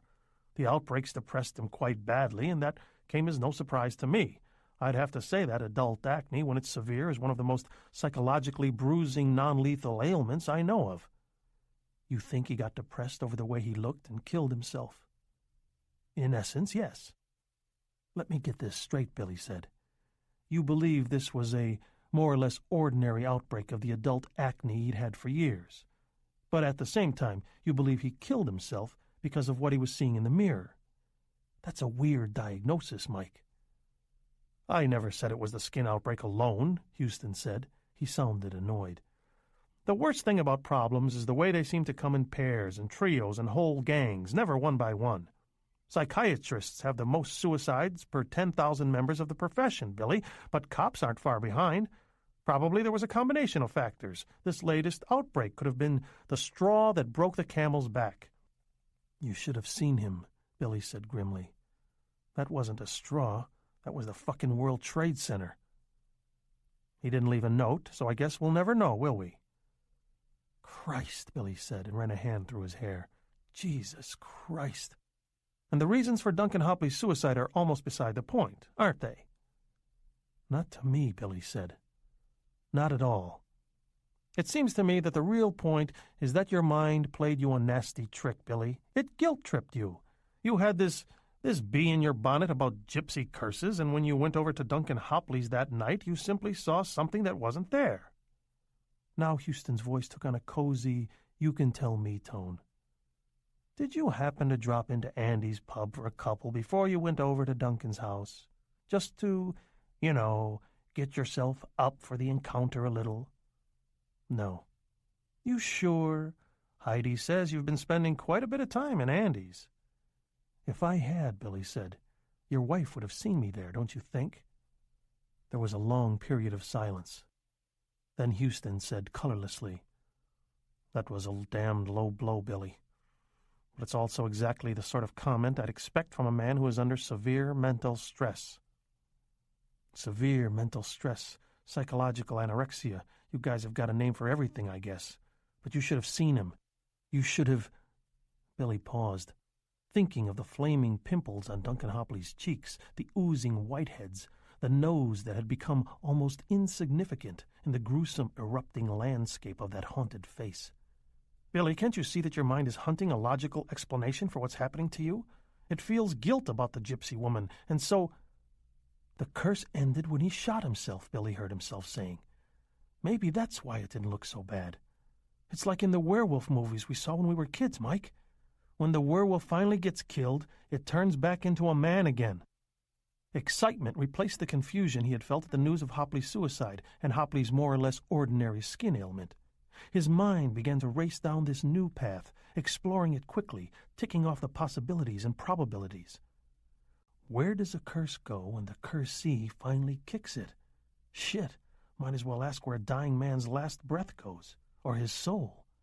Away. It goes away. Away, away, away. Is there maybe a way to drive it away?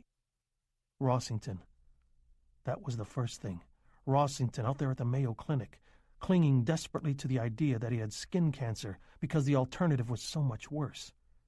When Rossington died, would he change back to... He became aware that Houston had fallen silent, and there was a noise in the background, unpleasant but familiar. Sobbing? Was that Heidi sobbing? "Why is she crying?" Billy rasped. "Billy, put her on." "Billy, if you could hear yourself. God damn it, put her on." "No, I won't. Not while you're like this." "Why, you cheap coke-sniffing little—" "Billy, quit it!"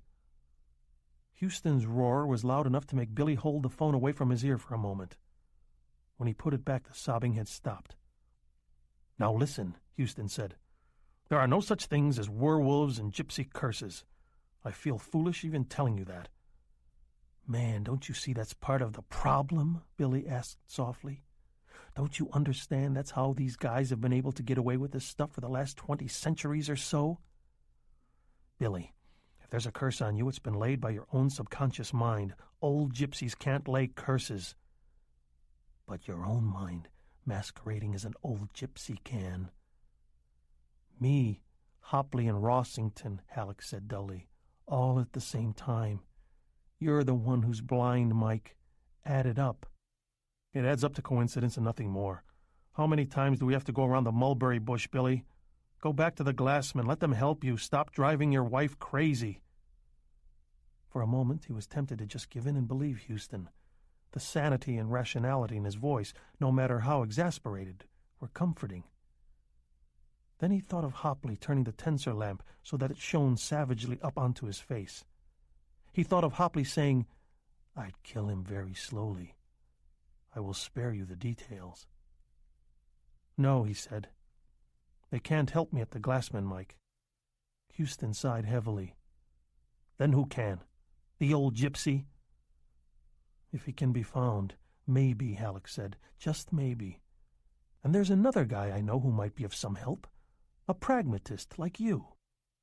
Ginelli. The name had surfaced in his mind as he was speaking. "But mostly I think I've got to help myself." "That's what I've been telling you." "Oh, I was under the impression you'd just advised me to check back into the Glassman clinic." Houston sighed. "I think your brains must be losing weight, too. Have you thought about what you're doing to your wife and daughter? Have you thought about that at all?" "Did Heidi tell you what she was doing to me when the accident happened?" Billy almost blurted out. "Did she tell you that yet, Mikey? No? Oh, you ought to ask her. My, yes." "Billy?" "Heidi and I will talk about it," Billy said quietly. "But don't you—" "I think you were right about at least one thing, Mike." "Oh? Well, good for me. And what was that?" "We've gone around the mulberry bush enough," Billy said, and hung up the telephone.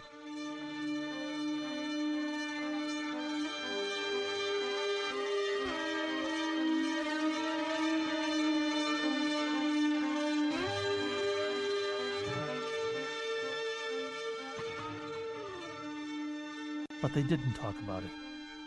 Billy tried a couple of times, but Heidi only shook her head, her face white and set, her eyes accusing him. She only responded once. It was 3 days after the telephone conversation with Houston, the one in which Heidi had been sobbing accompaniment in the background. They were just finishing dinner. Halleck had put away his usual lumberjack's meal, 3 hamburgers with buns and fixins, 4 ears of corn with butter, half a pint of French fries, and 2 helpings of peach cobbler with hard sauce. He still had little or no appetite, but he had discovered an alarming fact. If he didn't eat, he lost more weight. Heidi had arrived back home following Billy's argument with Houston, pale and silent, her face puffed from the tears she had cried in Houston's office. Upset and miserable himself, he had skipped lunch and dinner, and when he weighed himself the next morning, he saw that he had plummeted 5 pounds to 167. He stared at the figure, feeling a coldly fluttering swirl of moths in his gut. 5 pounds, he thought. 5 pounds in one single day. Christ! He had skipped no more meals since then. Now he indicated his empty plate, the clean corn cobs, the remains of the burgers, salad, French fries, dessert. "Does that look like anorexia nervosa to you, Heidi?" he asked. "Does it?" "No," she said unwillingly. "No, but I've been eating like this for the last month," Halleck said. "And in the last month I've lost just about 60 pounds. Now, would you like to explain how my subconscious managed that trick? Losing 2 pounds a day on an intake of roughly 6,000 calories per 24 hours? I don't know, but Mike says—" "You don't know and I don't know," Billy said, tossing his napkin into his plate angrily. His stomach was groaning and rolling under the weight of food he had dumped into it. "And Michael Houston doesn't know either." "Well, if it's a curse, why isn't anything happening to me?" she shrieked at him suddenly. And although her eyes blazed with anger, he could see the tears that were starting up in them. Stung, scared, and temporarily unable to control himself, Halleck shouted back, "Because he didn't know, that's why. That's the only reason. Because he didn't know." Sobbing, she pushed her chair back, almost fell over, and then fled from the table. Her hand was pressed to the side of her face as if she had just come down with a monstrous headache. "Heidi!" he yelled.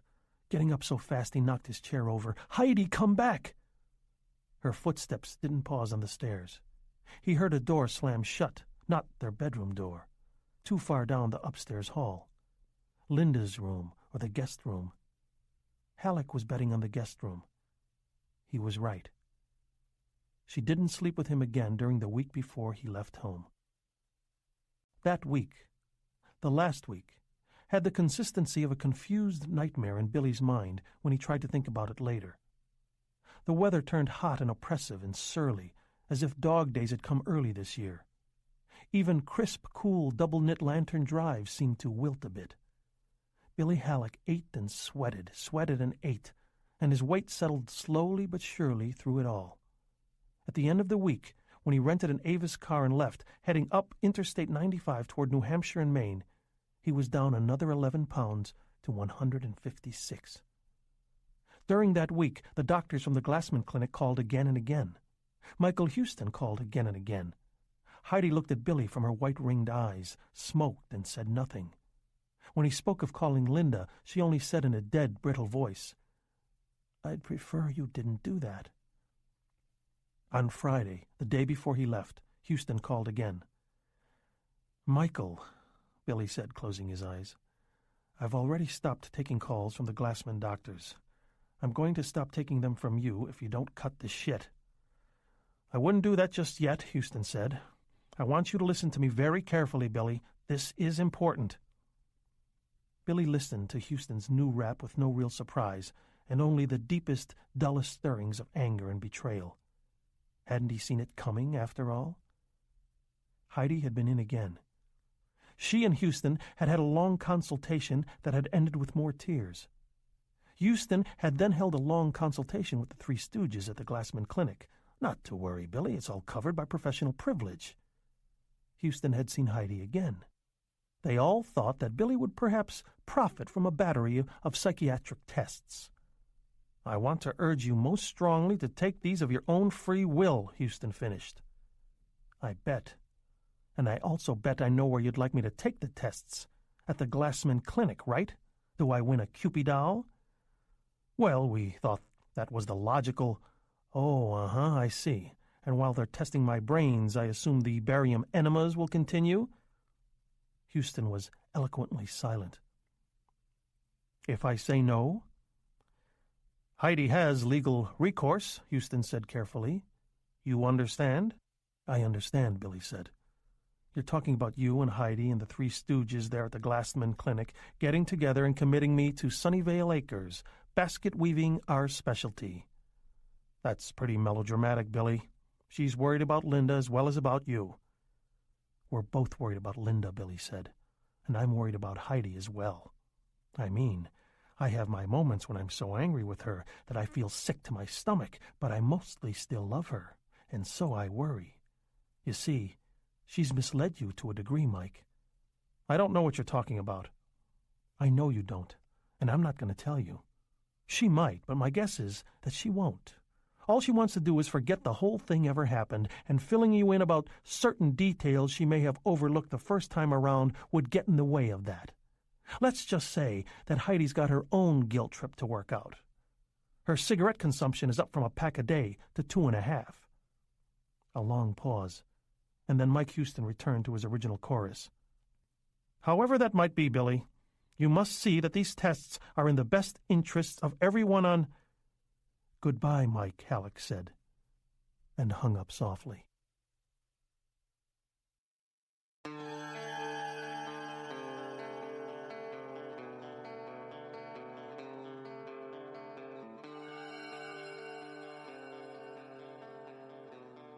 Billy spent the rest of the afternoon stewing his way back and forth through the air-conditioned house, catching glimpses of his new self in mirrors and polished surfaces. How we see ourselves depends a lot more on our conception of our physical bulk than we usually think. He found nothing comforting in this idea at all.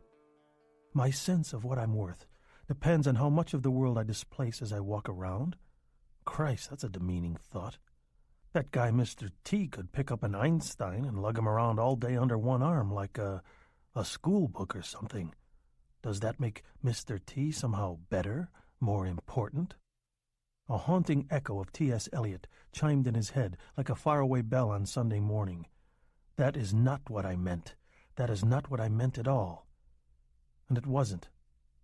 The idea of size as a function of grace or intelligence, or as a proof of God's love, had gone out around the time that the obesely waddling William Howard Taft had turned the presidency over to the epicene, almost gaunt Woodrow Wilson. How we see reality depends a lot more on our conception of our physical bulk than we usually think. Yes, reality. That was a lot closer to the heart of the matter. When you saw yourself being erased pound by pound, like a complicated equation being erased from a blackboard line by line and computation by computation, it did something to your sense of reality. Your own personal reality, reality in general. He had been fat, not bulky, not a few pounds overweight, but downright pig fat. Then he had been stout, then just about normal, if there really was such a thing. The Three Stooges from the Glassman Clinic seemed to think there was anyway. Then thin. But now thinness was beginning to slip into a new state. Scrawniness. What came after that? Emaciation, he supposed. And after that, something that still lingered just beyond the bounds of his imagination. He was not seriously worried about being hauled away to the funny farm. Such procedures took time. But the final conversation with Houston showed him clearly just how far things had gone and how impossible it was that anyone was going to believe him, then or ever. He wanted to call Kirk Pinchley. The urge was nearly insurmountable, even though he knew Kirk would call him when and if any of the 3 investigative agencies the firm employed had turned up something. He called a New York number instead, paging to the back of his address book to find it. Richard Ginelli's name had bobbed uneasily up and down in his mind since the very beginning of this thing. Now it was time to call him. Just in case. 3 brothers, the voice on the other end said. Specials tonight include veal marsala and our own version of fettuccine alfredo. My name is William Halleck, and I would like to speak to Mr. Ginelli if he's available. After a moment of considering silence, the voice said, Halleck. Yes. The phone clunked down. Faintly, Billy could hear pots and pans crashing and bashing together. Someone was swearing in Italian. Someone else was laughing. Like everything else in his life these days, it all seemed very far away. At last, the phone was picked up. William! It occurred to Billy again that Ginelli was the only person in the world who called him that. How are you doing, paisan? I've lost some weight. Well, that's good, Ginelli said. You were too big, William. I gotta say that, too big. How much you lose? 20 pounds. Hey, congratulations. And your heart thanks you, too. Hard to lose weight, isn't it? Don't tell me I know. Fucking calories stick right on there. Mix like you, they hang over the front of your belt. Dagos like me, you discover one day you're ripping out the seat of your pants every time you bend over to tie your shoes. It actually wasn't hard at all. Well, you come on into the Brothers, William. I'm going to fix you my own special chicken Neapolitan. It'll pull all that weight back on in one meal. I might just take you up on that, Billy said, smiling a little. He could see himself in the mirror on his study wall, and there seemed to be too many teeth in his smile. Too many teeth too close to the front of his mouth. He stopped smiling. Yeah, well, I really mean it. I miss you. It's been too long, and life's short, paisan. I mean, life is short, am I right? Yeah, I guess it is.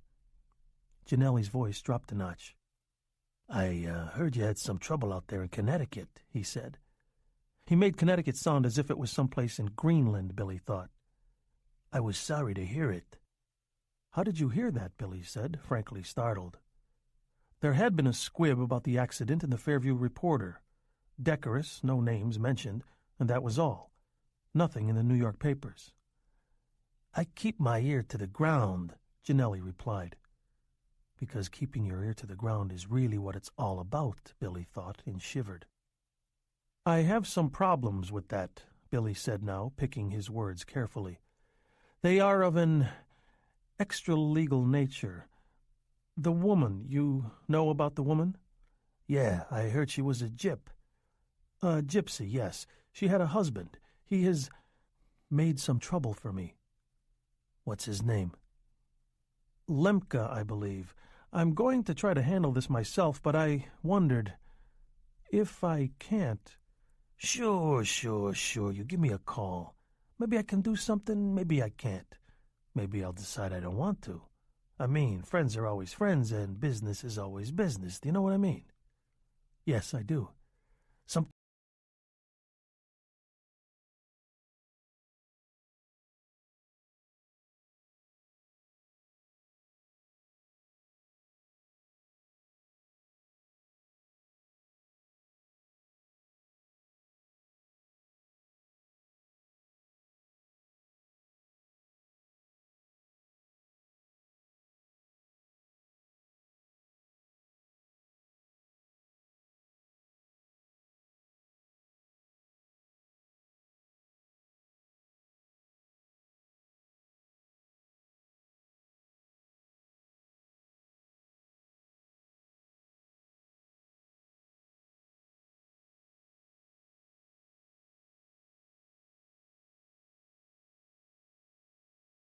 You ask an old wop like me if I'm superstitious? Growing up in a family where my mother and grandmother and all my aunts went around Hail Marying and praying to every saint you ever heard of, and another bunch you didn't ever hear of, and covering up the mirrors when someone died, and poking the sign of the evil eye at crows and black cats that crossed their path? Me? You ask me a question like that? Yeah, Billy said, smiling a little in spite of himself. I ask you a question like that. Richard Janelli's voice came back flat, hard, and totally devoid of humor. I believe in only two things, William. Guns and money. That's what I believe in. And you can quote me. Superstitious? Not me, paisan. You are thinking of some other dago. That's good, Billy said, and his own smile widened. It was the first real smile to sit on his face in almost a month, and it felt good. It felt damned good.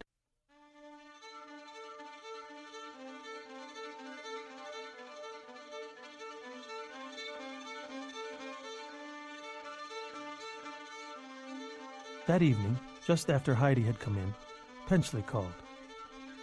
Your gypsies have led us on a merry chase, he said. You've piled up damn near $10,000 in charges already, Bill. Time to drop it?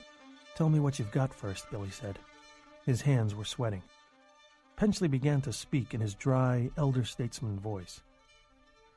The gypsy band had first gone to Greeno, a Connecticut city about 30 miles north of Milford. A week after they had been rousted from Greeno, they turned up at Pawtucket, near Providence, Rhode Island. After Pawtucket, Attleboro, Massachusetts. In Attleboro, one of them had been arrested for disturbing the peace and then had jumped his piddling bail. What seems to have happened is this, Penchley said. There was a town fellow, sort of a bully, who lost $10 playing quarters on the wheel of chance. Told the operator it was rigged and that he would get even. 2 days later, he spotted the gypsy coming out of a night owl store. There were words between them, and then there was a fight in the parking lot. There were a couple of witnesses from out of town who say the town fellow provoked the fight. There were a couple more from in town who claimed the gypsy started it. Anyway, it was the gypsy who got arrested. When he jumped bail, the local cops were delighted. Saved them the cost of a court case and got the gypsies out of town. That's usually how it works, isn't it? Billy asked. His face was suddenly hot and burning. He was somehow quite sure that the man who had been arrested in Attleboro was the same young man who had been juggling the bowling pins on the Fairview town common. "Yes, pretty much," Penchley agreed. "The gypsies know the scoop. Once the fellow is gone, the local cops are happy. There's no APB, no manhunt. It's like getting a fleck of dirt in your eye. That fleck of dirt is all one can think about. Then the eye waters and washes it out. And once it's gone and the pain stops, one doesn't care where that fleck of dirt went, does one?"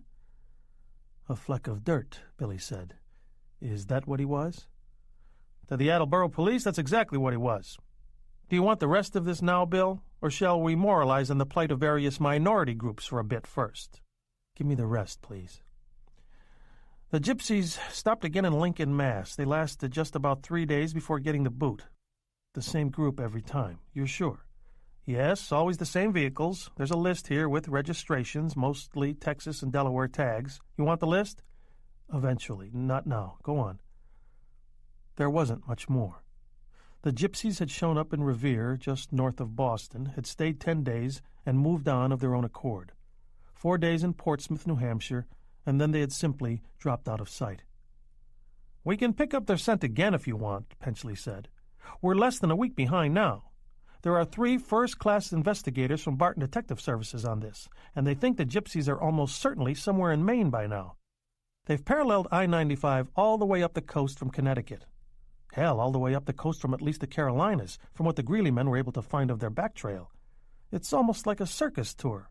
They'll probably work the southern Maine tourist areas like Ogunquit and Kennebunkport, work their way up to Booth Bay Harbor and finish at Bar Harbor. Then, when the tourist season starts to run out, they'll head back down to Florida, the Texas Gulf Coast for the winter." "Is there an old man with them?" Billy asked. He was gripping the phone very tightly. "About 80, with a horrible nose condition, sore, cancer, something like that." A sound of riffling papers that seemed to go on forever. Then, "Tadeusz Lemke," Penchley said calmly. "The father of the woman you struck with your car. Yes, he's with them." "Father?" Halleck barked. "That's impossible. Kirk, the woman was old, around 70, 75. Tadeusz Lemke is 106. For several moments, Billy found it impossible to speak at all. His lips moved, but that was all. He looked like a man kissing a ghost. Then he managed to repeat, "That's impossible." "An age we all could certainly envy," Kirk Penchley said, "but not at all impossible. There are records on all of these people, you know. They're not wandering around Eastern Europe in caravans anymore, although I imagine some of the older ones, like this fellow Lemke, wish they were. I've got pics for you. Social Security numbers, fingerprints if you want them. Lemke has variously claimed his age to be 106, 108, and 120. I choose to believe 106 because it jibes with the Social Security information that Barton operatives were able to obtain. Susanna Lemke was his daughter, all right, no doubt at all about that. And for whatever it's worth, he's listed as president of the Tadeusz Company on the various gaming permits they've had to obtain, which means he's the head of the tribe or the band or whatever they call themselves." His daughter. Lemke's daughter. In Billy's mind, it seemed to change everything. Suppose someone had struck Linda. Suppose it had been Linda run down in the street like a mongrel dog. "It down?" "Huh?" He tried to bring his mind back to Kirk Penchley. "I said, are you sure you don't want us to close this down? It's costing you, Bill." "Please ask them to push on a little further," Billy said. "I'll call you in 4 days, no, 3, and find out if you located them." "You don't need to do that," Penchley said. When the Barton people locate them, you'll be the first to know." "I won't be here," Halleck said slowly. "Oh." Penchley's voice was carefully noncommittal. "Where do you expect to be?" "Traveling," Halleck said, and hung up shortly afterward. He sat perfectly still, his mind a confused whirl, his fingers, his very thin fingers, drumming uneasily on the edge of his desk.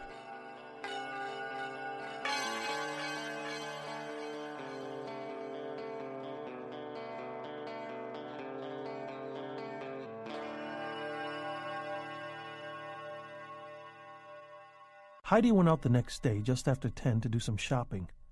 She did not look in on Billy to tell him where she was going or when she would be back. That old and amiable habit was no more. Billy sat in his study watching the Olds back down the driveway to the street. For just a moment, Heidi's head turned, and their eyes seemed to meet. His confused and scared, hers dumbly accusing.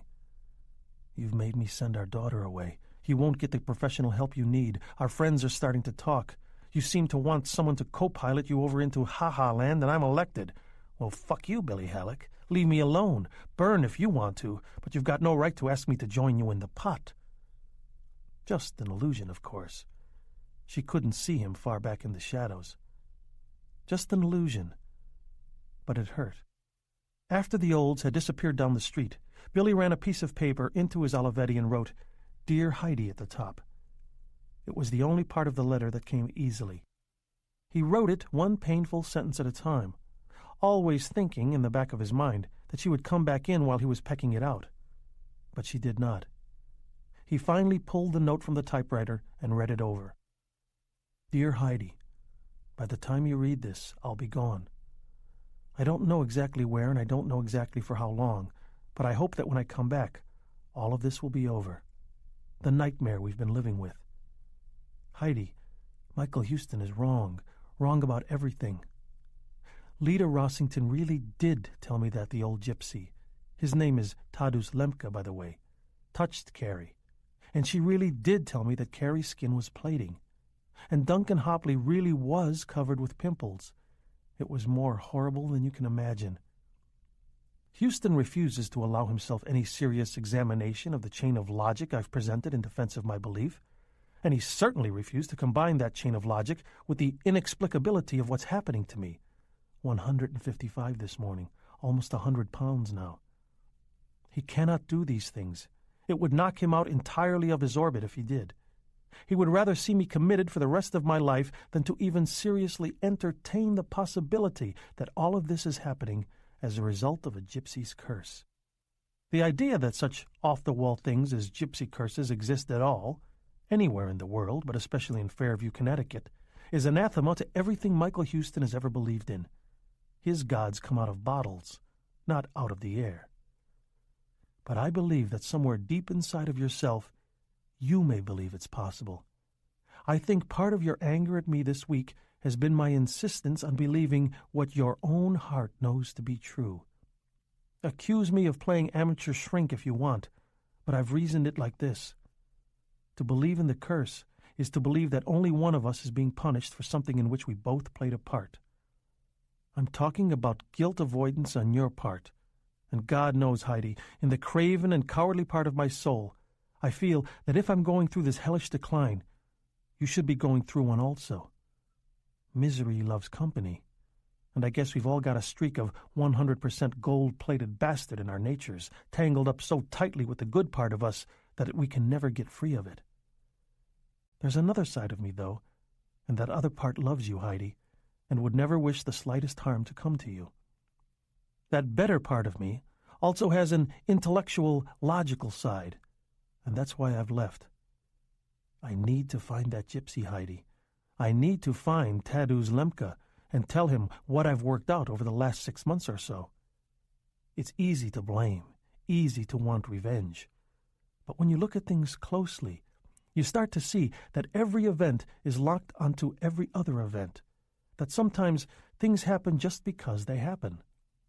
None of us like to think that's so, because then we can never strike out at someone to ease the pain. We have to find another way, and none of the other ways are so simple or so satisfying. I want to tell him that there was no evil intent. I want to ask him if he'll reverse what he's done, always assuming it's in his power to do so. But what I want to do more than anything else, I find, is to simply apologize. For me, for you, for all of Fairview. I know a lot more about gypsies than I used to, you see. I guess you could say that my eyes have been opened. And I think it's only fair to tell you one more thing, Heidi.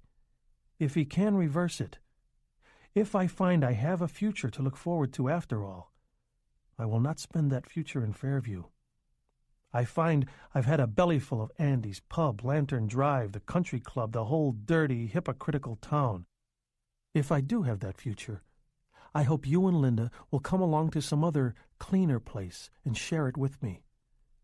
If you won't, or can't, I'll go anyway.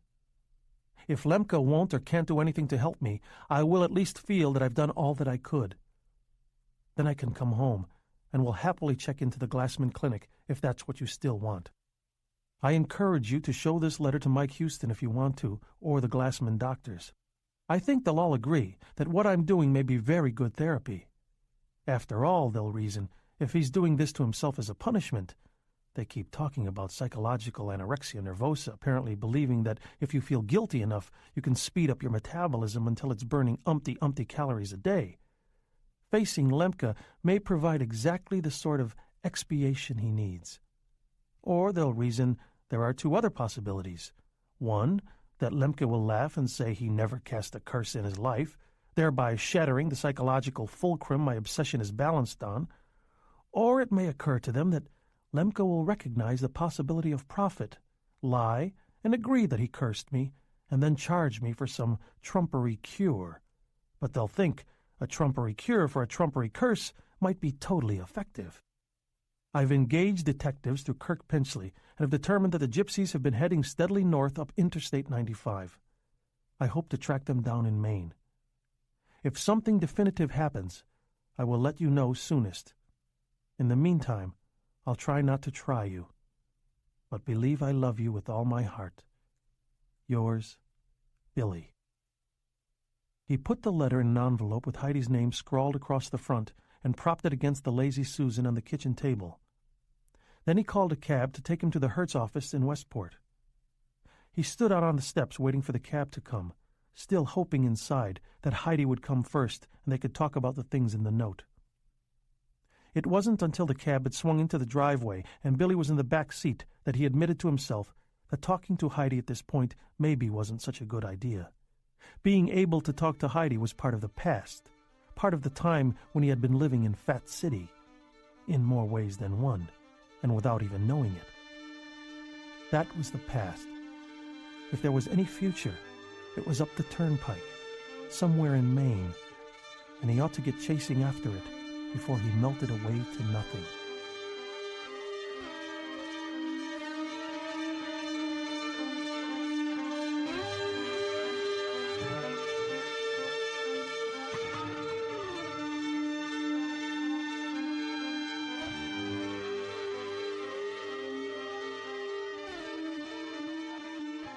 He stopped that night in Providence.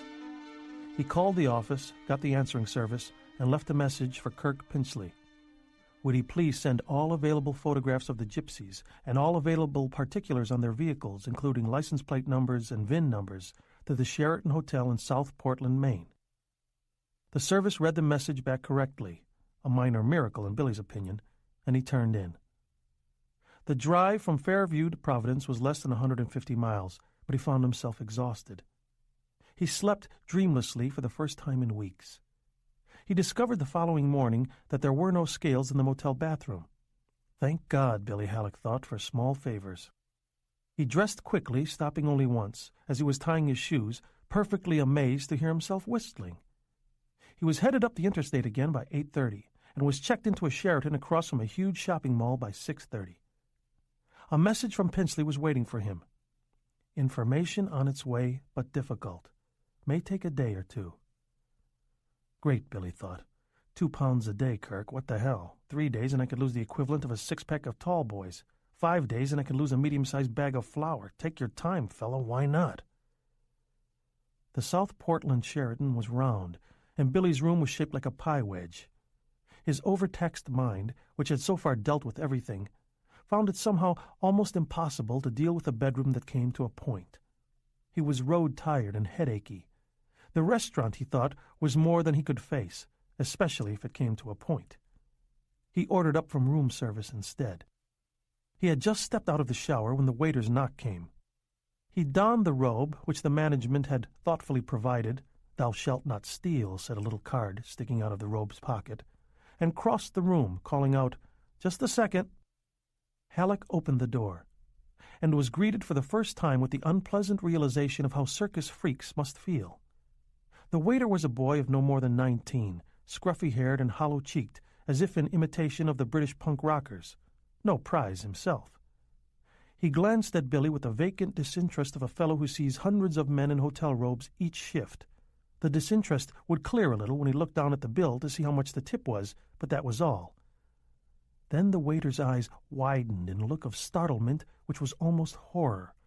It was only for a moment. Then the look of disinterest was back again. But Billy had seen it. Horror. It was almost horror. And the expression of startlement was still there. Hidden, but still there. Billy thought he could see it now because another element had been added. Fascination. The two of them were frozen for a moment, locked together in the uncomfortable and unwanted partnership of gawker and gawky. Billy thought dizzily of Duncan Hopley, sitting in his pleasant home on Ribbon-Maker Lane with all the lights off. "Well, bring it in," he said harshly, breaking the moment with too much force. "You going to stand out there all night?" "Oh, no, sir," the room service waiter said. "I'm sorry." Hot blood filled his face, and Billy felt pity for him. He wasn't a punk rocker, not some sinister juvenile delinquent who had come to the circus to see the living crocodiles. He was only a college kid with a summer job who had been surprised by a haggard man who might or might not have some sort of disease.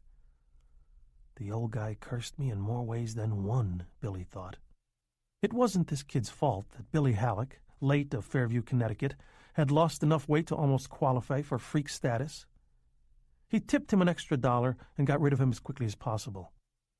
Then he went into the bathroom and looked at himself, slowly spreading his robe open, the archetypal flasher practicing in the privacy of his own room. He had belted the robe loosely to begin with, and it had left most of his chest and some of his belly exposed.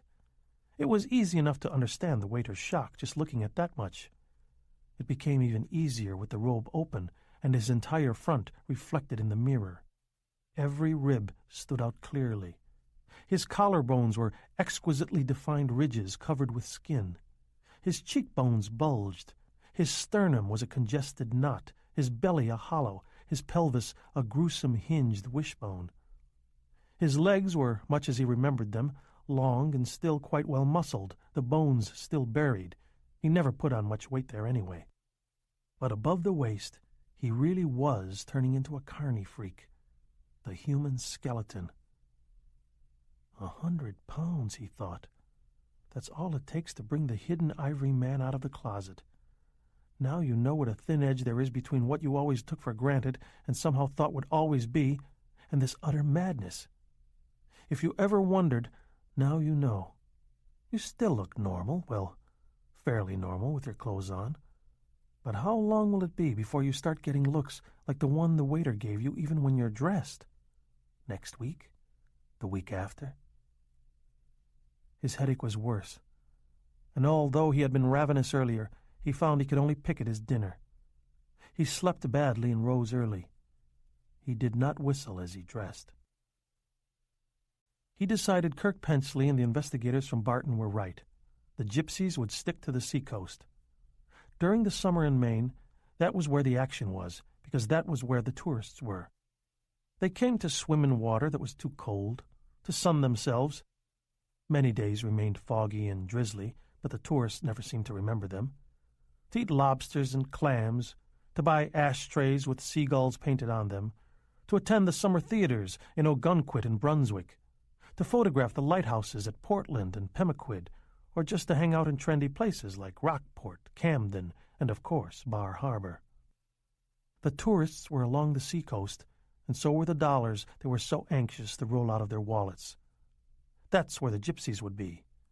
But where, exactly? Billy listed better than 50 seacoast towns and then went downstairs.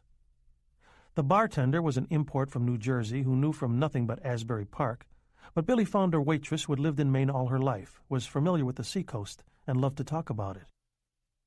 "I'm looking for some people, and I'm fairly sure they'll be in a seacoast town, but not a really ritzy one, more of, honky-tonk kind of town?" she asked. Billy nodded. She bent over his list. "Old Orchard Beach," she said. "That's the honky-tonk of them all, The way things are down there until Labor Day, your friends wouldn't get noticed unless they had 3 heads each. Other ones? Well, most of the seacoast towns get a little honky-tonk in the summer, she said. Take Bar Harbor, for instance. Everybody who's ever heard of it has an image of Bar Harbor as real ritzy, dignified, full of rich people who go around in Rolls Royces. It's not like that? No. Frenchman's Bay, maybe, but not Bar Harbor. In the winter, it's just this dead little town with a 1025 ferry is the most exciting thing to happen all day. In the summer, Bar Harbor's a crazy town. It's like Fort Lauderdale is during spring break, full of heads and freaks and superannuated hippies. You can stand over the town line in Northeast Harbor, take a deep breath, and get stoned from all the dope in Bar Harbor if the wind's right. And the main drag, until after Labor Day, it's a street carnival. Most of these towns you got on your list are like that, mister, but Bar Harbor's like top end, you know? I hear you, Billy said, smiling. I used to go up there sometimes in July, August, and hang out, but not anymore. I'm too old for that now. Billy's smile became wistful. The waitress looked all of 23. Billy gave her $5. She wished him a pleasant summer and good luck finding his friends. Billy nodded, but for the first time he did not feel so sanguine about the possibility. You mind a little piece of advice, mister? Not at all, Billy answered, thinking she meant to give him her idea on the best place to start, and that much he had already decided for himself. You ought to fatten yourself up a little, she said. Eat pasta. That's what my mom would tell you. Eat lots of pasta. Put on a few pounds. A manila envelope full of photographs and automobile information arrived for Halleck on his 3rd day in South Portland. He shuffled through the photographs slowly, looking at each. Here was the young man who had been juggling the pins. His name was also Lemke, Samuel Lemke. He was looking at the camera with an uncompromising openness that looked as ready for pleasure and friendship as it did anger and sullenness. Here was the pretty young girl who had been setting up the slingshot target shoot when the cops landed. And yes, she was every bit as lovely as Halleck had surmised from his side of the common. Her name was Angelina Lemke. He put her picture next to the picture of Samuel Lemke. Brother and sister. The grandchildren of Susanna Lemke, he wondered? The great-grandchildren of Tadeusz Lemke? Here was the elderly man who had been handing out flyers, Richard Crosskill.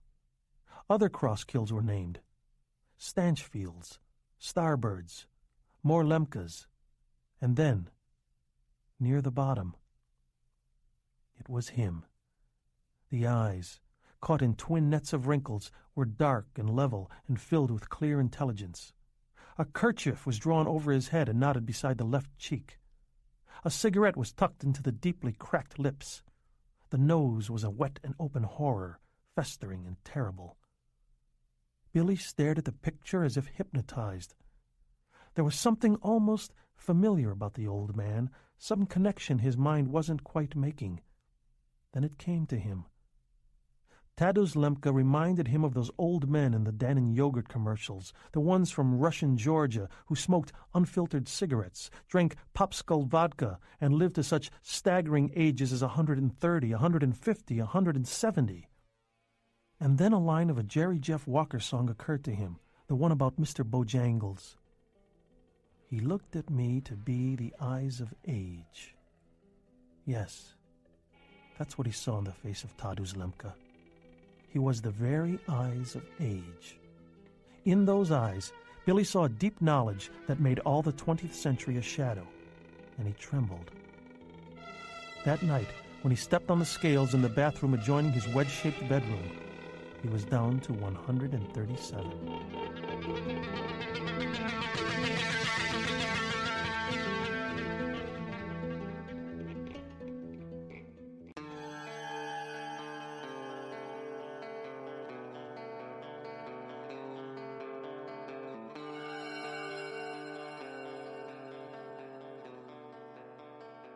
Old Orchard Beach, the waitress had said. That's the honkiest honky-tonk of them all. The desk clerk agreed. So did the girl in the tourist information booth 4 miles down the highway, although she refused to put it in such blatantly pejorative terms. Billy turned his rental car toward Old Orchard Beach, which was about 18 miles south. Traffic slowed to a bumper-to-bumper crawl still a mile from the beach.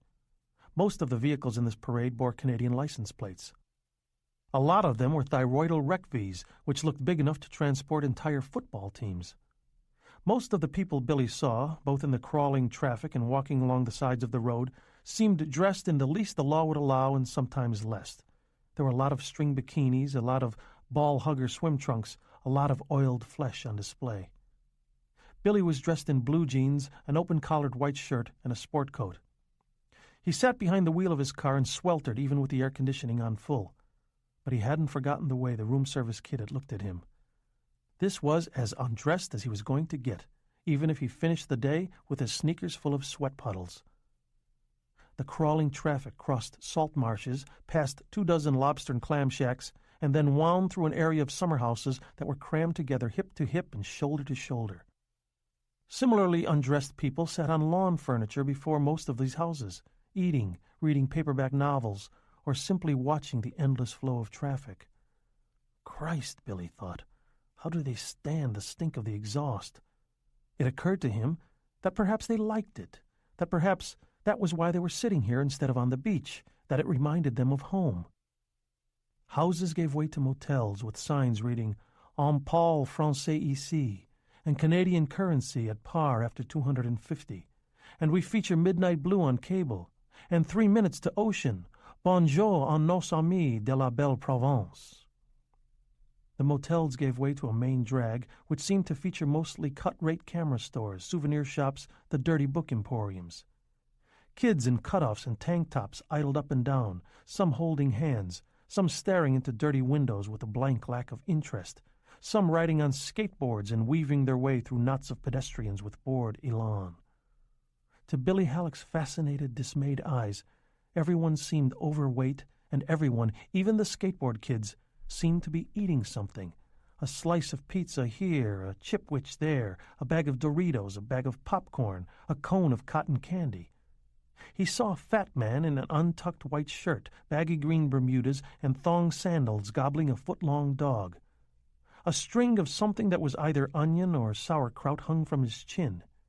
He held 2 more dogs between the pudgy fingers of his left hand, and to Billy he looked like a stage magician displaying red rubber balls before making them disappear. The midway came next. A roller coaster loomed against the sky. A giant replica of a Viking boat swung back and forth in steepening semicircles while the riders strapped inside shrieked. Bells bonged and lights flashed in an arcade to Billy's left. To his right, teenagers in striped muscle shirts drove dodgem cars into each other. Just beyond the arcade, a young man and a young woman were kissing. Her arms were locked around his neck. One of his hands cupped her buttocks, the other held a can of Budweiser. Yeah, Billy thought. Yeah, this is the place. Got to be. He parked his car in a baking macadam lot, paid the attendant $17 for a half-day stub, transferred his wallet from his hip pocket to the inside pocket of his sport coat, and started hunting. At first he thought that the weight loss had perhaps speeded up. Everyone was looking at him. The rational part of his mind quickly assured him that it was just because of his clothes, not the way he looked inside his clothes. People would stare at you the same way if you showed up on this boardwalk wearing a swimsuit and a T-shirt in October, Billy. Take it easy. You're just something to look at, and down here there's plenty to look at. And that was certainly true. Billy saw a fat woman in a black bikini, her deeply tanned skin gleaming with oil. Her gut was prodigious, the flex of the long muscles in her thighs nearly mythic and strangely exciting. She moved toward the wide sweep of white beach like an ocean liner, her buttocks flexing in wave-like undulations. He saw a grotesquely fat poodle dog, its curls summer-sheared, its tongue more gray than pink, hanging out listlessly, sitting in the shade of a pizza shack. He saw 2 fistfights. He saw a huge gull with mottled gray wings and dead black eyes